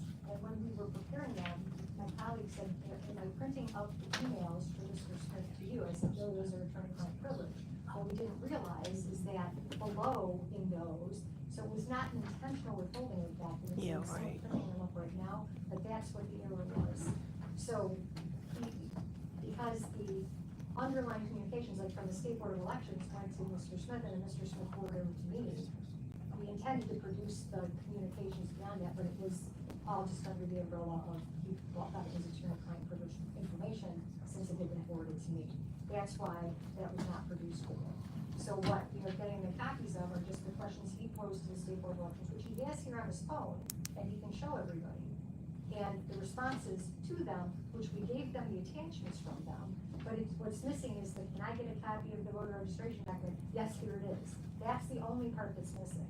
What about the documents pursuant to Radzinski's subpoena? Those were all produced. The underlying documents, like if the State Board of Elections says, here are the documents, we produced the documents in with our evidence. We just didn't produce the emails. I'm gonna, if I can, Kansas Exhibit number 36, I'm providing Objectors Counsel with a copy, providing copies to each member of the board, and copies to each of the attorneys for the board. Thank you. Pursuant to the rule. What number was the exhibit? 36. This is the affidavit of service of the subpoena Michael Smith, and the subpoena has a rider, very detailed rider. It was previously approved by this board. All documents and communications relating to reflecting or evidencing when you started your research, inquiry, investigation of the residence or residency of candidate for the period of January 1, 2024 to date. All documents and communications related to reflecting or evidencing your research or inquiry, investigation of any of the facts, all communications related to obtaining that information. It's a very detailed right.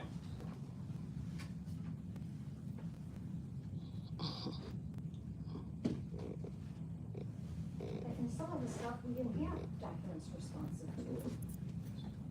But when he started, and I apologize, but when he started his investigation is very relevant because, for example, if he did send a FOIA out, you would keep that FOIA and then you would get the FOIA response back and would show when he had information at the time he signed this verified petition. Well, again, the question of the good faith of the petition, as the Nader case says, is not relevant, and he's not able to question him about those issues. Yeah, but that's It's motivation. outside the scope of. That's the Thank board's you, authority. Fab Queen Warrior. That's motivation.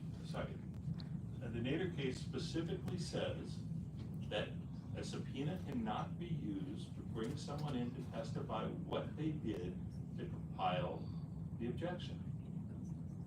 Except when they verify. And that's Daniel versus Daly.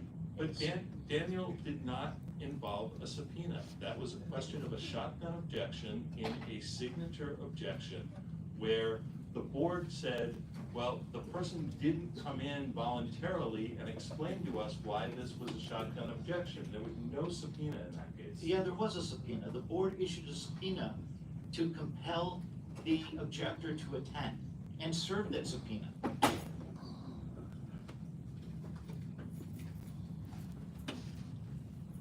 Tell me your case. I was there. I mean, you know, with all respect to Mr. Mullen, my concern here is, and I've made it very clear from day one to this board, where I was going and why I wanted a subpoena. And the fact that I don't have the initial, we have testimony, quite frankly, I'll say right now, is so outlandish. All right? I have someone testifying from the stand here, and I'll get into my cross-examination, but I want those documents as to when he started his investigation. That presupposes that the investigation is only documentary and only documented. And that's not the only way that someone can investigate somebody's residency.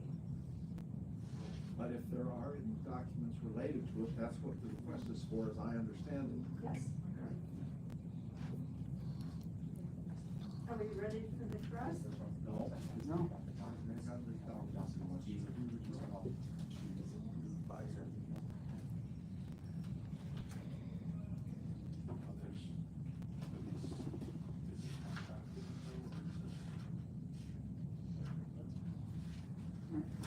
Are these documents being produced now, photocopied now? Yeah, that's a good question. Well, here's the question. As a government attorney, are they being done on Thornton Township machines, on Thornton Township time, by people who work at Thornton Township? Is that what we have here? Is this another chapter of Thornton Township? They're using taxpayer machines to photocopy material to give us that they should have given us so we could be prepared for our case. For the record, the candidate, the council, you know, had the expense of actually making all the copies that you Yes. all received, that the council has received. Just, that was privately done, which is proper. Hello. It's a fair I'm posing question. the question, and I think it's a legitimate question. I think it's a fair question as well. This is trial by fire. This is, you know. To a witness who works for Thornton Township. That the taxpayers are paying for now, while the council is producing documents off of Thornton Township. And that's why there's no response back, because it's exactly what they're doing. Good call. It's outlandish. Hello. I personally find that problematic. I do too. I don't know what the board wants to do about that. I don't know, I mean, it's not really within the board's scope.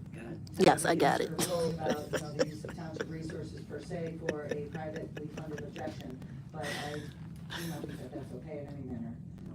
So I don't know what the board wants to do. Absolutely. difficult thing, to say the least, but they just have a commitment to repay Thornton Township for it. I don't wanna spend the rest of the time, I mean, the point is well taken, you know, you're not supposed to be spending money for the private, and that should be repaid. And I think they need to make a commitment, and I wanna move on, because you know, we're getting far afield. You know, and I wanna know, did Mr. Harris live in the district, or didn't he live in the district? And all this other stuff is just going way off on the deep end about when did somebody look at it, and whether it was there, and we still have to get back to the basic issue. Absolutely. So make a commitment to repay Thornton Township, and let's keep moving. We will do that. If that's what happened, Jeff says we'll do. If that's what happened, what are those documents that your clerk just went, Well- came out? We mean, if that happened, it's right in front of our face. Council, what options do we have in terms of moving this along more quickly, or any enforcement or sanction or whatever? I mean, unfortunately, as an electoral board, you have limited jurisdiction, so you don't have any ability to issue sanctions or any sort of real enforcement on that basis. You know, you could certainly make certain inferences and negative or positive inferences one way or the other based upon some of those actions, some of the, you know, the documents not being produced, and then, you know, the attempt to produce it now. So I think that that's pretty much what's within the board's ability, because you are a court of limited jurisdiction. But I do think that both parties are certainly making their record, not only for this case, but potentially for the next level, depending on which way it goes. So I'm sure that, you know, maybe the court at that level could do something more about it. But if that is happening, I state that both as the township attorney as well as the electoral board attorney, that needs to immediately stop.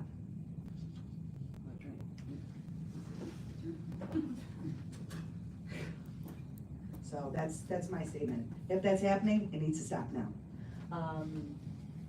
So I think that as, I guess, where were we at before that, before we just got caught up? Cross-exam. Mr. Levizinski, you were about to start questioning. Mr. Cross-examination. Mr. Smith, I'm gonna show you a copy of Kansas Exhibit number 36. You have it, is that the same document you have in your hand? What's that document number? 36? The defense, you're. Yeah, that's 36. Yes. And that's a subpoena that you were served with, correct? Correct. And it required you to bring documents here today, correct? It required me? Yes. You're Michael Smith, correct? Correct, and I'm And the subpoena- represented by counsel. So Oh. I tendered my information to my counsel. Okay, you tender everything to your attorneys and they have it, Correct. okay? And But I don't have it, correct? You didn't give it to me, right? I gave it to my attorney. Now, Mr. Smith, you're not a private investigator, are you? No. And with regard to, your investigation, you sent FOIAs out and you got FOIAs back, correct? Yes. And one FOIA was to the clerk, Cook County Clerk? You said for you to Cook County Clerk? Did you send one to the Cook County Clerk? Yes, I did. For Senator Harris's voters registration, correct? Correct. And that's not this document production, isn't it? Is it? Yes. Okay. And tell the board what the voter registration says. The voter registration, can you rephrase your question? Where is Senator Harris registered to vote? 14633 Gibbons Court. Now, you testified that you visited 14633 on multiple occasions, correct? Yes. And you also testified that you visited this property in Flossmoor, correct? 1405 Dunford Street. I'm going to make sure, we're gonna call that Flossmoor, and we're gonna call the Gibbons Court the Harvey residence, okay?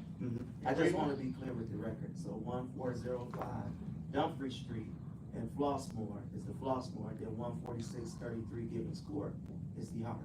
Okay. Now, sir, during the time period of 2024, when you first started this investigation, you have a phone, correct? You say I have a phone? Do you have a phone? Yes. A cell phone? Yes. What type is it? It's an iPhone. iPhone. It has a camera on it, right? Yes. It also has the ability to take video, correct? Yes.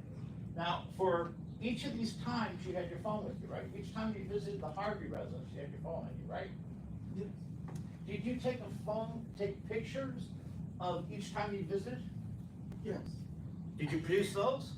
However, my phone was broken, and so I lost my access to those iCloud. through the iCloud, because I didn't get How? my iCloud information. Oh, so you just happened to lose all that, right? I lost it, yes.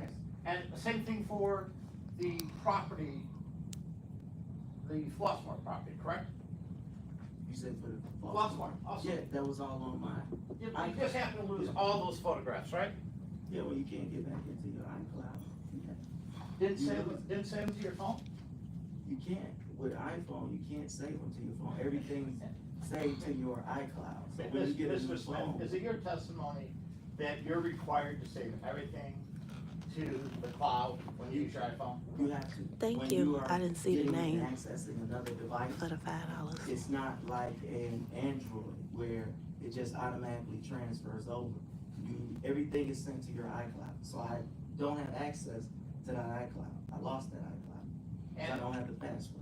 So you I have, don't remember. you have no photographs of what you allegedly saw at either location, correct? I do of the current time, yes. So what's the first one you have? The first one that Yeah. I had What's the was first back one?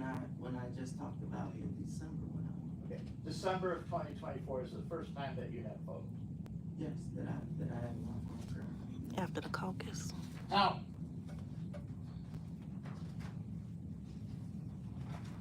do you take notes? Remember, writing down every time you went to either of these properties?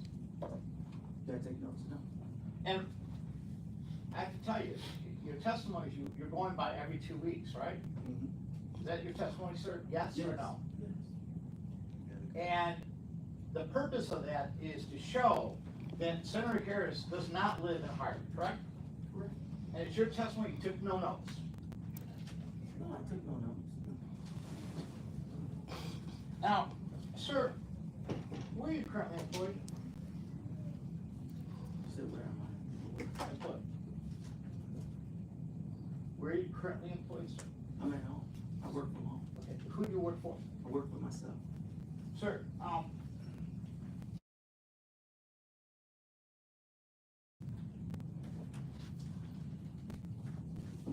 Can you rephrase your question? are you supporting Tiffany Henyard Objection for the office of made. supervisor in this election on April 1, 2025? You've got an objection.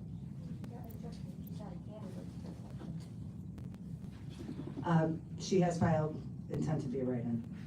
She has. Objection overruled. You filed what? Intent. Intent to be a write-in. It's a government document, so I think everybody can take notice of it.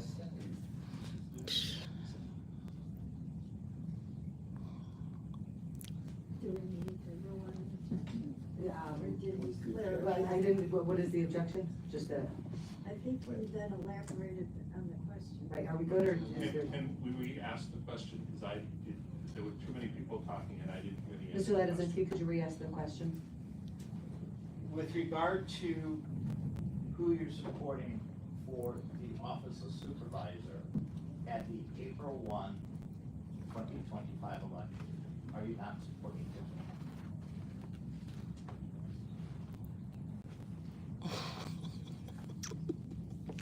I'm not understanding the question. What is your question? So you're involved in politics, sir, correct? I am, but Are I you- thought this was about Napoleon Harris. Are Where you- does Tiffany Henyard come in? Sir, are you supporting Tiffany Henyard for the election to supervisor of Thornton Township on April 1, 2025? I'm still not understanding the question. What is not to understand? Rephrase your question. So I think the question's fairly clear. He is asking if you are supporting Tiffany Henyard in the April 1st, 2021 general consolidated election. Or sorry, 2025, now I'm backing up, I'm sorry, 2025 consolidated election. Does the board agree that the question is clear? Yes. I don't know if it's relevant, but it's clear. Yeah, but we don't have an objection pending right now, so Mr. Smith, you have to answer the question. It's a yes or no? No. Are you supporting Christopher Clark in his effort to become township supervisor for township at April 1, 2025 election? No. So, sir, why did you, a year ago, or more than a year ago, allegedly start this investigation? Hello. I was gonna answer that when I was going through the meeting that we had and why I was going to do that. Well, let me ask you this way, sir. Okay. With regard to this investigation, you knew it was important, right? You said what now? You knew it was important, Yes. right? And you knew that you were going to file an objection to Napoleon Harris, correct? Correct. And with regard to your FOIA request. Sorry. The first time you sent FOIA requests out based on your testimony is in December of 2024, correct? Correct. And with regard to the investigation that you allegedly put together, it's based on your testimony and whatever documents that you obtained from FOIA, correct? Not just from FOIA, but just from public lookup as well. Okay. Well, with regard to lookup, you also found documents evidencing that Napoleon Harris lives in Harvey, correct? No. You didn't find any documents at all. Is that your testimony? That's my testimony, I did not. How about the voter registration card? That was something that was FOIA, that was not a public search. Thank you, Mr. What I found by public I search can't even read your was name. that Iman. Napoleon Harris. I'm sorry, I don't have my was glasses on. At 1405 Dumfries Street in Flossmoor, as well as he changed his business entity to the Harvey address about a year ago, which he had at 1405 Dumfries Street. That's the beggar's pizza. I also found that it's under a federal lien from the government. I found that document, as well as I found a mortgage, a document, a deed that showed 1405 Dumfries Street was transferred to Napoleon Harris. That was online. I found a tax document that showed Napoleon He's a Harris stalker. home at 1405 Dumfries Street in Flossmoor, Illinois. And what years were those documents? You said what years were What years they? were those documents? The year for the deed transfer, I cannot recall the date of it. Was it 2024? I can't recall.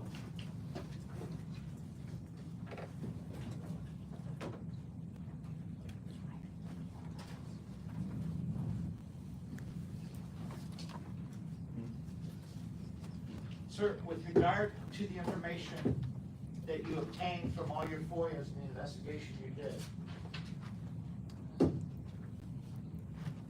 you don't have a dispute that Senator Harris owns a property in Flossmoor, correct? You said I don't have a dispute? Yeah, there's a property he owns in Flossmoor, correct? Yes. You've never been inside the Flossmoor property, correct? No. You have no idea who's living. That's not correct? You said what now? It's not correct? No, I've never been in the inside though. I just wanted to clarify your testimony. No, I've never been in the inside, that's what I meant. And you don't know who physically lives in that house, correct? From your own eyes. Correct? I've seen the vehicles, You've seen vehicles there, of course, you don't have photographs of those vehicles, correct? I do have the photograph of the vehicles when I went in December, yes. And the vehicles in December, I don't see any photographs from December. In my phone. The only photograph I have from December is Objectors 15. If I may approach, did you take this photograph? No. I have no photographs. Are there photographs, councils?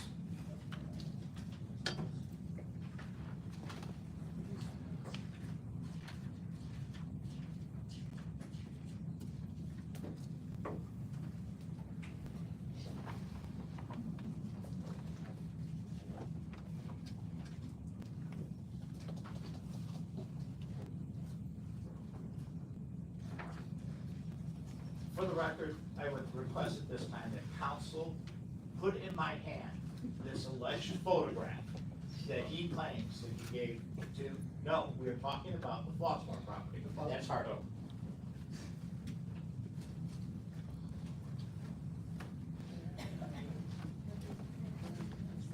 And would that be the group exhibit 15? He said he did not take those.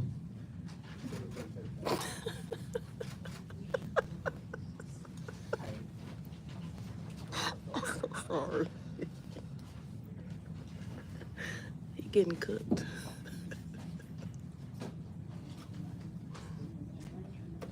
Keith looking mad. Keith is not happy. Tell him he not supporting Tiffany Henry when you on the news with her. Every time she get on the news, dude is a whole clown for that one.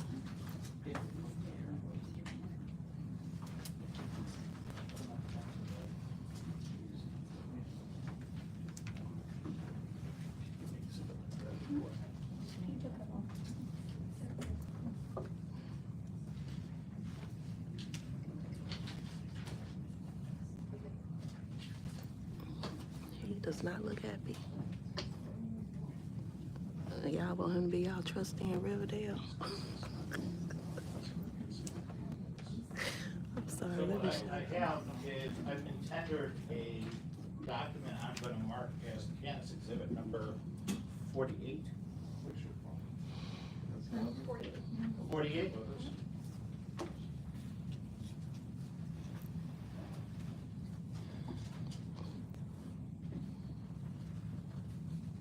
Thank you, D. Dave.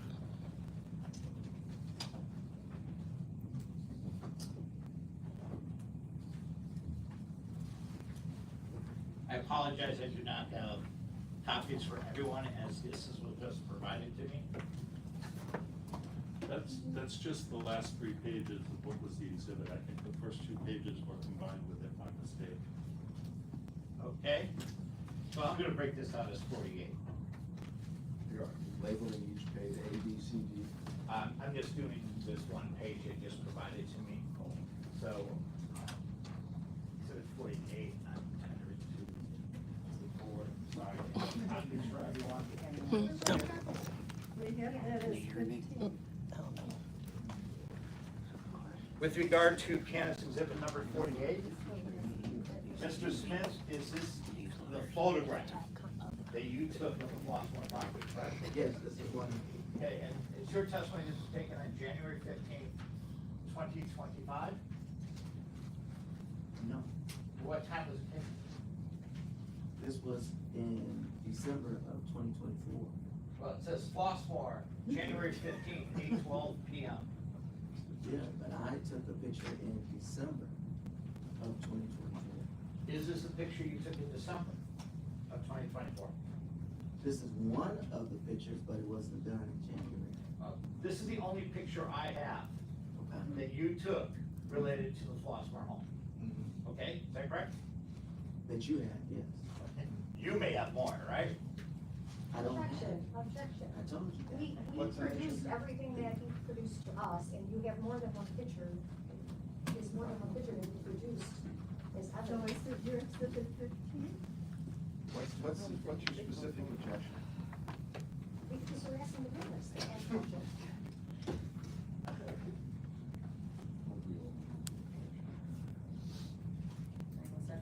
Second. All in favor? Aye. Aye. Objection overruled. You may continue, Mr. I'm losing my. You can do this, Steve. I'm just gonna go first names. Mr. Smith, Kansas exhibit number 48 does not show any cars in the driveway, does it?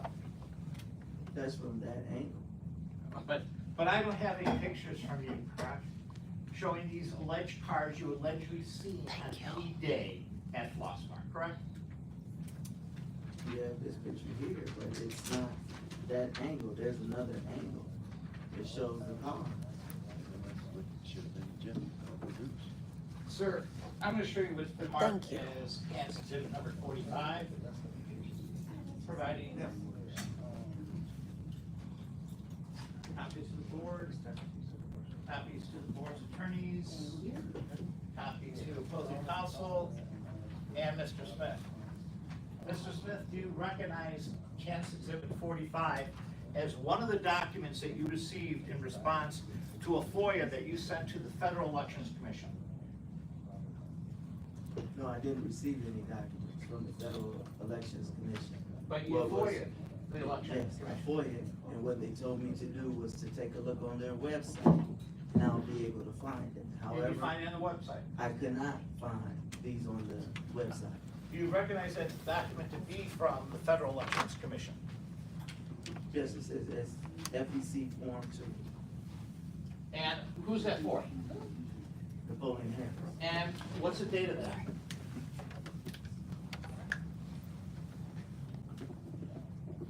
November the 2nd, 2015. And what address is on there? 14633 Gibbons Court. The Harvey residence, correct? Yes.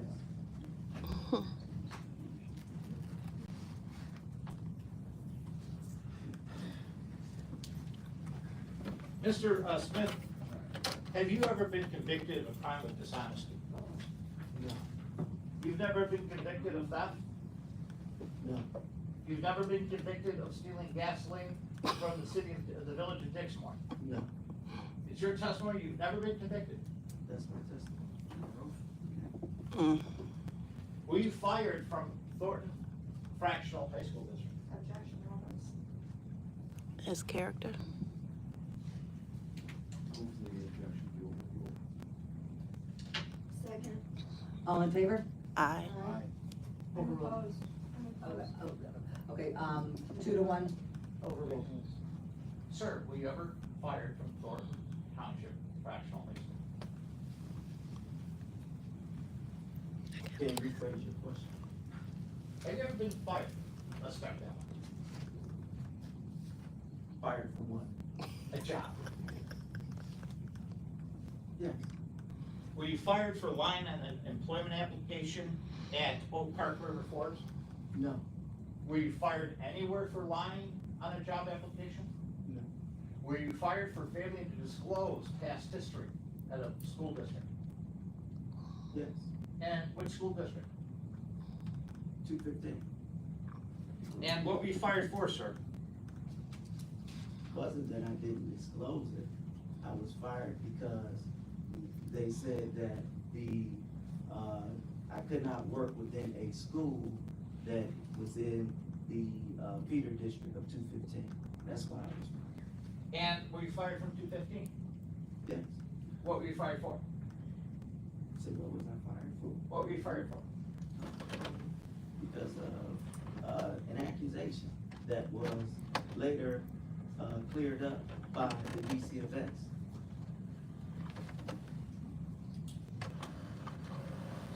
It's your testimony, sir, that you were never fired, sorry, were you fired from the village of Dixmoor?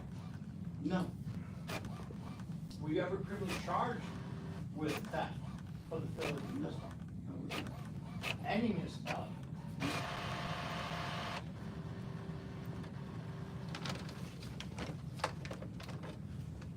Now,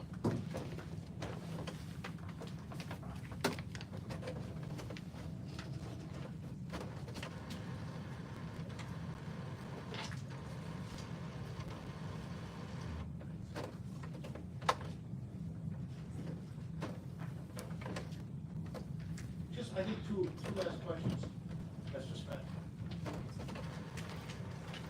With regard to your testimony here today, have you had any conversations with Christopher Clark about employment? Rephrase your question again. Have you had any discussions with Christopher Clark? If you become supervisor, you'll be employed. No.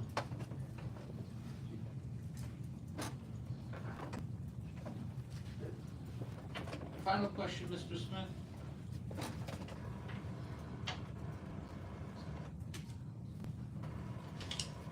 At any time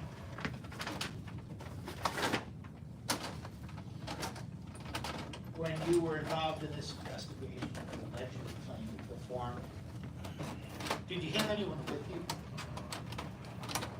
This is my wife. And at other time, Keith Price. And I've not seen any pictures from Keith Price. Are you aware of pictures from Keith Price? We submitted our pictures. Those are the ones that have been marked as exhibits. What exhibits?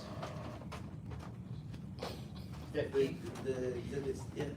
those are the only photographs that you have related to the Floss Farm property, correct? I know.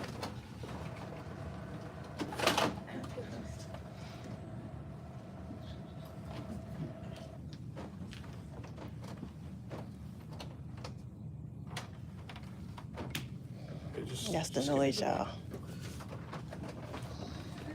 Whose copy or is that? I have to put it up record that That's their copy. the objectors are copying things that they may or may not use or give or not give us in the back of the room, which is very distracting while you're trying to be able to witness. He asked for a Extremely- document. Excuse me, And you retrieve it. please let the record reflect that objectors' counsel are photocopying from a photocopy machine in the back of the room. They And really I guess are. they have, are not using the Thornton Township equipment anymore. Now they're using some other equipment in the back of the hearing room, the trial. And it's super loud. It's very frustrating. I'm sure. Thank you, Dallas. Counsel, This did is you hear the it? first time I did hear earlier, this is the first time I've ever seen this happen in a hearing. So, But let's just try to get through this, I guess. This is a document that, he was responsive to this. Well, hold on, are we done with the class? I'm done with the talk.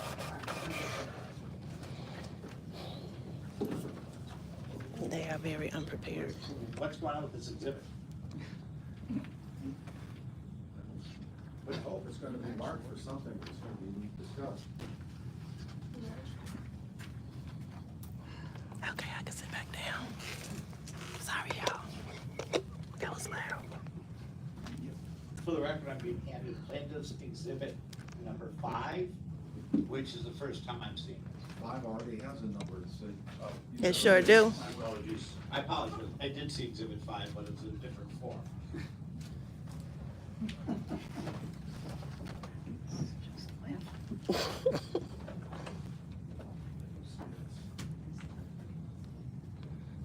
They are not prepared.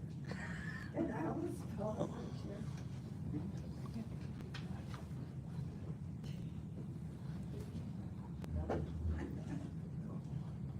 Is it almost 5 o'clock? It's 4:20. Mr. Smith, I'm gonna show you this remarkable plan to Exhibit 6. Have you seen that document before? Yes. Is that the picture that you took in December of 2024 at the Floss Farm? Objection, this was not provided to us. That one might have actually been in the document dump. I don't know if No, it it was was, not. but it's responsive to I don't wanna see Subpoena, which is available today. So even if it was not in the documents, It's returnable before the witness takes the stand. That's why I asked for the documents. And they first said it's coming to, that they gave it all, and now they're saying, oh, well, maybe we didn't. But that, it's returnable on read the record. Come on. What does the board want to do? You want to allow questioning on this document, accept the document, reject it, what does the I board don't want to have do? enough foundation to make a decision on that. I don't know what it shows. I don't know that it's an accurate representation of what it supposedly shows. There's no foundation to admit it. okay. Take a look at Plaintiff's Exhibit 6. Is that a photograph that you took? Yes, And when did you take that photograph? in December of 2024. And what is the photograph of? It's of the charcoal Mercedes-Benz and the white two-door Mercedes-Benz. And where are they? They're 1405 Dumfries Street in Flossmoor, Illinois. And is that an accurate representation of what you viewed on the evening in December of 2024 when you Yes. at that picture? Yes. I have an objection. Move to strike all the testimony. This document was not produced. No. You know, this is a residency case, and I would count this as like really critical, testimony and really critical documents that I would wanna make sure the other side had.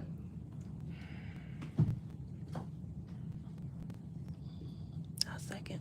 I move to introduce this into evidence. You know, I think that we can take it in, I don't think it provides much support of anything. You know, it's a one-off picture.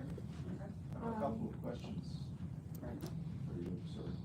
At any time when you saw these Mercedes cars, the dark one and the white one, in your investigation, did you note the license numbers of them?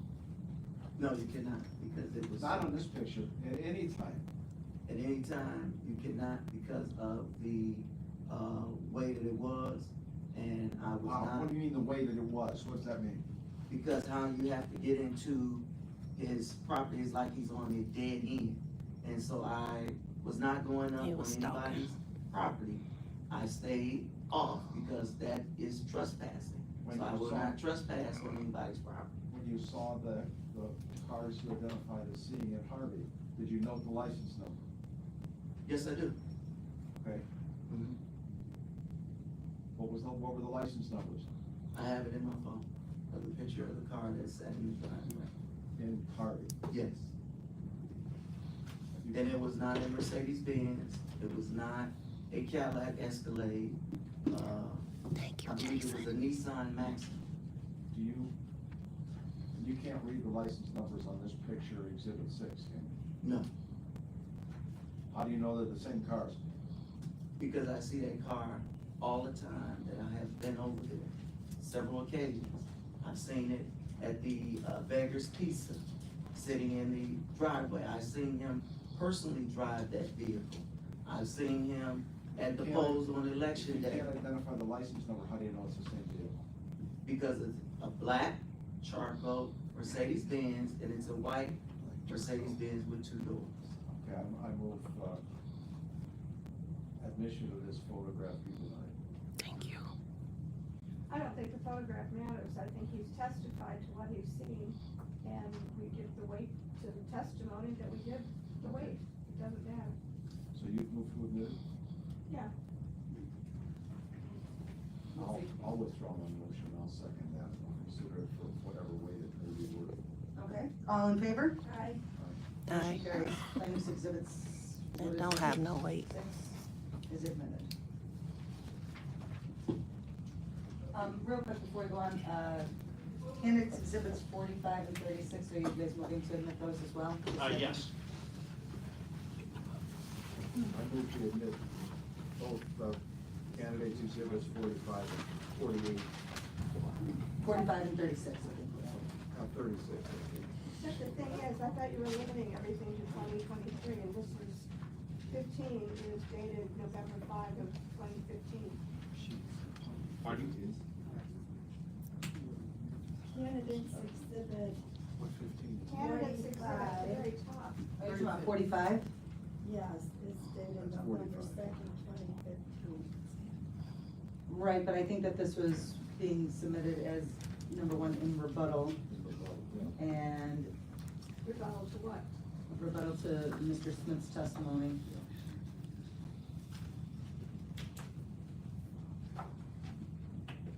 I don't think that this was being submitted to, it's just to show that he's, I think it's being A resident submitted to within. say that he's a resident of Harvard. Mr. Ladizinski, what was the purpose of candidates exhibit 45? He said he requested documents from the FEC regarding Nicole and Harris. He said he conducted all this investigation. Here's a document that clearly shows the Harvey address appearing on documents going back to 2015. So it's in response to his statements related to his investigation. Any response from objectors, counsel? Yes, it's out in the time period that the statute is relevant to. Except he testified about the Flossmoor property when it was purchased, going back in time.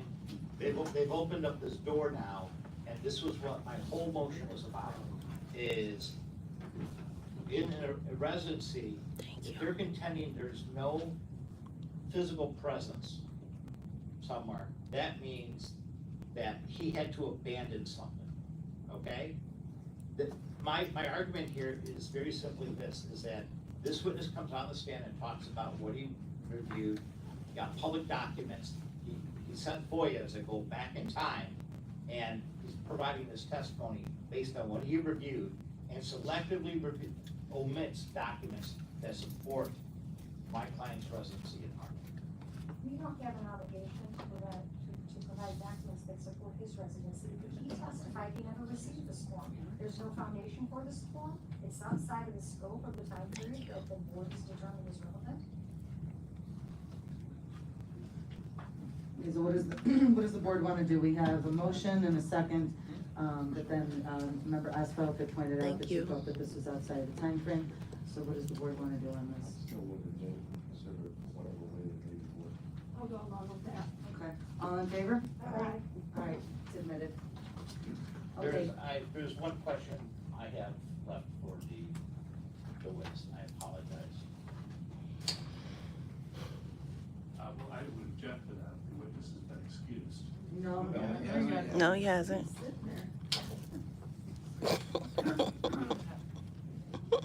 He tried it. I thought I heard that. No, you didn't. I think that's it.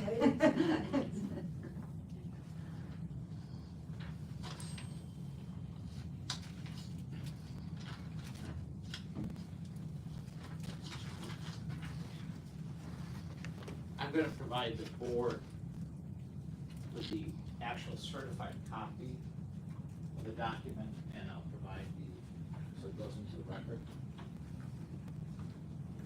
And provide copies to the board of Janice Exhibit number 2. Thank you.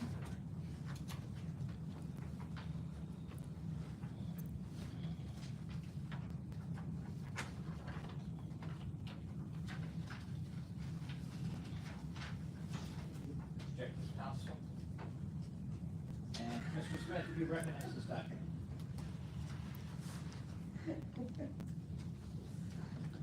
Says certificate of registration. Yep, from, you know who the Cook County clerk is? Sorry. Yes, And you've seen these documents before, correct? yes. Okay, and this is for Napoleon Harris. Keep his still here. registration. Could you read it out loud for everyone? His registration is 14633 Gibbons Court, Harvey, Illinois, 60426.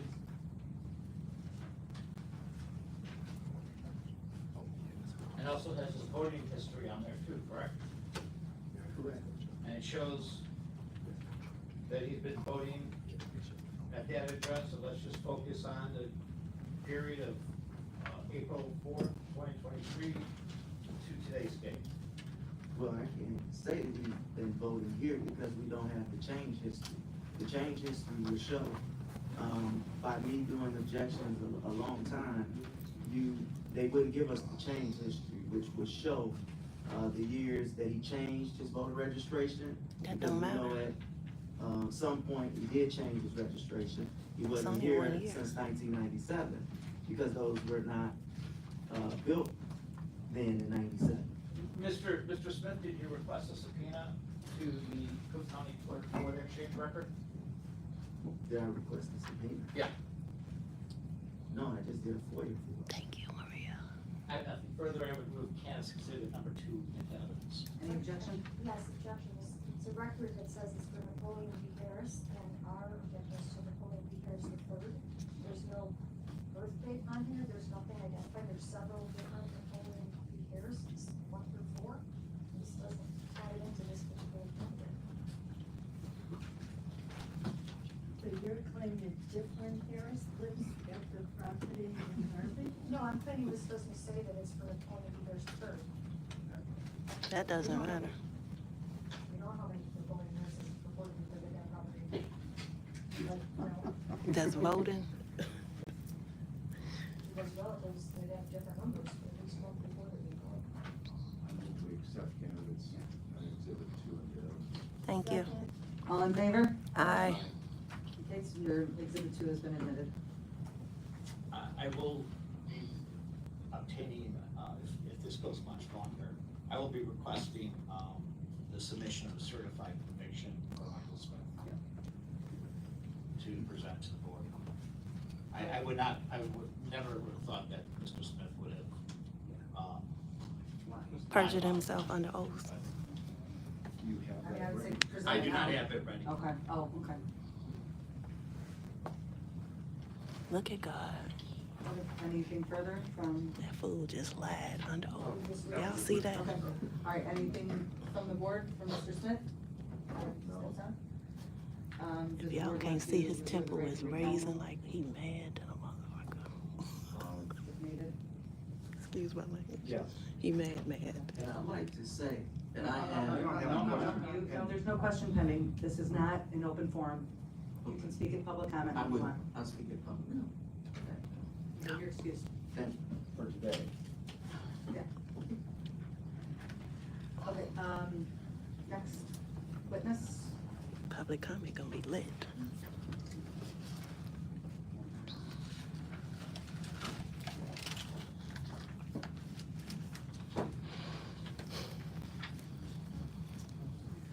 He is not happy.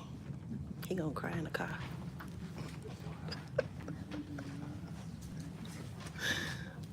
Oh my God.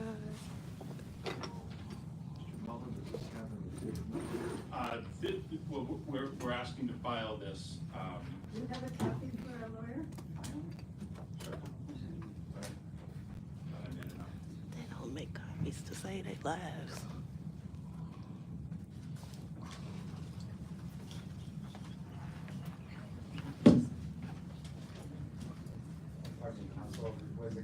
This is almost as good as the township meeting. Yes, yes. Is this one exhibit or is it one? Oh my God. He is mad. They sitting over there having a little huddle. Him and Keith Price. Did you give opposing counsel? We just received it now. We just received it. He I mad. think he just walked every now and then. Yeah, he is mad. He fuming. Was it yesterday in the cutter? Okay, what's the purpose of this document, So the Mr. Mullin? purpose of this is filing an affidavit of service on Dolores McGee. Ms. McGee was served, she was provided with witness fees. I spoke with her at length. She said she was going to be here at 11:30 today. She did not appear, and we're gonna ask the board to enforce that subpoena.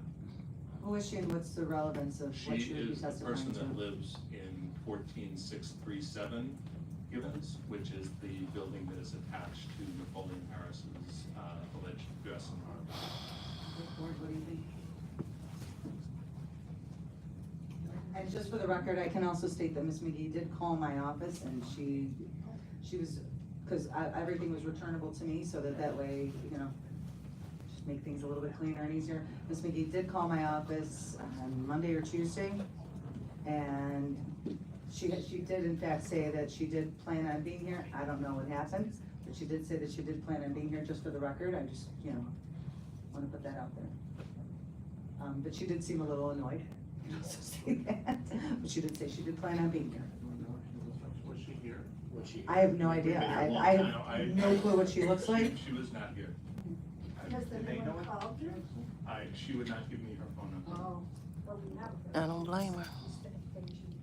Yeah, she said she would be here at 11:30. She said, I told her I would request that we call her first and let her get out so that she could go back to work.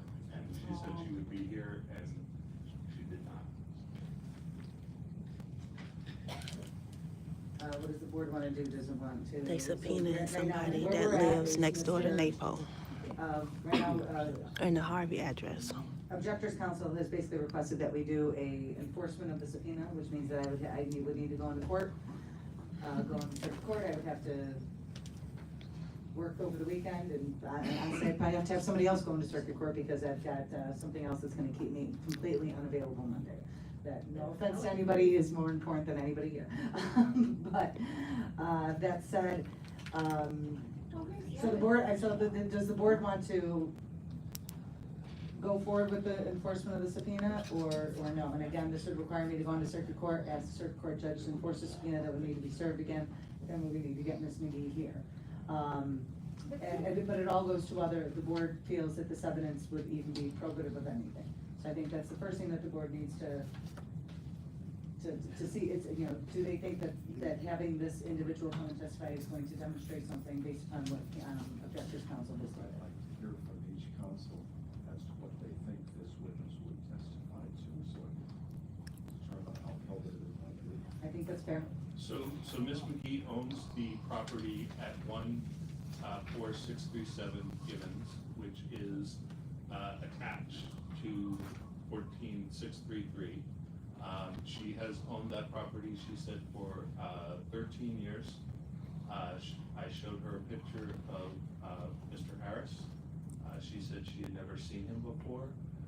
She said she believed that the unit next to her was vacant, that the lights were never on in the evening, that there was no noise coming through the windows or through the wall, and that she believed that Mr. Harris, that I described his cars. She said she'd never seen any of those, and that would be her testimony. Mr. Matazinski.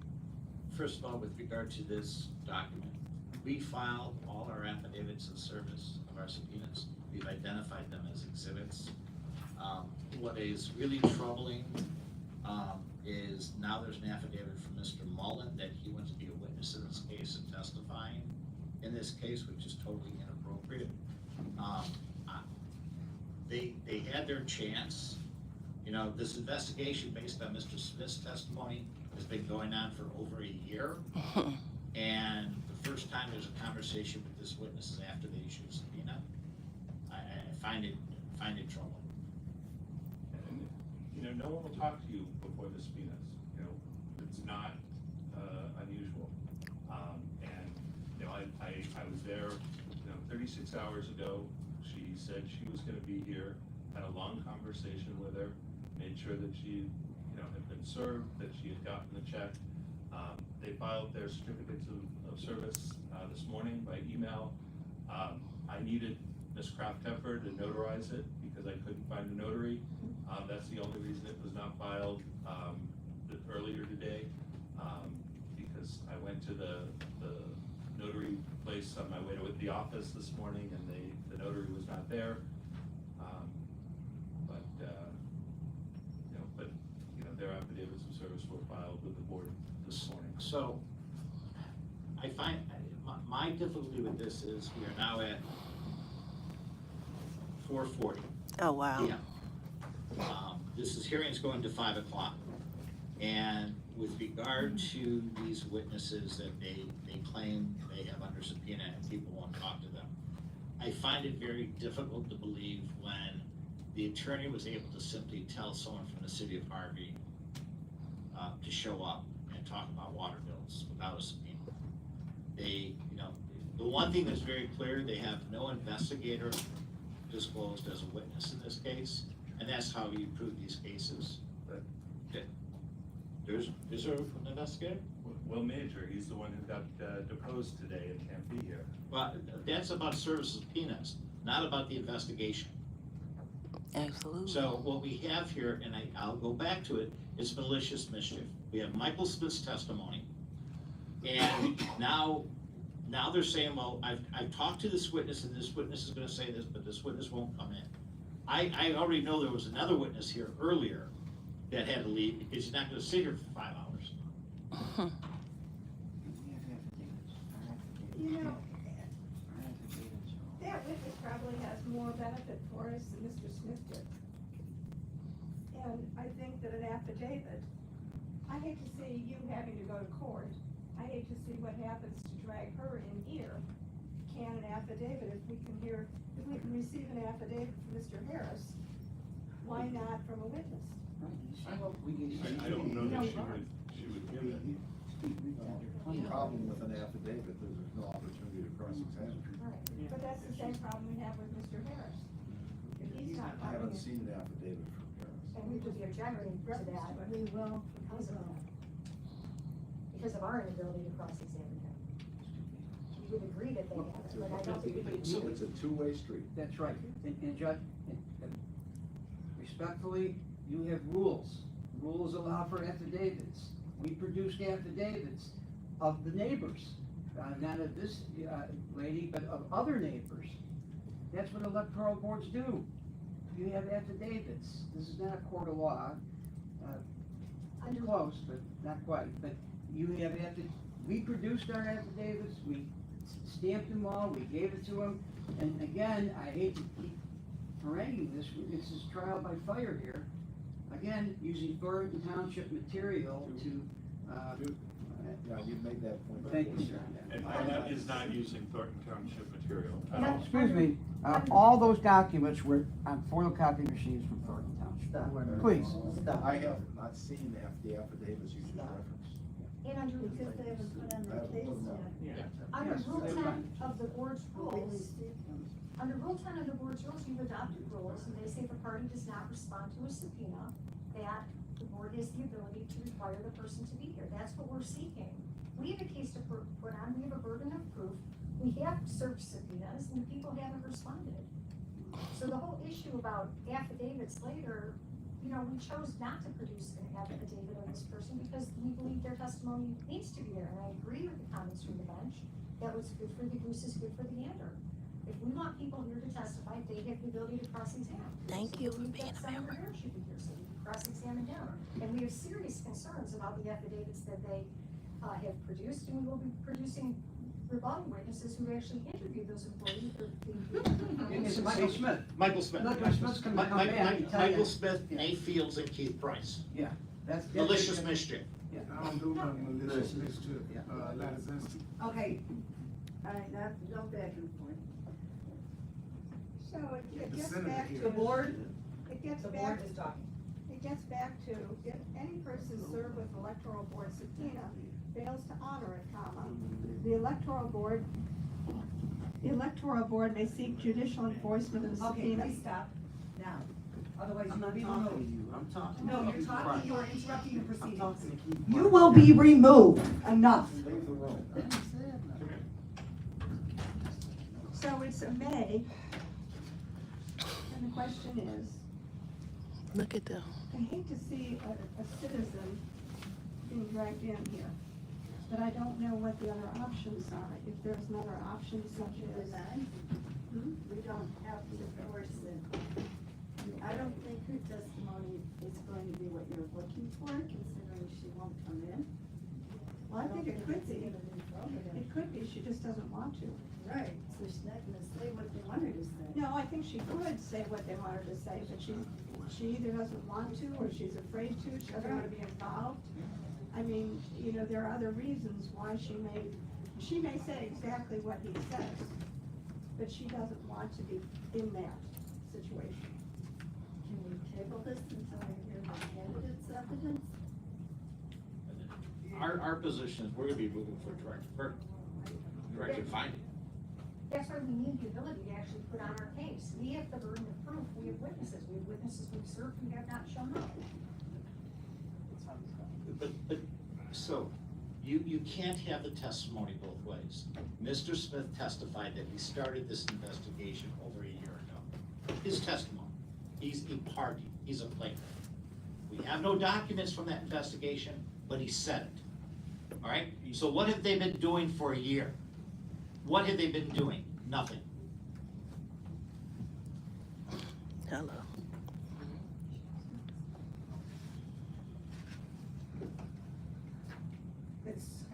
It is a discretionary question up to the board.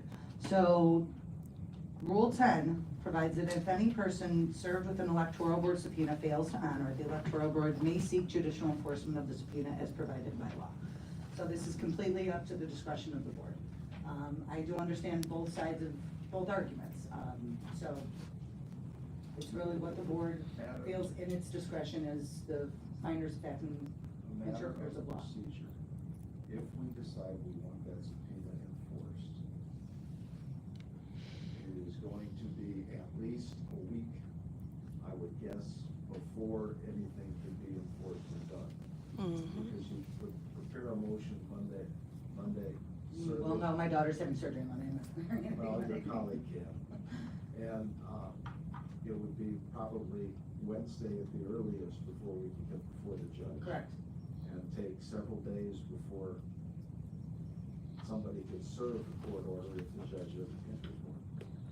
Yes, I mean, logistically, it would probably take at least a week as it relates to drafting, filing, getting before the court, and having that subpoena then reserved upon the recipient of the subpoena. So I think, you know, logistically, it would take at least a week. Well, it would be a court order that would be served. And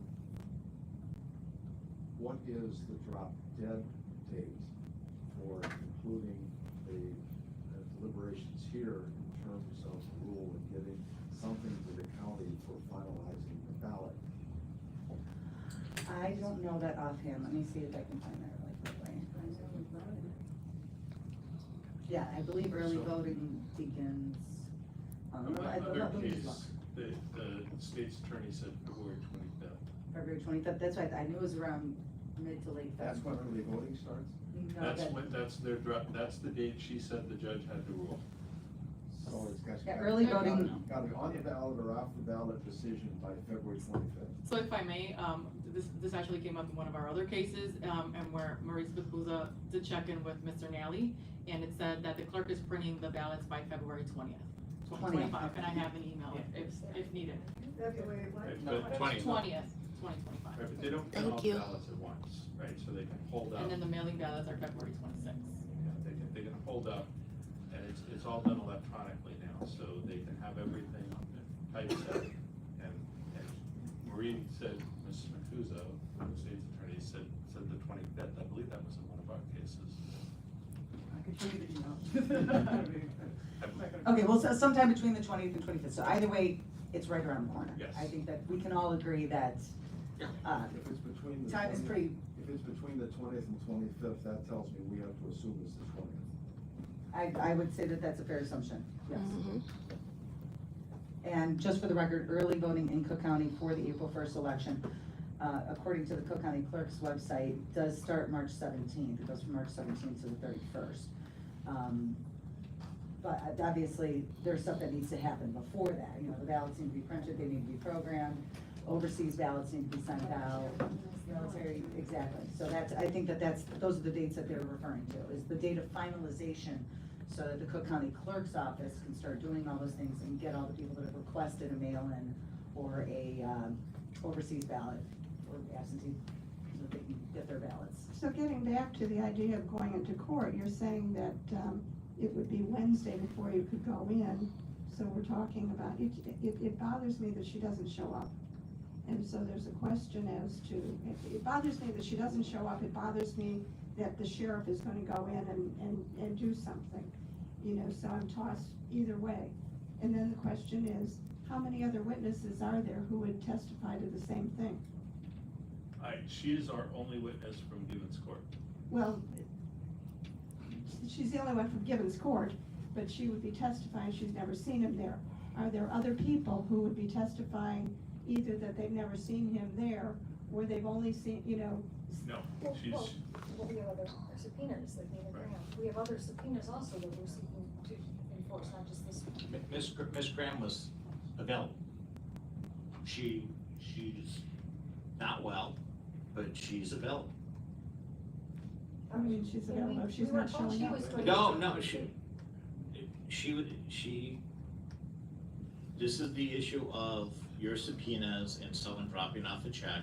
She's available, but, you know, she stopped by before and it was going on for hours. She's a diabetic.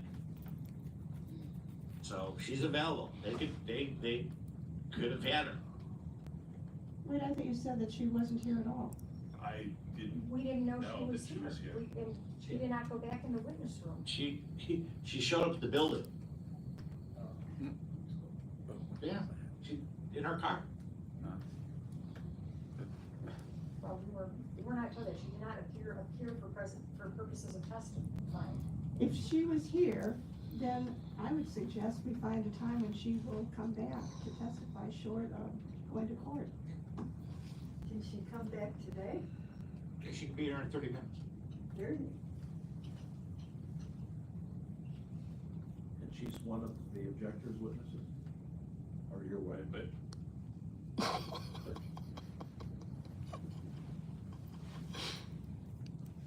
Oh, no. How is it the candidate's attorney knows more about this than the objector's attorney? There's a lot. You prepare for trial. Well, I know you prepare for trial, Well, we're all on the record here, so this conversation is still on the record. We have other business we can take care of if you can get her in here in 30 minutes. Are you gonna vote on the subpoena because for me, Ms. McGee is a more important witness than Ms. Graham. oh, I forgot, we're not talking about the same person. We're not talking about the same person, no. No. Well, Okay, so what does the board wanna do on Ms. McGee? I don't, we'll have a conversation, I don't know that we need to take that 30 minutes, but, if you could vote on the issue about Ms. McGee, and I'd then we'll rather- have a conversation. Before I authorize, we'll consider enforcing a subpoena against Ms. McGee, I would want to know whether her testimony that you proffered to us might be cumulative, and therefore the enforcement procedure would not be necessary. Okay. Could we have a minute? Yes? Thank you. Off the record, though. Our next yeah, so just watch yourself. Yeah, like I was gonna say, I think So they are not happy, y'all. They are not prepared and they are not happy. Michael Smith got so irate that he had to be carried out of the room by the attorney because he was pissed off. Because he couldn't say what he wanted to say. But he lied under oath. I'm so glad that we've been doing our due diligence as far as keeping up with his jobs and keeping up with where he got fired from and all of that. Because we all know that he's lied. So this is pretty interesting. oh, yeah, that's awesome, see? I can't see none of y'all comments. So everybody that sent me super chats and whatever, however you say it, thank y'all. It's my first time ever getting them. So I appreciate y'all. Thank you. That is up to you guys as a board. But yeah, I think we're on intermission again. Let me move this up just a little bit. Nope, gotta move it down. I'm using my flimsy thing right now. I gotta send that other one back. It's a good metal stand, but it don't hold my cell phone. It only holds my my iPad. No. They got a new arm guard. So is he here all the time? I don't know who he is. This is actually really interesting. They said 5 o'clock, but shit, it's about 5 o'clock now.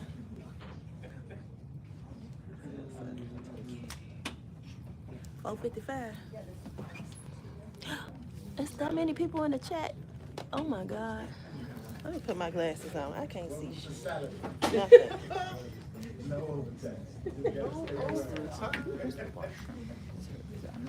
I've never been up here. I don't never go to the bathroom when I'm in here. Y'all not calling me, Mr. Latazinski? Y'all not calling me? Thank everybody that's in the chat. I really appreciate y'all. I had to put my glasses on. You know what that means, right? You know what that I've been means? hearing a lot about this check. Right. You know what subpoena means, right? No, probably means something different to you than me. It's kind of I appreciate everybody that's in this in the live feed. I didn't think I ever hit this many at once. Y'all rock. Sorry I ain't been reading the comments. I gotta figure out how to say the comments so I can go back and read them. I don't know how to do a lot on this YouTube. I'm still learning. Hopefully it's a way where I can go back and read what y'all been saying. Really over at 5? That was the board who said that. They're waiting for Ms. Graham. I love y'all too. Thank y'all. I know. That's the thing I'm on to. Like earlier when he said, he saw an older woman. Y'all make sure y'all subscribe to my page if y'all can. Miss Graham's mom. Please. My mama gotta be 120. Come on, man. It can't be. That had to be Miss Graham answering the door. I know y'all don't know. We weren't there. I know.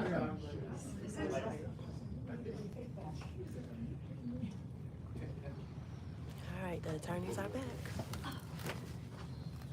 I think they taking another break.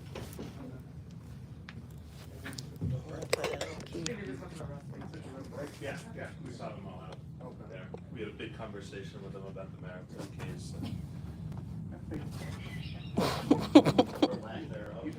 Yeah. Did he say like?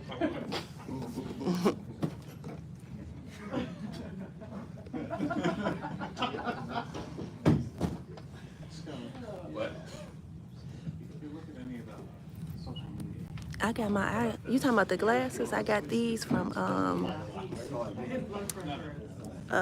Myers Eye Care. And I made the beans. So if anybody needs some eyeglass holders, let me know. I can hook y'all up.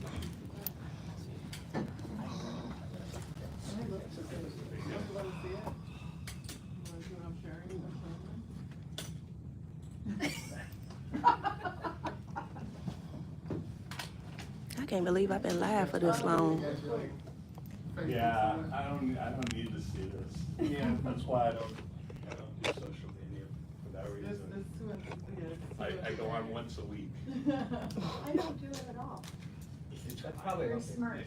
It's What's the purpose of it, you know? You listen to some bimbo talking about what they do, and for what purpose? You don't know what they're talking about. Did she say a bimbo? You know,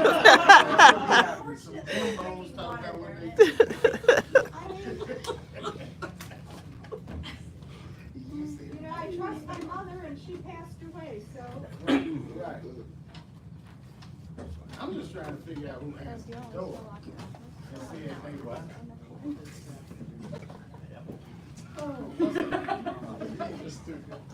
This is You know great. how old Lena Graham This is a great decision. Of course I want. That's what he said earlier. That's what he said earlier. Yeah. I mean, what has anybody ever seen, read, or heard on social media that value? People just been getting involved, they make money from it. A lot So of they people do, so why is everybody? So I find Twitter to occasionally be relevant. Like, so if I'm watching a tennis match scores and they don't reload. Thank you. They go on Twitter to find out if someone injured. Yeah, And that's the only word. If they got injured, or if anybody. If there's a medical timeout or why. I was trying to find out if she was assaulted. Because I'm a huge tennis fan, so I watch scores on the program.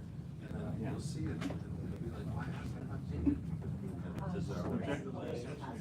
I gotta take my glasses back off, y'all. I'm sorry.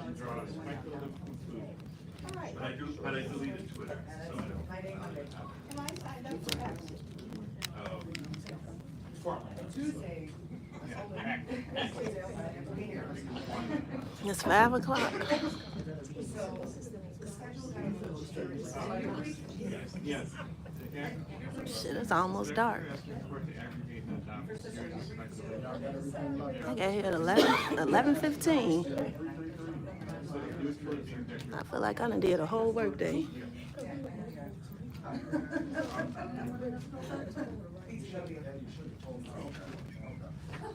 Well, I have two.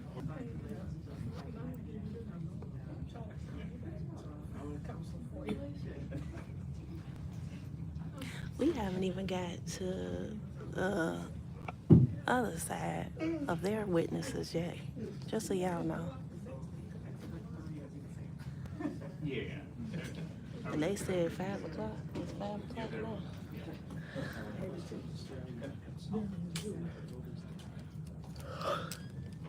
If I were them, I would, but I don't think people are smart enough. I know, What if Napoleon and them did show up? This would have been about 11, 12 o'clock tonight. We're in a court proceeding. Lord have mercy. I think there's a meeting. Can y'all believe Michael Smith lied on the oath like that?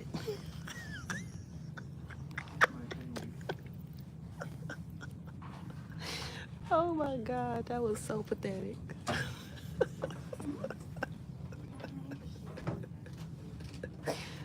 Oh my God. That dude lied up under the oath, said he ain't been fired, he ain't stole no gas. He ain't did none of those things that was written about him. And then had to get walked out of the meeting. Only in Thornton Township.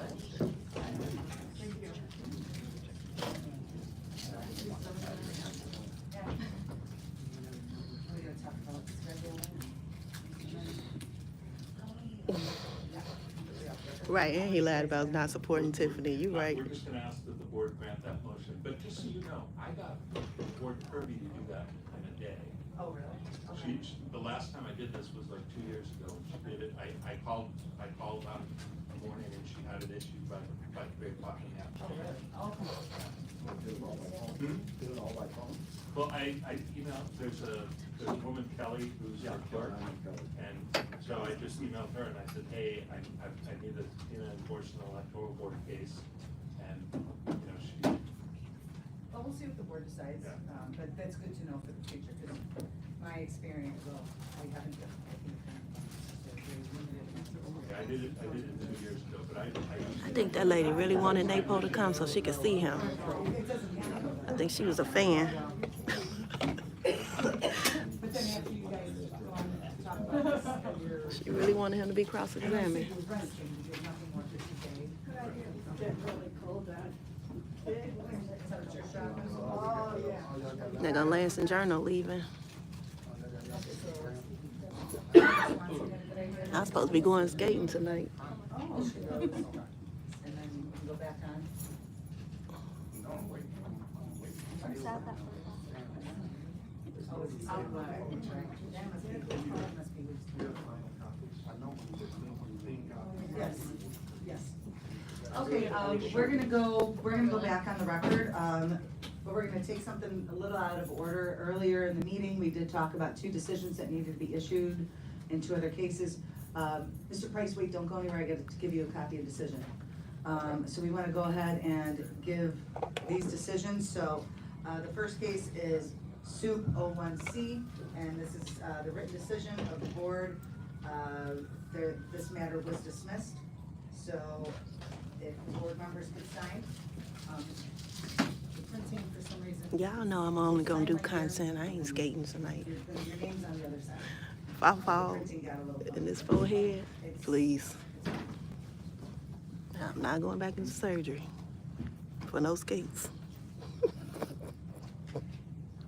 So again, just for the record, this is the written decision and the Soup 01C case. No, I told my son I was gonna take him skating. I'm gonna take him. And then I'll rest tomorrow.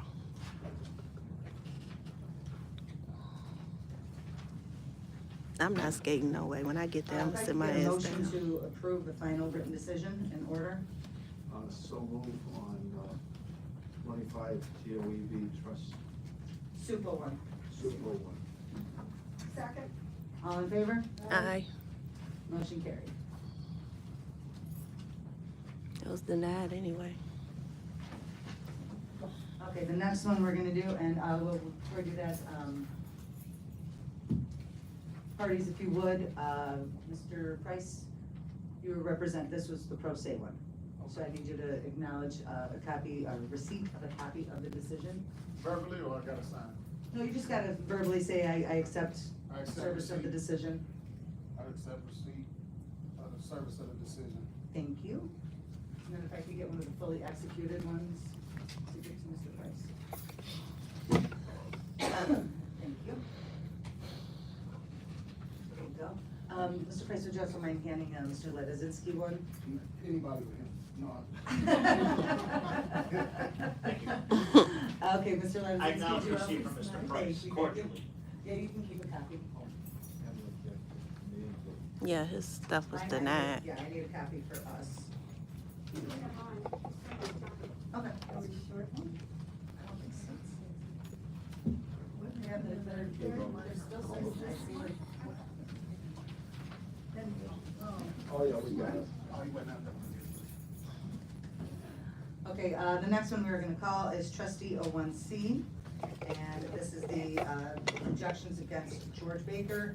The objector withdrew the objector's petition, so we just need to do a motion to approve the decision acknowledging the withdrawal of the objector's petition. So moved. Second, please. Second.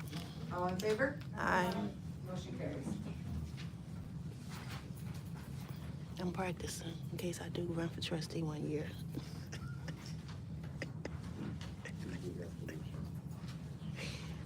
You should go to the end of the line.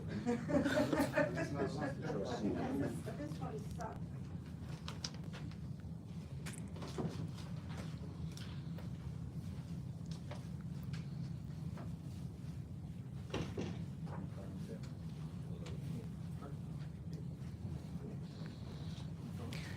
The pay for supervising starting off is like 59,000. I want to say it's not it's not what Henry gets. The pay is actually at the base, so it's like a starting salary for whoever's in that role.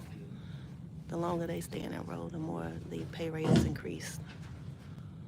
It's a gradual increase every year. Well, every term, I think. Bryce, can you acknowledge receipt on the Not record? every year. Okay. He don't look happy. Thank you very much. Like his hips hurt. All right, now we're gonna move back into That goes Michael Smith. 02C. Smichael. Thank you to the parties. I just wanted to take care of that order of business real quickly. So when we took a quick break, the issue that was, prior to the break rather, the issue that was being discussed was the enforcement of the subpoena to Dolores McGee. Just say no. She don't want to come. And, you know, the parties wanted to take a quick break and possibly have some discussion. Is that still where we're at? We're still talking about the enforcement of the subpoena for Dolores McGee? Yeah, we're requesting the board issue that subpoena, and we're going to complete our day with that and not call Ms. Graham, the diabetic, come in. Okay, I think that she might already be coming in though. You don't want her now? That's what we went out to talk about. Okay, you don't want her? I believe that. Sorry. He don't want the witness because he know that she ain't gonna say what they want her to say. We will email, I'll make sure Hannah and I will email ones out to you guys, so you guys have your own copy. It's honestly most important for me to get a copy, so that we can put the record. So do you have everything? You have a trustee in the suit? Okay, all right, perfect. And then I have my, somebody wants to action. So while we're still off the record, can we mind running through what accepted exhibit list thus far? Yeah, that's fine. Real quick, the items that have been entered, at least from what my notes say, are candidates exhibit 12, objectors exhibit 15, objectors 1, candidates 7, plaintiffs 3, which I think is objectors, basically, I think you use them interchangeably. Plaintiffs 6, candidates 45, candidates 36, and candidates 2. Do you have a plaintiff's exhibit, do you say plaintiff and or objectors exhibit 5, utility history? I'm sorry, utility history, oh, That's a, was that moved in? yeah, Okay, that's a I missed that. summary. Yes. Okay, thank you very much. Is there anything else that? And you said objectors slash plaintiffs exhibit 1, the photo by Rich Steppett. Yeah, Okay, thank you, that's correct. okay, thank you. Just so my list is correct. We admitted, objectors 1, denied 2, admitted 3, denied 4, admitted 6, and admitted 15. And 5. And 5, Yes. and candidates exhibits admitted 2, 7, 12, 36, and 45. That's what I have. And what do we do with 48, the night vision of the cars? I do not have that. I believe that the board decided not to accept that. Did not, okay, that's what I thought, okay. Thank you. Okay, so, all right, back on the record. So as stated, we are, the issue before the board right now is whether to enforce the subpoena against Dolores McGee. Both parties have offered some positions on that. Unless there's anything else that the parties think that they need to add to what they've already stated, I would ask the board where they lie on this. Where are we with that witness who said she could go back in? Is she coming in? No, That's a different witness, that's Ms. Graham. they said they withdrew her. her. Nina Graham has entered the building. They are withdrawing their request, so she can leave, correct? Yes. But is she gonna be recalled at another date? No, we will withdraw a request to, Ms. Graham? yes. Okay, because I just don't want later No, on for no, her to be I- called I- to come I in, would I not think do that would be grossly inconvenient. Does the candidates council, do you plan on calling her for any reason? I have no reason to call her. Okay. She has no information. Okay, all right, then, and what does the board want to do, is it okay if she leaves? Yes. They don't wanna call her, sure. Okay, all right, Ms. Graham, wherever you are, thank you for coming. That's bogus. She done came all the way back up here. I would not be happy.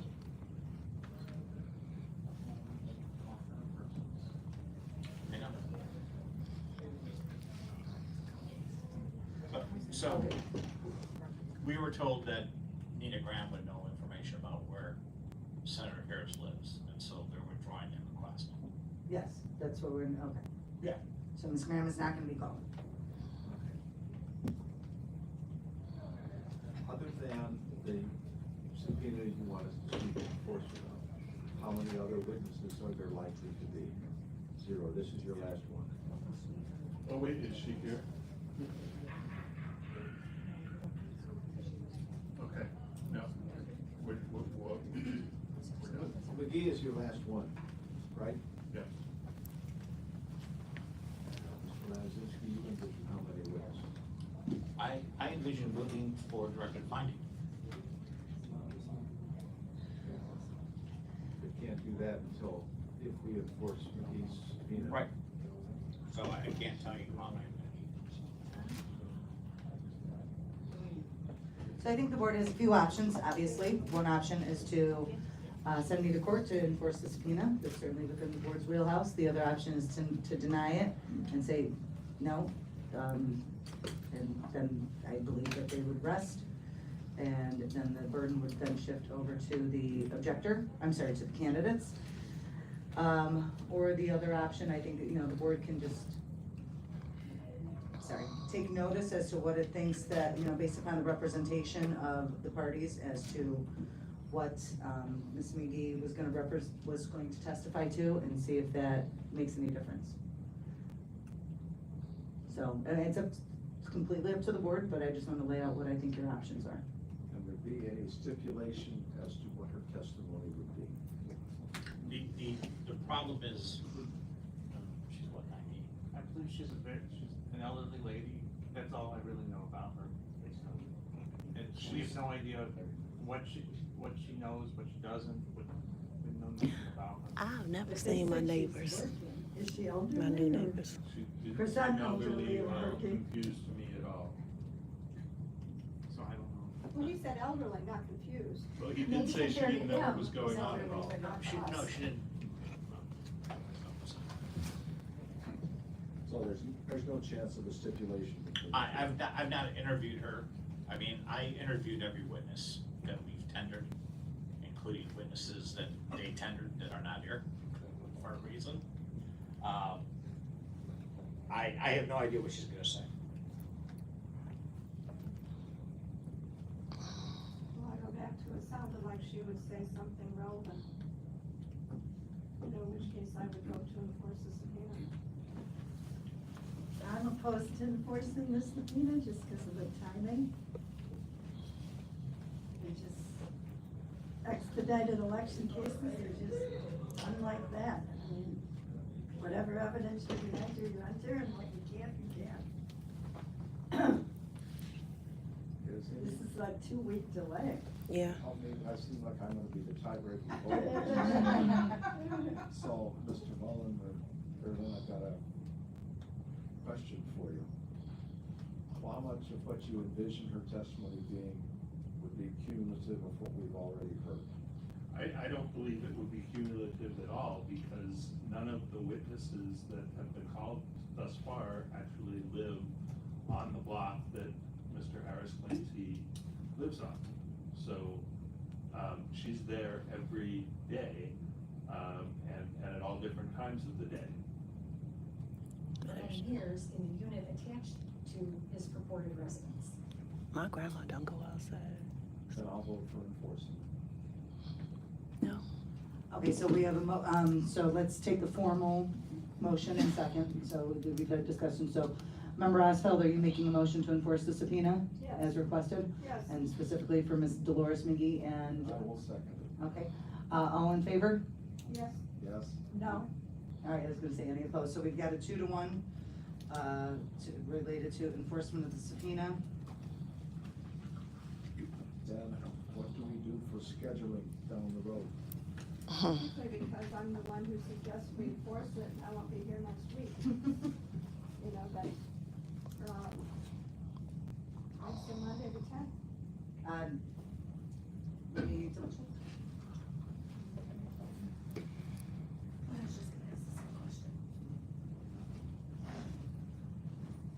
If not the 10th, first thing the 11th.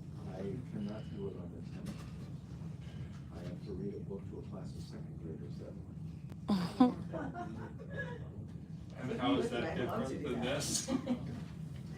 There's more maturity there. That's pretty good.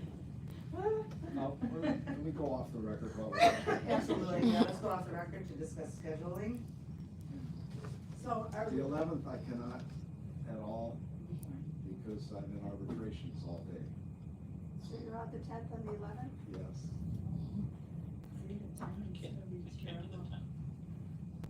Are we canceling February 4th? I mean, they're still in their case in chief. You can't, the burden doesn't shift, and they're asking for enforcement of the subpoena, so since we're gonna be enforcing the subpoena, I mean, yeah, we can't do anything. February 4th. We can't do anything until, Oh, I'm not putting anyone out of order. Okay. You- I just Yeah. asked since. It's already 5 o'clock. Mike's testimony is gonna be longer than anyone wants to stay here. Longer than what? Anyone wants to stay here tonight. Oh. So how about the So we 12th? will hear Mike tonight, or we? No. wait, Mike, who? Door is Oh. here. Are we gonna hear him? Not today. You're gonna make him drive It's not- here again? It's That- not. That's what the happens burden hasn't unfortunately in these shifted to them. cases.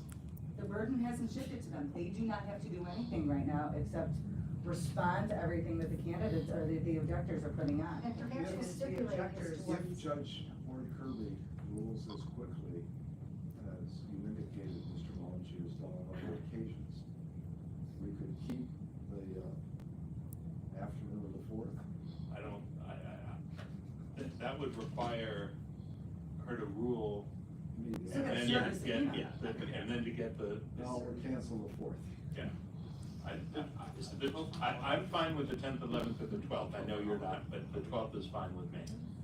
What time is you said you're reading with the kids on the 10th in I the could- morning, I or could do usually it. afternoon? I could do it in the afternoon of or 10. The 12th. Oh, 12. we I'm can't not- do are we the 12th. allowed to- It's a state holiday. It doesn't mean, That doesn't mean anything. Yeah. I'm not a state. Well, I mean, it does though, because isn't there a provision in the Open Meetings Act that says we can't hold meetings on state holidays? In fact, I believe that there was a case that a few years back, they invalidated an electoral board decision or something because it was given on Martin Luther King Day, They didn't invalidate it. or they tried to, because, yeah. It was that. And I'm out of town starting February 16th. So it should be afternoon of the 10th, seems to work for everybody though, right? The afternoon of the 10th, I could be here. Okay, then let's do that, Lynn, That's fine. Ellen? Yes. Okay. What I time? think you do the afternoon. The earlier the better. On the 10th. Okay, what time is your reading with the kids? It's at 10:30. Downtown, like where at, whereabouts? That's in the western suburbs. Okay. And I'm an hour away from here when I get done there, so I probably, maybe you could be here by 12:30. 1 Okay. o'clock, sir. Why don't we set it for 12:30 and if it's. I oh, you have can't? hearings in the morning, I could do the afternoon, Okay, but it's Okay, gonna be on the 10th. I'll try to move one of the hearings up, so the earliest I could be here is fine, okay. That's fine. and I'm nearby for the hearing, so it's not like I have to travel. Okay, how about you guys? 1 o'clock. 1 o'clock on the 10th?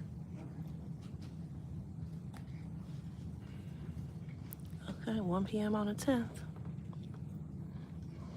Michael Smith came back. I can let her know. Okay. So all that's left in the objector's case in chief is Ms. McGee. Yes. Well, Yeah, do we wanna go back on the record now, or we Yeah, still off the yeah. record? Go back on the record. Okay, back on the record, go ahead, Mr. Ledzinski, you had a question? I'm trying to think scheduling, because I have to worry about my witnesses. If they are done, except for Ms. McGee, I can schedule. Well, if we have the other date though, can we have our other subpoenas returnable for that date, continue for that? What other subpoenas? The ones that we have not been able to serve because we don't have the service. Whoa, they. If we can't get them served, we can't get them served, but. Napoleon Harris and his wife. There are other key essential witnesses. Mm-mm. What does the board wanna do? To the court, I suppose. You're still in your case in chief, and that afternoon is blocked out. Well, the 10th, No. the 4th is off. Oh, the 4th is, We're not meeting till the 10th. that's right, the 4th is off.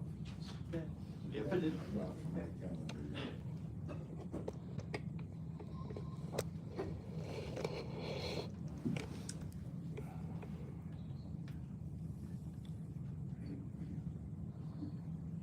It's up to you, board.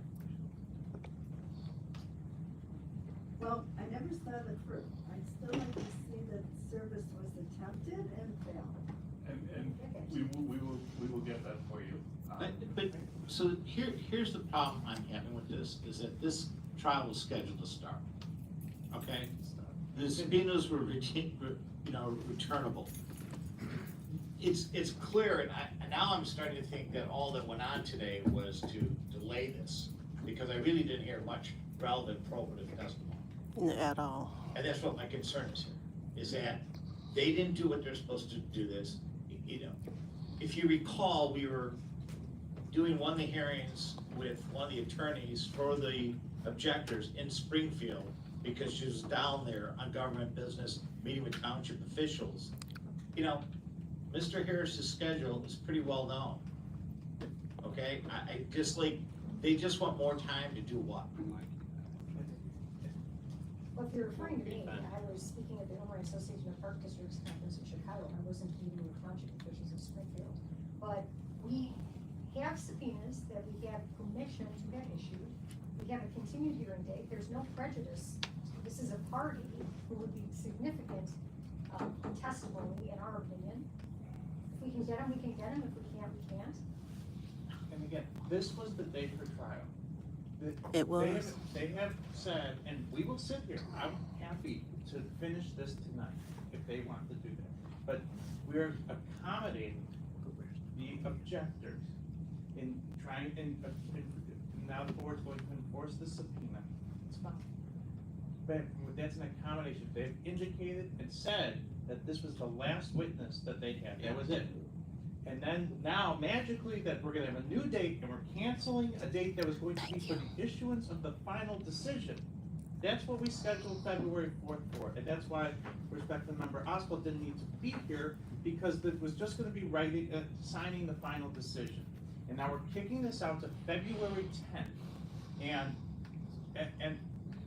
just so that they can have the one last witness, and then if necessary, because and we'll make that argument at the proper time of why that likely will not be. But if necessary, then we'll put on, and Ken will put on his case in chief. But that, to now say, oh, well, we get more bites at the apple because we didn't do our jobs initially, and now we're gonna try to fix that later, and I bet you they would also try to have another whole round of document dumps and do whatever they, and get new pictures and magically, all the things that have already happened at this hearing, we're gonna get more of that. Because if they wanna use this more time, and it was a tactic, it is very clear, as Mr. Levinson said, that this was a tactic to delay these hearings to try to get this extra new date. And I strongly object to that they're being able to continue and extend their case in chief beyond what they've already represented that their case in chief is going to be. As far as I'm concerned, the representation was that Mr. McKee was the last witness. That's what we'll hear in the defendant's case if we get to it on the 10th. Okay, so your opinion is no continuance on the subpoena? That's right. Okay, other board members? I'll agree. Okay, so is there a motion, member Swanson? Yes. And a second, member Esco? Second. All in favor? Aye. No. Okay, I'm sorry, and so opposed? Yes. Okay, so 2-1, so, member Raymond, you would in fact continue the subpoenas? Yes, because if they provide proof that they tried, I mean, I don't think avoiding service of a subpoena is an excuse for not coming. Exactly. So I wanna clear something up in the record, okay? They know where Senator Harris was. No, he run. Okay? They know where he was. He's in Springfield, okay? They said they tried to serve him in Springfield. They said, But I don't have any proof of any. Right, exactly. It's insinuating that he's dodging service or something like that is just improper, and it's unfounded, and there's nothing factual in the record or otherwise that actually establishes or hints at that he was dodging service. He was doing his job at Springfield, and that they failed to do it and failed to actually serve him is on them. Hello. I think both positions are noted for the record, so, I don't think that the board is making a determination one way or the other, but the vote is 2-1 to not enter and continue the subpoenas. So we will return on the 10th, and between now and then, I will be, working on the enforcement of the subpoena for Miss Dolores McGee. Is her name's Dolores? Okay. Dolores McGee. So I'll be working on the enforcement of the subpoena for Miss Dolores McGee. If she does not come on the 10th, which is always a possibility, I mean, if she avoided the subpoena once, even though there's been an enforcement of it, there's a possibility she doesn't come again. You know, the board will have to decide what it wants to do at that point. But we will return on the 10th at 1 p.m. Is there any other business that either parties wanted to handle before we call for public comment? Okay. All right. Then at this time, in accordance with the agenda, let me ask this, are there any other items that the board wanted to address before I call for public comment? No. We do have an opportunity for public comment. Public comment is allowed under the Illinois Open Meetings Act. We do ask that everybody limit their comments to 3 minutes in accordance with the rules adopted by Thornton Township. Mr. Smith, you stood up and want to give public comment? Yes, I want to put on record that I received an expungement of my record December the 2nd by Tommy Brewer of the Circuit Court of Cook County. And so I have no right to say that I've been convicted of anything, because I have a full expungement, which I will provide in documentation to this board from Cook County Judge Tommy Brewer on December the 2nd here in the Circuit Court of Cook County in Markham. I will be providing. Okay, thank you. Is that the conclusion of your public comment? No, I got my hand. No, ma'am, I wasn't talking. Oh, I I haven't also called on you want to yet. say, I would like to mention, throughout these hearings, I do not appreciate the fact that we do have a chair of the electoral board. I understand the electoral board rules. And if any way I disrespected the electoral board rules, I want to apologize. But we have a chair of the meeting, and Ms. Raymond is our chair of the meeting. Am I correct or am I not? Ms. Raymond is the chair. I just want to put that on record. She is the chair of the electoral board. Thank you. Mr. Lynn Harris, I believe that you wanted to make a comment? This honorable council board, you know, as a taxpayer, as a voter, I'm 78 years old, and I think as a voter, I should have the right to hear what Senator Napoleon Harris III had to say about his residents. I think it should have been at this council meeting, coming from him. Where does he live? And only he can tell you where he lives. And I think he should have been here, or should be before you, to answer that question as a taxpayer. Because now I am just totally dissatisfied. Okay. That he's not gonna be forced to be here. You got all these electronic devices. How come he wasn't put on electronic video and speak to this council? It's not And to allowed. the citizens of Harvey, and to the Thornship citizens. Thornship. That's my comment. Thank you, Ms. Harris. Any other persons wishing to give public comment? Can I just say, as a registered voter of this township as well, Vivian Allen, I just feel like just watching the attorneys, they wasn't prepared. And like he said, they was using our tax dollars to print out materials, which should not have been allowed. So I'm a voter as well, but if they wasn't prepared for their case, then you can't force someone to come in because of their neglect. So I just feel like it was on the attorneys, not on NAPO. Thank you, Ms. Allen. Thank you. And, sir, I forgot your name. I know you make an appearance in Harvey quite often, Harvey Historical Society. I know Right. that. Oh, you remembered, yes. Sorry, I don't have my gear today. Ryan Sidwalski, Harvey resident, Thornton Township resident. I run the Harvey Historical Society. Thank you all, for being here. Glad to be here. Unfortunately, I feel like there's just a lot of wasted time and resources. We have, and we've known for a long time, probably since April 22, I want to say, there was an incident with Christopher Clark with his security guards in Chicago, and where he noted to Chicago police it was near his residence in Chicago. Christopher Clark does not live in Harvey. Napoleon Harris has not lived in Harvey for years. He does not live in either of his districts, by the way. He's the Democratic committeeman for Thornton Township. Flossmoor is outside of Thornton Township and I believe outside of his Senate district.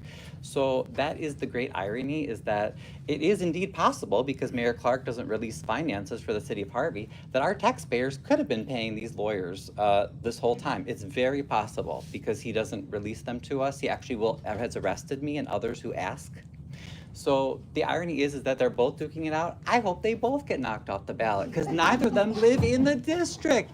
And the lawyers don't care, because y'all are happy you're just getting paid. But the sad thing is that we're probably paying for it. And you guys certainly have a lot better things that you could do, I'm sure, on a day like today. So the whole thing is just slow and dragging out, and it's like, it's wasting our tax money. And the politicians and a lot of the lawyers just think that this whole thing is a joke, that we're a joke. I'm not a joke.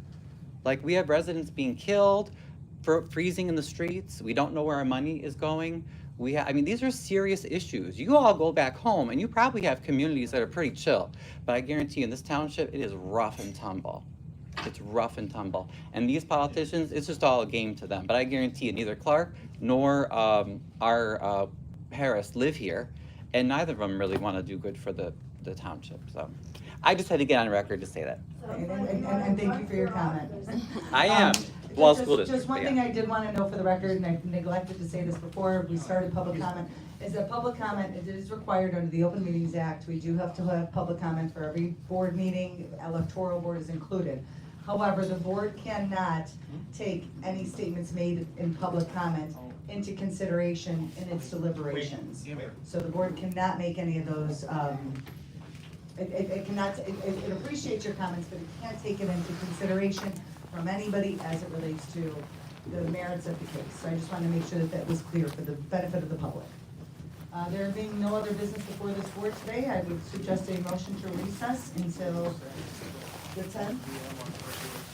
Right, sent at 1 p.m. All in favor? Motion carries. This whole thing is just like a waste of our time and money. Oh my God. It was kind of funny though. Yeah, it's interesting. I do think, I should have said it too. I do think Naples should I don't. I feel like they dropped the ball on that. That's on them. I don't think he should come I want to in. hear both, because then they'll tell I us where they want to live. hear them, but they messed it up. I thought he was gonna be here today, but I don't feel like they should get. I know, right? I gotta hurry up. I gotta go try and meet them for skating. Where you park?